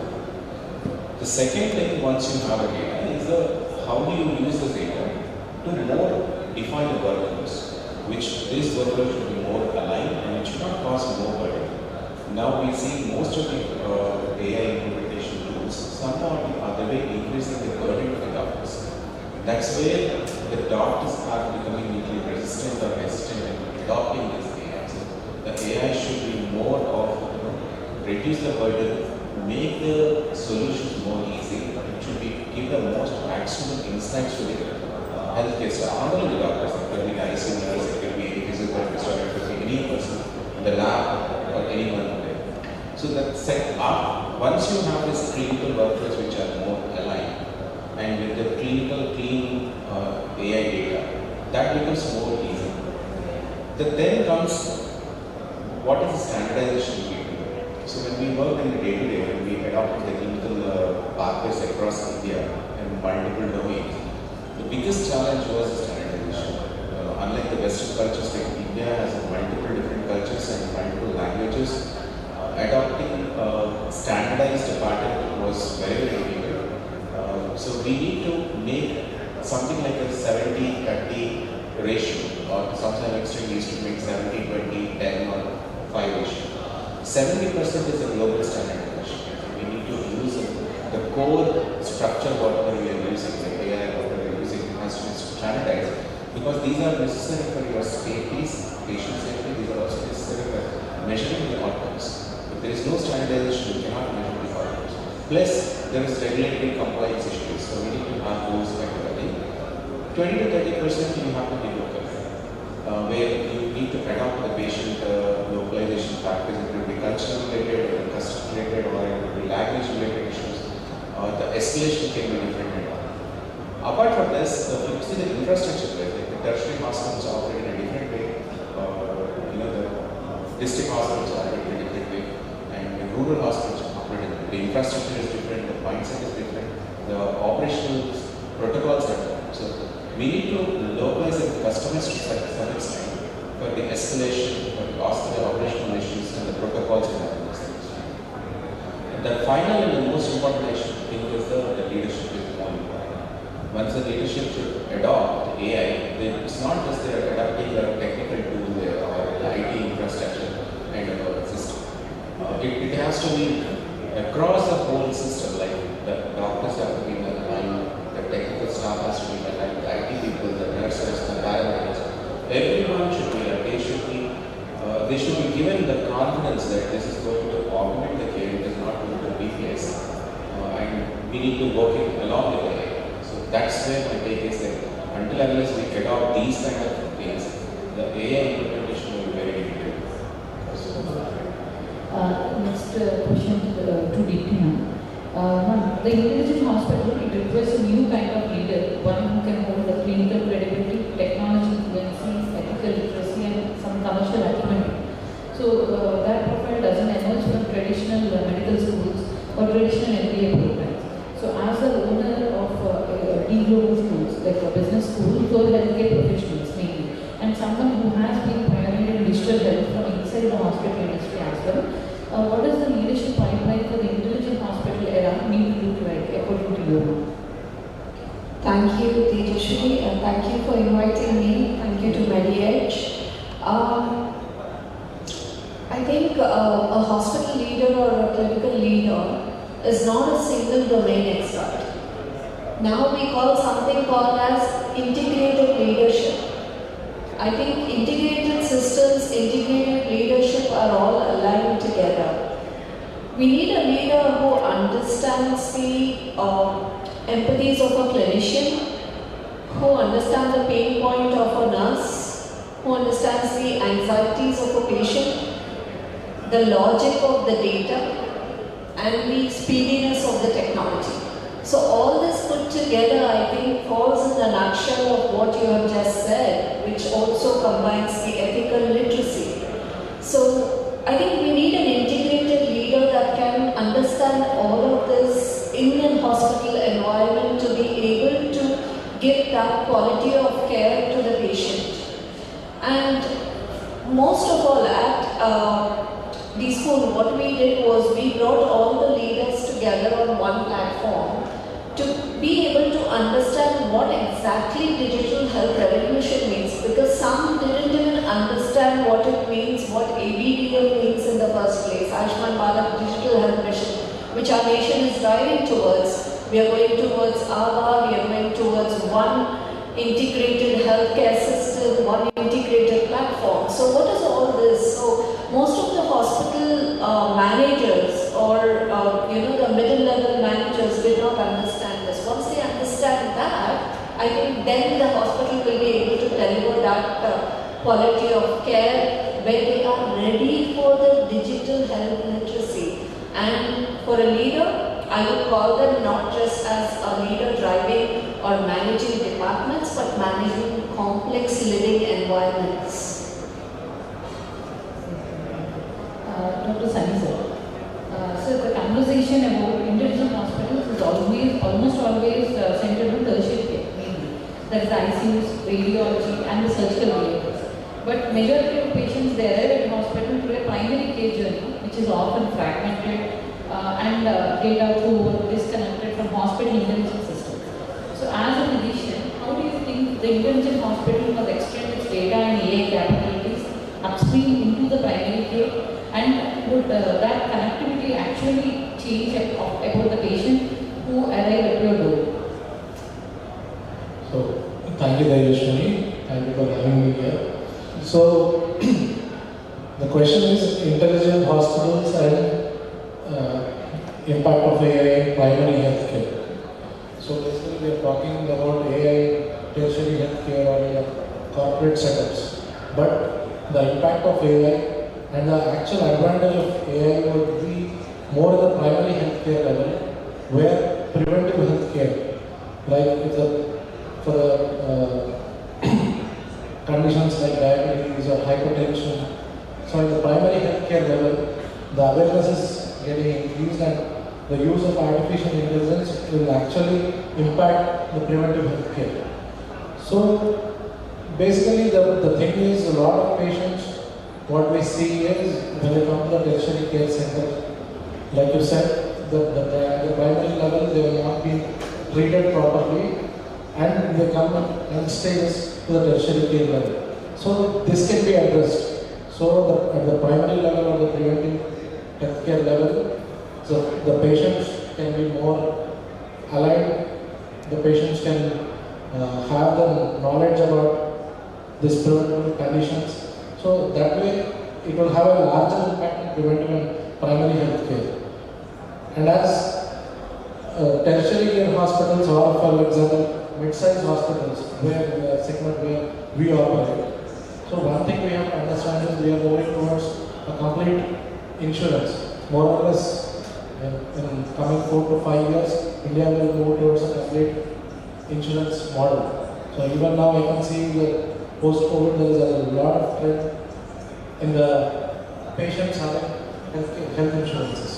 So once the patient is having health insurance, automatically the ethical issues where I'm also part of the Medical Council, we see a lot of ethical issues in terms of doctors. So why we don't see in Western countries is because they are more or less the markets of insurance, where the insurance companies have a very tight-knit framework. Once a doctor prescribes a certain thing without when it's not needed and when it's not indicated. So obviously it will be questioned.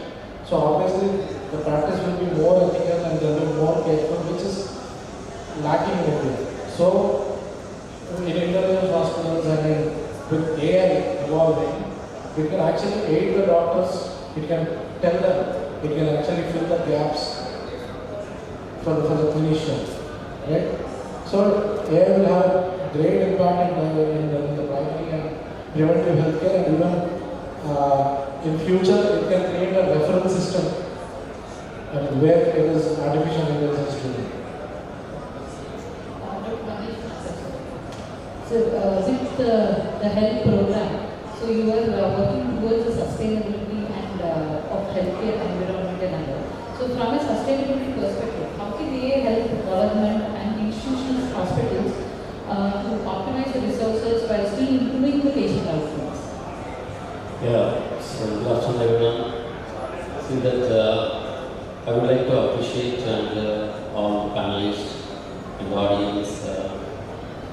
I would like to really appreciate that MEDIEDGE, they brought the concept to 2-tier cities and in future you are going to move to in 3-tier cities. That's very, very important. You see, one of my co-panelists rightly mentioned that India is largely the world's largest populated country. But the sustainability is very, very important because now, you see, why we are here? Because who is our God? The God is the only one who is sitting out of this hall. For him only we are all sitting on the dais and off the dais. He is our God. Because how to satisfy our God, how to make him more happy, and how to prevent these diseases get persistent. One of my friends told that because we in India, we are lacking the referral system. Because you see, where the Western world, the total healthcare delivery system is totally different. It's all instance driven. I know they go with the family physician, then from the step 1, step 2, step 3. But in India, you all agree, whether you agree or not, because I am working in this, thousands of patients day one, because everybody comes to me, there is no filter, directly they will walk into some specialty where the test is not possible. Because there is no cap, there is no reference system, there is no filter. So, you see, India is a multilingual and so many cultures and so many languages, a diversified background country. It's a very different country in the healthcare sector. If you don't protect the culture, if you don't protect the nature, we have no future. This is a fact. Because you see, the problem is now why the audience are various now, because they are also hearing all our conversation through the internet, through the website. Because you see, AI definitely is not a replacement for the doctor. Always the name itself says that is artificial intelligence. It will never become a natural intelligence. Please, it will never replace doctor. Because there are many of the doctors are sitting in the audience. Indian patient, rural patient, when I was in Apollo, the first time we started telemedicine, the then Pramod Mahajan had come to Apollo, Aregonda. I was a project director and we promoted the rural insurance. But we have failed in that, because Apollo was the finalist and they have failed. The telemedicine was failed. I started inaugurating the patient because we did some survey. Indian rural, majority of the patients, doctors should touch them. We have faster take, we have to palpate the patient. Then only we will feel happy. But this artificial intelligence now will help in early diagnosis, in queue management, and some more because in the hospital no efficiency we can increase. But nowadays you see a small players like in 2-type cities and 3-type cities and 100-bedded and 50-bedded nursing homes, because you see the biomedical waste management, because they cannot afford to construct STP. It requires sort of capital. Because there are certain PCB regulations. Because they cannot, because you need to club and cloud. And because now the affiliates, the waste management, and we have to save the energy for the future generation. If you don't do like that, because definitely we are going to face a big problem. But I appreciate the MEDIEDGE team because you have taken the great initiation. Because why I have come all the way from Leeds to here, because to promote to encourage the 2-type cities and to promote the rural healthcare. Because I was the first project director to promote the rural health insurance. I will only 10% project. So we need to, the people who are sitting on the dais and off the dais, and your people who are watching on the website, that it is everybody's responsibility. Not the MEDIEDGE, not the MediDevices, not somebody else. It's the patient also equally responsible because they are not bothered. They want quick relief. They will straight away they will want it. Enter the specialty consultation. Because who should we pay? We cannot. So they have agreed that. Because we have to protect, we have to prevent, we have to filter, and one of my clients rightly mentioned that we have to create a system to sustain further. Otherwise, it's very difficult. Thank you. Ma'am, the intelligent hospital places AI at center of clinical decision making, predictive deterioration scores, AI-assisted diagnostics, algorithm treatment recommendations. So, but clinical medicine is not purely algorithmic, as we all are clinicians and we know. It involves contextual judgment, patient narrative, and ethical nuance that no current model fully captures. So, in your experience building and deploying clinical AI, where precisely should the the boundary lie between the algorithmic intelligence and the physical authority? And how do you build that boundary into the design of the system itself? How do you think it could happen? I think this is a very pertinent question from the previous sessions and panels that I have been talking about. Like, I see a kind of skepticism around AI, and everybody is saying that AI will not replace. We are there, no clinician can be replaced. The boundaries are definitely set. Once we place AI as center, the whole narrative changes. You don't place AI as center in an intelligent hospital. You have to place a patient at the center and build your workflows around it. Use AI around it. So the problem is most of the people are trying to place AI in the center of an intelligent hospital rather than placing the workflows as the center and using AI for that. So when I, as a clinician over a period of many years, and also deploying certain AI agents in my workflows, and what I have seen is the boundary should be drawn between how to use an AI. AI should be used for supervision, and the judgment should always lie with the clinician, not give the judgment to the AI. So we are struggling here because we are trying to put the judgment into the hands of the AI. Rather, keep the judgment with you. Use the AI to draw out whatever are the problems that you really see. Bring them to the surface. Let AI surface the problem.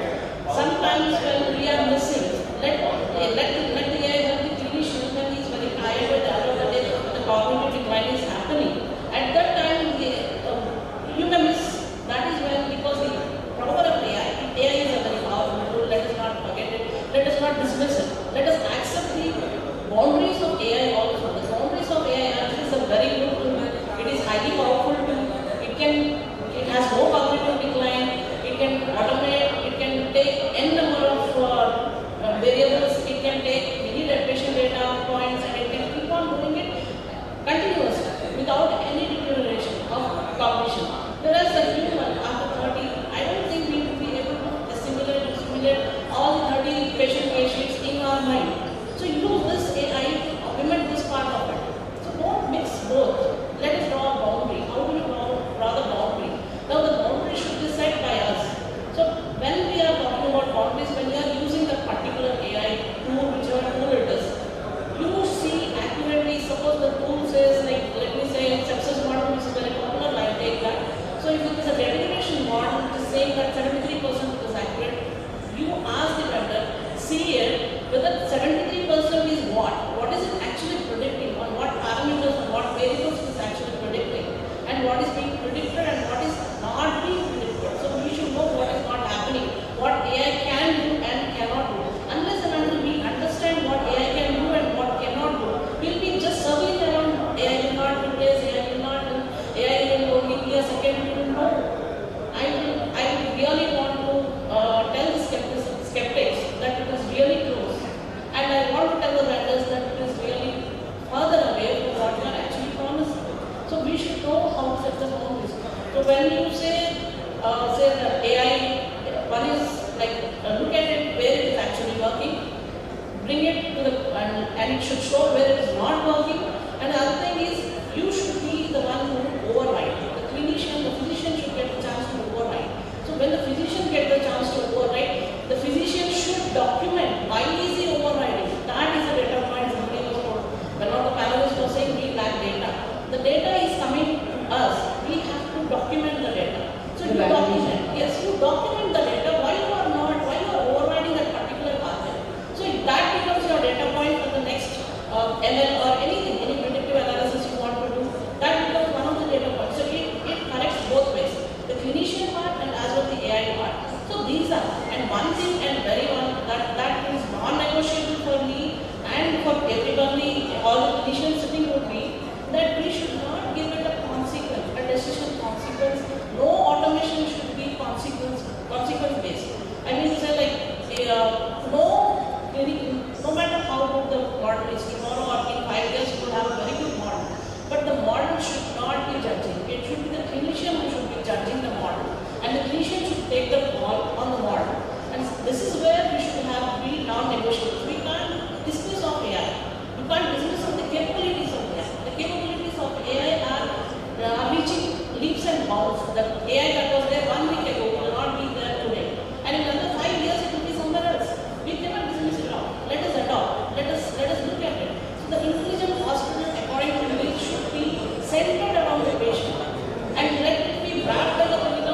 నువ్వు ఎటు పోతావు 5 అయితే అర్ధ గంట అయితే ఆడ బయట ఎండ పోతుంది లైటింగ్ లైటింగ్ పోతుంది కానీ యానివర్సరీ అని చెప్పలే ఆయన కొన్ని ఫోటోలు దిగుతారు ఆడ అయితే నిన్ననే ఈవెంట్ రాకముందు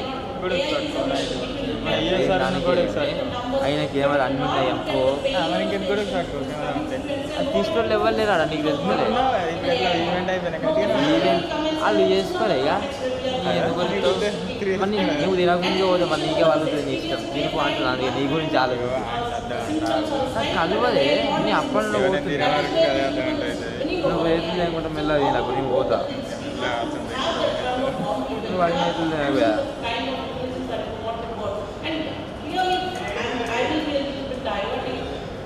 most of the times I was hearing AI is very costly, we cannot afford it, but the glamorous part is being spoken of about AI.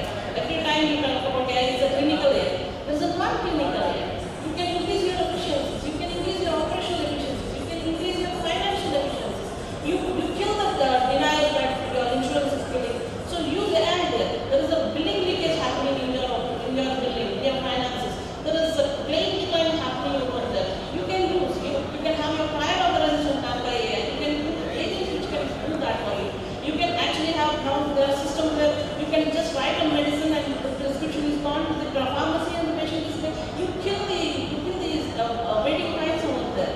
This is where you can use AI. The non-glamorous one, AI is the one which gives you cash, the hard cash, not the glamorous clinical AI where we are saying, oh, it detects cancer in 6 months, 6 years earlier or 10 years earlier. Yes, it does, but it is costly. It is painful.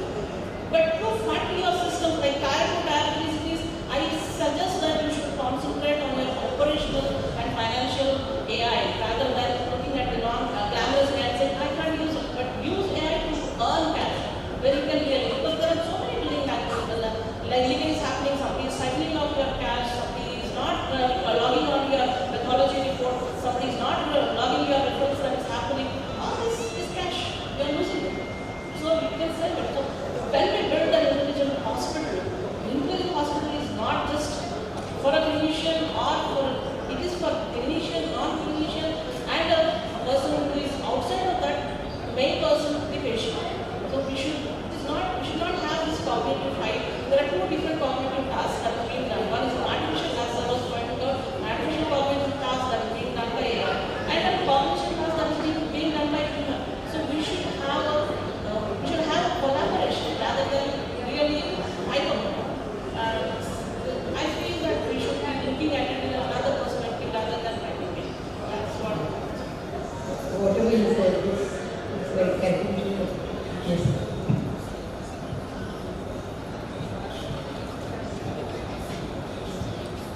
So I totally agree with what Paula is saying. So first thing, there are 2 points here. Whenever we talk about AI in healthcare, the very first thing is we compare AI with healthcare. That is everywhere, whatever seminars are and wherever we panel it, all the very first discussion is AI. First of all, we should not discuss this point. See, I'll tell you a lot of things. When I was doing my MBBS, 2D ECO was a very new technology. I'm a student of Dr. Somaraju, and we learned by stethoscope, hearing the heart sounds, palpating, nebulating. For more than 30 minutes, the case was long case, 45 minutes or 1 hour, and we used to identify the lesion in the heart. We used to say there is a structural lesion like this is the kind of operation you might do. Over time, today was come. No, I hardly see people actually diagnosing in cardiac condition by putting the stethoscope. Not only that, maybe to, once you get echo diagnosis, to confirm it or to have to remove the bias, they might be doing it. So that is the technological advances we have. There were days when only cardiologist was doing the 2D echo. Now the technicians are doing it. Similarly, we have adopted to MRI, we have adopted to CT scans. Our healthcare knowledge is being evolving as we are also changing. AI is similarly a new technology or a new one which supports or augments the health. We should never see it as a competitor. I I feel that we are discussing or debating on this topic because people are afraid that they're going to lose their monopoly or jobs. But if you see the other way around, it's a tool to help you. It is a tool where it actually guided us in a better way for a better outcomes, whatever you may say. And first of all, AI is not only a doctor or a clinical AI. Healthcare is so many things. Actually, Dr. Kamla has mentioned. The nursing fields, there are so many things to be done by AI. The pharmacy field, there are so many. The diagnostic field, there are so many. The operational, administrative, the whole ecosystem is there. When we can use AI for a betterment of the patient.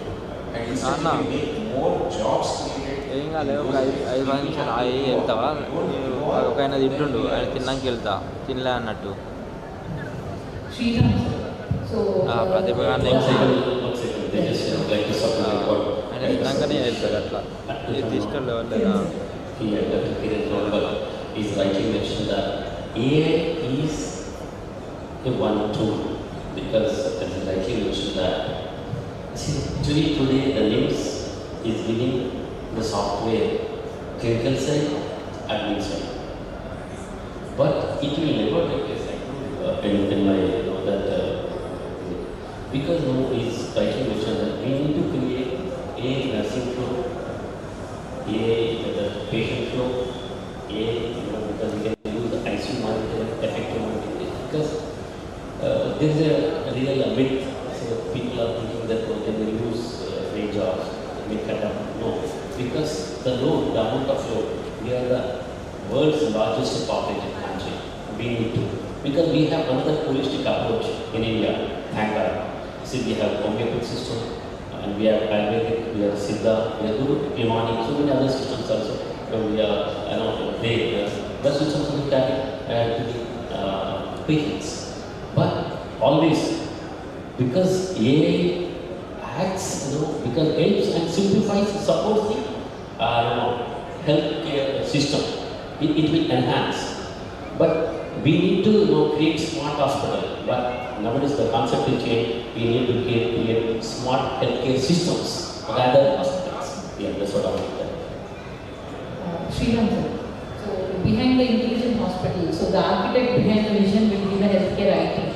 So as you are part of the CTO team of the Simbu General Hospitals, so when healthcare leaders they talk about intelligent hospital, so they invoke a compelling vision. But you as a person who are actually behind the building of this healthcare IT system, so that means decisions about cloud versus on-premise infrastructures, real-time data pipelines, interoperability standards like HL7, FHIR, AI model governance frameworks and integration. So all these merging into the clinical system. So they were never designed to talk to each other, to say. So what does the genuine technical architecture of an intelligent hospital look from your perspective? And what is the more underestimated engineering challenge which make me clear? Yeah. So good evening everyone. Thank you for inviting me here. So from my point of view, intelligence hospital is not a single platform. It's a deeply interconnected with lot of layers like data, intelligence and operational orchestration. When it comes to data we pull from different sources like electronic health reports and bills and medical insurance reports, laboratory reports and pharma reports. So this data is very important to build any type of automatic system. So where are we storing this data? In practical scenarios, we cannot store everything in one place. Right? It should be a hybrid model. Right? Some data we can store in cloud systems. Some data should be in on-premises. Like when I'm talking about on-premises, typically legacy workloads like ICU and robotics. These data should be in on-premises. So we have to adapt and convey like where are we storing the data, how important and how are we storing the data. That is one important answer. Second thing is intelligence. Once you have data, then only you can build on top of that. Without data, you cannot do anything. So when it comes to intelligence, like predictive analysis, recently we have done one health AI model for quick displacement AI model we built for one of the companies. What we have done is we have captured, we use object detection algorithms. There we capture X-rays and identify where exactly the problem. We detect the exact pinpoints there. Why we do this? So typically, previously also there are people like they check the reports and give the analysis or reports, like results. This is the exact problem. According to treatment will be given. So what is the advantage of the AI model is the accuracy and time. So data collection is one point and accuracy and time is the most important. That is what we are trying to achieve using AI. Second thing is operational forecasting. So if you build some AI model or use some AI model, you can easily predict what is the operational forecasting in coming months. So there are some advantages you can use. These are the intelligent layer. I'm talking about intelligence. End of the day, there is an operational forecast. So somebody has to use that. If something is done, somebody has to use that. Operational workflows. So these are three different layers. Actually, properly build up, design this 100%. There is a success ratio. We have to use the system. It's not like just building system. At this moment, I can say close to 11,000 plus AI models are there. How many we are using? We may know maybe 10 to 15 maximum. So which system, which model is useful for us? That is the problem. When I am talking about challenges, especially what I observe, first raid కాకుండా second raid నుంచి లోపలికి వస్తారు or medical clinics use different types of vendors for their internal operational management. Second thing is ఇంకొక ride వస్తుంది నువ్వు already one of the major concerns. ఒక video call Data is very inconsistent. So these are the three different challenges right now which we are seeing actually in the market. అడుగు ఒకసారి అన్న ఇలాగే లోతుంది గాలి పిల్లని అడగాలన్నా That is very, very important. So you have championed digital transformation in hospital environments over in your UK journey at a time when culture was deeply resistant to take the change. And you understand that technology is often the least difficult part of the change. So as hospitals now they are far more restrictive to age. So what is the change management play in the institution's culture towards embracing the intelligence? And what have you seen in detail in the best funded intelligent hospital initiatives? సీదా route వెళ్ళింది ఒకటి straight ఉందా ఆడికెళ్ళి ఊళ్ళకి వెళ్ళా కానీ straight ఉంటుంది అట్నే గుడి వచ్చిందా అది ఇంకా అది ఇంకా మొత్తం అయిపోలే కట్లు అంటే పెయింట్ వేసారు వచ్చి అట్లా స్ట్రేట్ వెళ్ళి So, when we talk about culture, I think hospitals are very high risk. కాల్పెల్లి తాళ్ళ అదే ఉంటుంది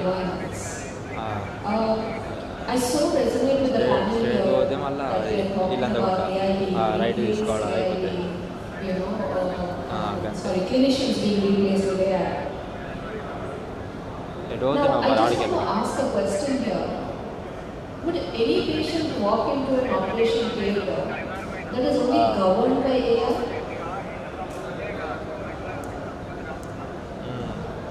Just governed by the robotic hands without a clinician on their own? So I think that answers it, right? Because AI is only a clinical decision support system. Empower and enhance, like all of the other co-panelists have loudly said on this stage and many other forums. I think it can only empower and enhance. It's only a decision support system. Now AI being implemented without the workflow redesign, without the ownership of the outcomes, without the education. Now, education is no longer a choice.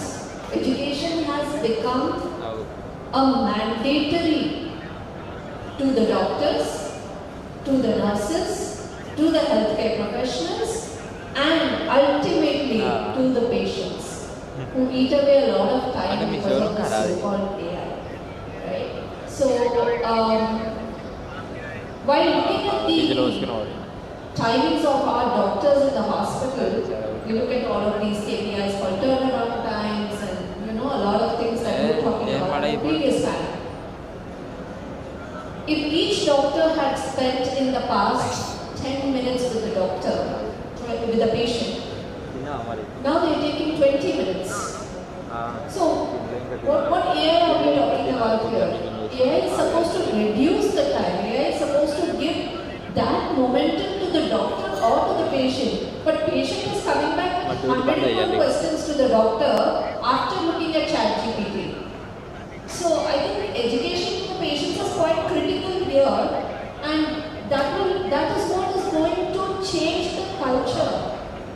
We're not only talking about the culture in the hospital, we're talking culture in the community of how AI is being used. Where are the guardrails? What to use and how to use is given. What to use, I use ChatGPT. How to use prompt engineering. But how much to use is not there. I think that's what we are all talking about here, to how much to use and what are the guardrails to AI. This brings us up to another concept of change management, which talks about how to actually bring about change in the organization. It is one concept called Levin's three-phase model in change management, which says unfreeze, move, and refreeze. So what are we talking about when we are saying unfreeze? Unfreeze here is nothing but to resist the change, but to how to actually go in line with the legacy systems. How do we actually change what we are already used to? That takes a lot of time than the implementation part and the rephrasing part. So that's where all the education and cultural bit comes in. That has to change from the community and the society as a whole. Thank you. AI governance laws also, I think that has to be established. Absolutely. For the clinician sector, but also for general population. Absolutely. DPDP Act is now in force, but that has to be more formalized with every provider that is giving healthcare services. It is more generic now, but it has to become more specific in the future, is what I see the nation is moving towards as well.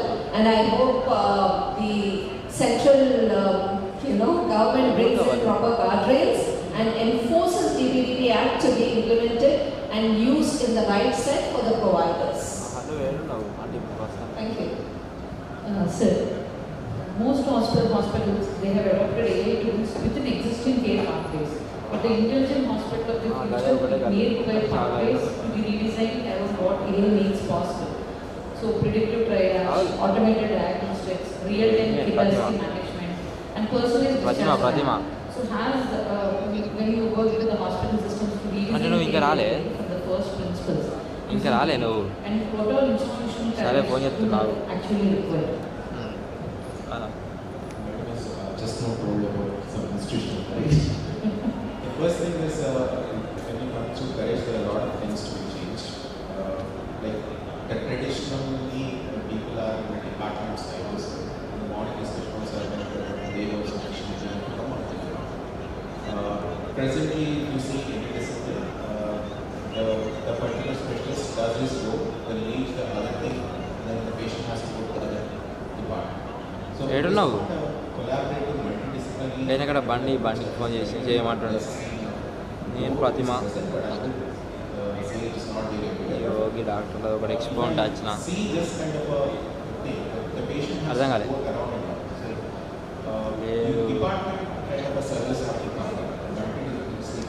చిన్న ఈ డాక్టర్లో expo ఏం లేదు. ఎండుతున్నా పొద్దుగాల నుంచి నేనే ఎండుతున్నా. ఏం పెట్టలేదు.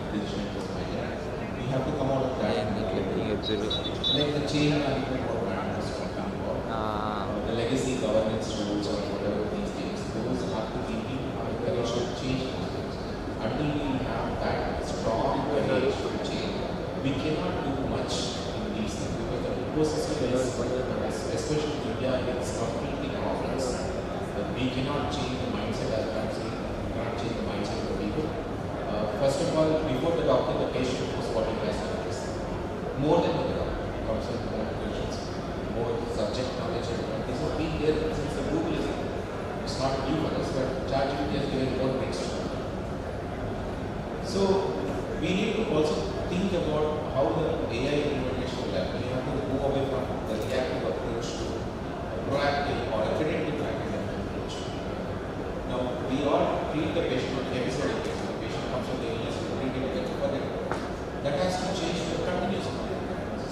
care pathways, or you think about a secondary primary prevention, not a primary prevention, a secondary prevention. The patient already has an ailment, but not continuously monitored to keep these elements at a low level or prevent other complications. So, department thing I already mentioned, like you have to comment, you have to see on the multi-digital. In the morning also we have listened to the ICU protocols and but most of these protocols nowadays are static. So we need to move away from static to more adaptive protocols are necessary, but it should not be static. With the new kind of information coming in, the new kind of problems setting in, protocols have to change. So these kind of changes, if we want to adapt the AI becomes a major tool. If we adopt those things, until then we cannot call them. So as Kiran said by mentioned, so one of the unintended consequences of instrumented hospital environment is explosion of this age-generated alerts, and the clinicians was process often adding cognitive burden rather than reducing it. So that is what they were discussing about actually. So from your experience working with AI tools in a clinical setting, so how serious is the alert fatigue problem in the practice, and what does good AI design look like when it was complete for attention and already overwhelmed clinical environment? So how do you think that AI design should be implemented? So alert fatigue, I don't think, to be very frank, we haven't been using AI so much. To be very frank, even a lot of hospitals haven't digitized. A lot of hospitals don't even use EMRs or hospital management systems. For example, small nursing homes or secondary care hospitals don't even have hospital management systems. And even a lot of our outpatient or inpatient records haven't been digitized. That's where we are lacking the data. So when it comes to alert fatigue, I can quote a few examples. Like we had few AI-based tools for ICU management. So basically, they were prepared by non-clinicians. Definitely, I can say they were prepared by the proper engineering professionals. Created those ICU-based AI tools where it gives alert for every thing. So where the clinician usually it doesn't have a clinical perspective.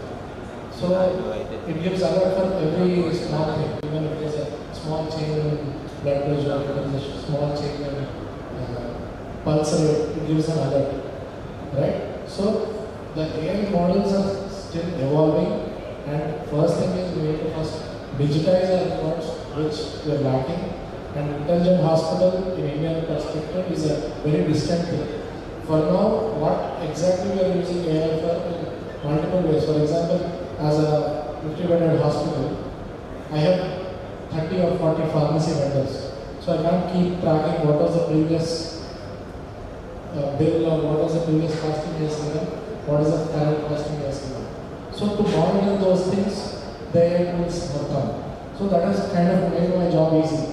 Now if there is a hike in the GRMs, it immediately alerts me. Or the clinical pathways. For example, the patient is already registered with us, if he has come for a review. So what was his previous reports? What are his current reports? Based on that, I can just see how the patient is being progressing. So we haven't been fully adapted to AI. So I think alert fatigue is a very it's a long time. Long-term sector. I want to add a few points. See, most of the time, as a physician, I've seen in my practice also, most of the time, most of the physicians miss certain points. Sometimes the patient may tell, or patient may call, we also know there is outside. And there is something called temporal excitation. There may be a patient may come, that's what I'm saying, like episodic versus continuous. The patient may have come with the same, some other symptoms like 1 year back or 6 months back. Temporal excitation also. Yes, there will be hundreds of records that come off. If you have a proper data structure, the AI can actually capture this. It's a process there that can proper. It can give you a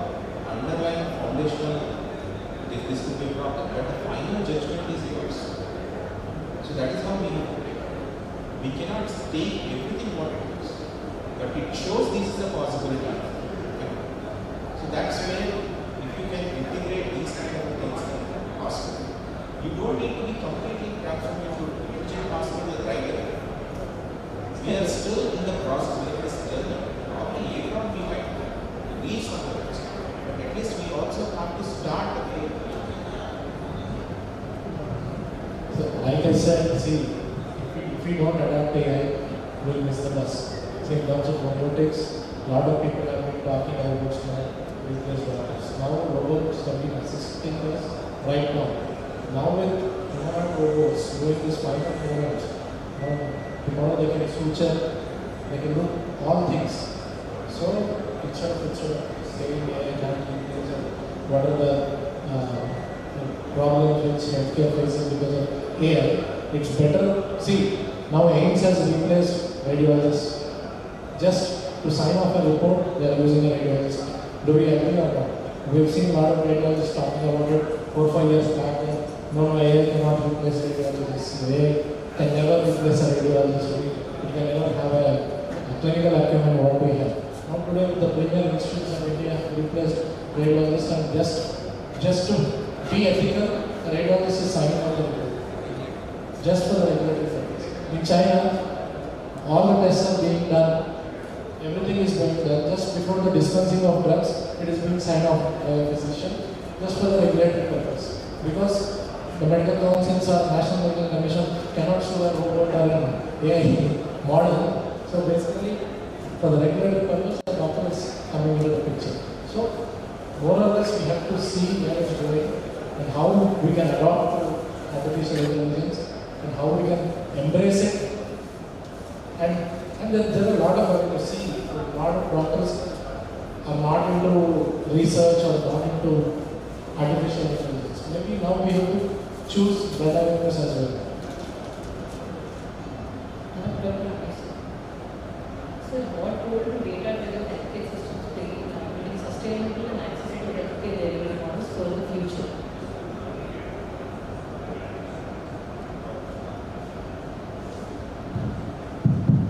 Yeah, actually, it's a very good question that they just and DK Madam, I would like to support your statement whether you agree or disagree, because my two co-panelists, they actually mentioned that if AI generates the report also, ultimately who is the signing authority, who is the approving authority for the legal purpose, the CPA, whatever, and so on and so forth. But DK Madam, you see, I tell you very openly because in the first statement I told, 10 years down the line, in 5 years down the line, AI में उसका बाप भी आने वाला, ultimately it will never replace the natural intelligence. Let me take mark my words, because for the last 3 decades I am at the Nizam Social Sciences and Administration. Because you know, in the South India we are never right. So the amount of patients we receive, the day in and day out, because we have surpassed this long way. But in the future, I told you the simple thing. So we need to develop the referral system. Definitely in India, a referral system, because for the small migraine, small headache also is coming to the super specialty. It's just working. There is no control, because we need to develop that system. And also the resources are very scarce. So because you have to use in a very smart way. So we have to create, because not the creating a so aesthetic and a smart hospital, that won't work out. You need to create a small healthcare system. But for that you need to equip, you need to train the people in the AI. It's one of the two, because when Charles Babbage invented computer, everybody thought that no, all engineering girls, oh, what? Come on, computer came. No, we have to sit at home. Now you see, it has become part and parcel. You need to absorb. But AI also like that. It will enhance, it will help in the decision making system. But ultimately, who has to sign? Whether it's my friend told me, two passion, whether legal purpose or insurance purpose, who has to endorse? AI will never ever endorse. And there is no cross consultation, so it will never ask if you have more complaints. So because you see, I strongly agree because my administration, it will never replace natural intelligence. You, the patient, because India, because I told you, because we are the first, executor, we first started the diagnosis. It was failed. Once I don't send the article. And we said, what are they? Because I know we did a survey. Nobody is happy.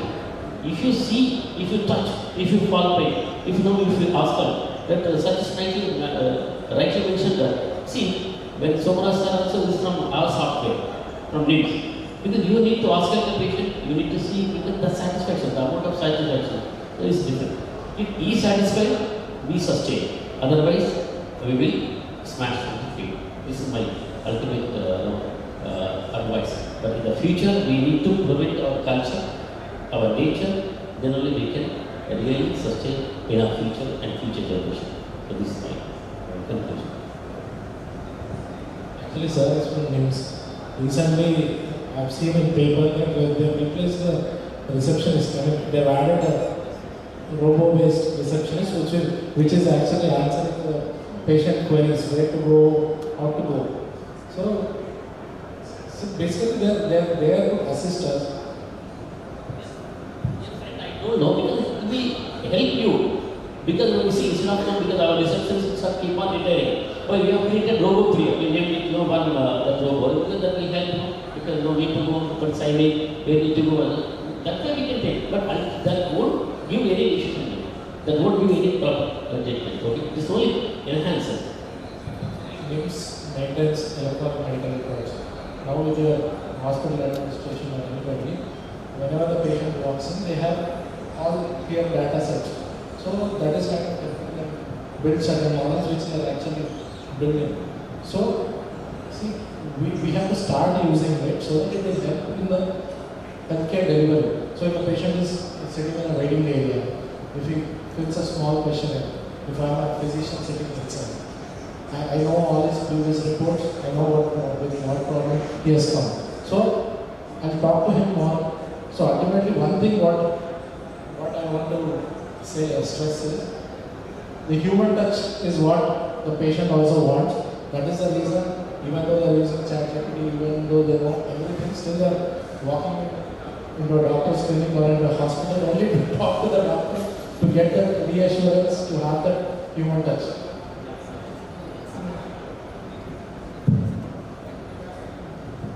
I'd like to just add one point here.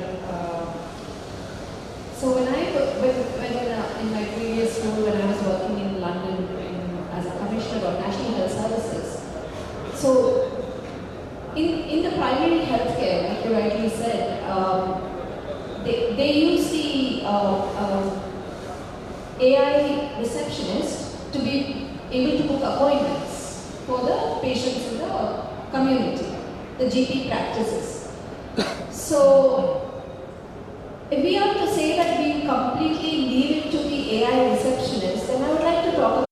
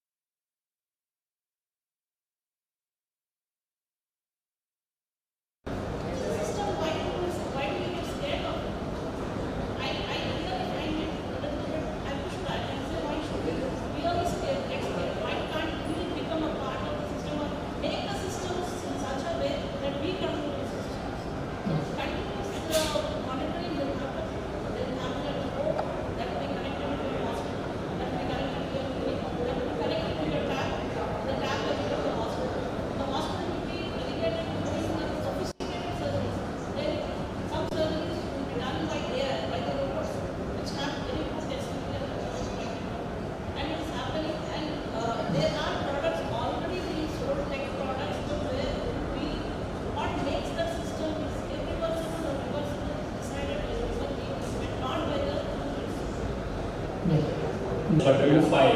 That's who's fighting the gun. He's a separate leader. To answer to your question, so I usually work in a GV.ai, which we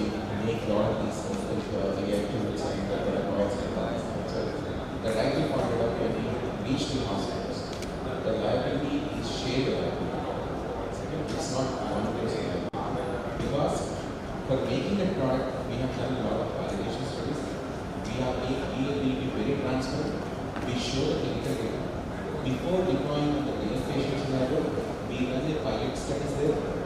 We make sure that the doctors are getting involved, the hospital system is getting involved, they do validate and see, we have extensively pilot studies all 17 hospitals, professors and associate professors, we have done extensive study and we got 95% confidence.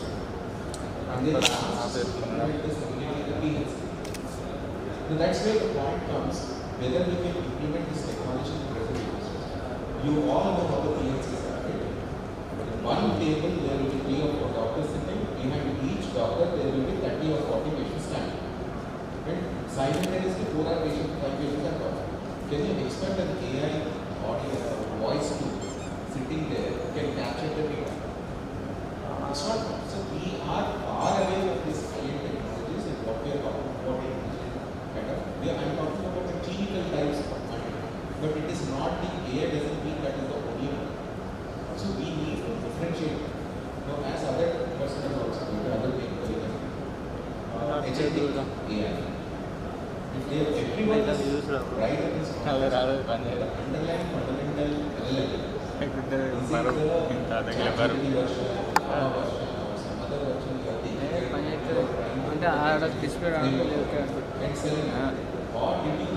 Better option ఎక్కువ పెట్టారని ఎప్పుడంటే చూసుకుంటే ఎప్పుడు use అవుతుందంటే పాతకాలంలో use అయింది ఎప్పుడు use మరి తీసేది ఇక ప్రణయానికి ప్రణయానికి కూడా కాదు ఇది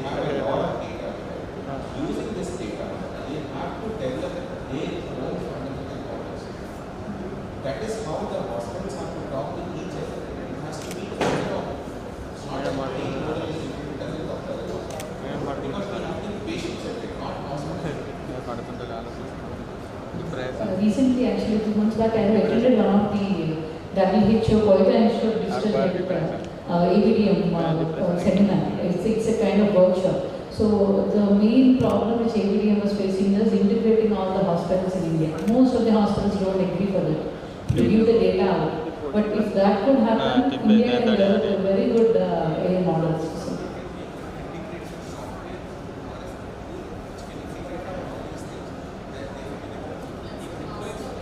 పట్టుకొని ఉంటే ఘోరం ఉంటాయి కదా అందరూ పట్టుకొని చేస్తే ఘోరం ఉంటాయి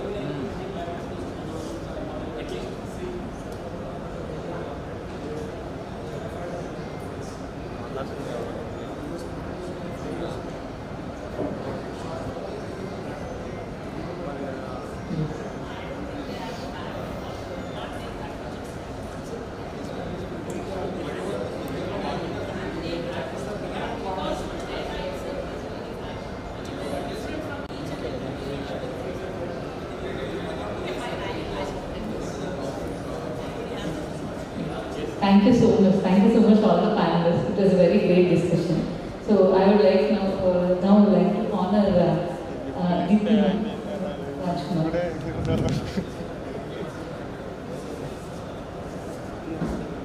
Bro, class 1 पंडित है ना शेयर के wait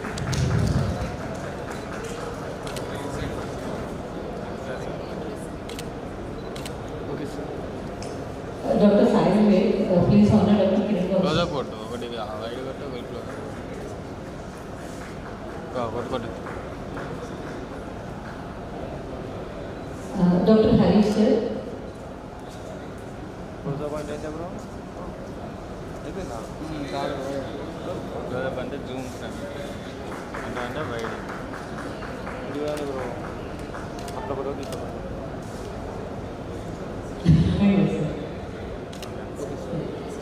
Dr. Harish sir, please honor Dr. Ramesh Mata sir.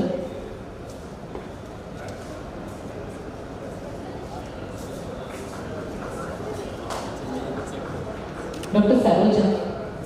Sir, it's right, sir. Miro. Okay.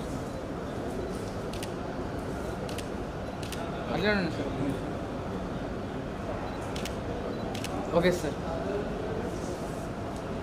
Dr. Saraj, please come on.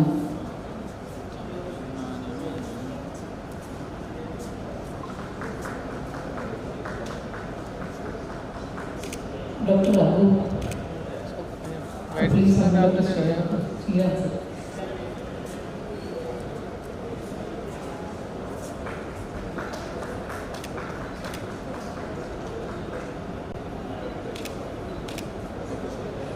Thank you all the panelists, and it was very great and wonderful sessions today. I would like to hand over. I am so proud and happy that Sriram sir is building our app, COSMOBET app. It is about to launch in 15 days or so. Thank you.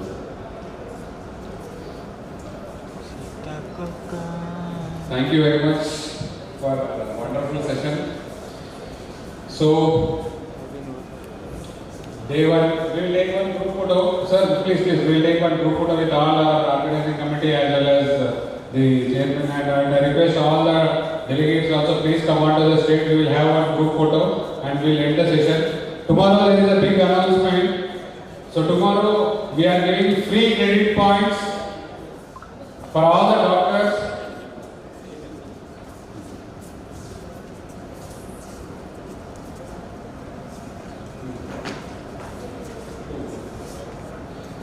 So there is a big announcement for day 2 MEDIEDGE Medical Summit. So we are providing 2 credit points, TGMC credit points, absolutely free. So what you all need is spot registration only, first come first serve. So for first 1000 doctors we are giving 2 TGMC credit points for free. So I request all the doctors to attend this session. Today's session was a wonderful session with all packed up panels and live discussions. It went very well. Thank you very much for our organizing team for conducting this a phenomenal program. So I thank all the faculty, all the delegates, those who came all the way from Hyderabad and different parts of Telangana as well as India. So from MEDIEDGE, we convey a heartfelt thanks from all our organizers, and I also thank my organizing team for conducting and doing a wonderful day 1 session.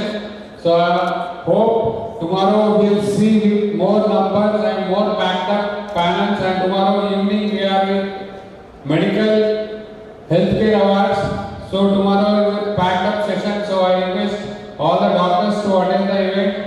So thank you all the delegates and faculty for this session. Thank you very much.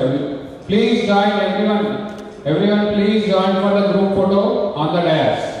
I request all the delegates please join onto the stage. All the delegates please.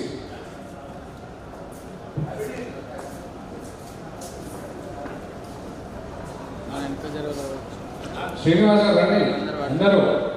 I welcome all the delegates onto the stage for a group photo.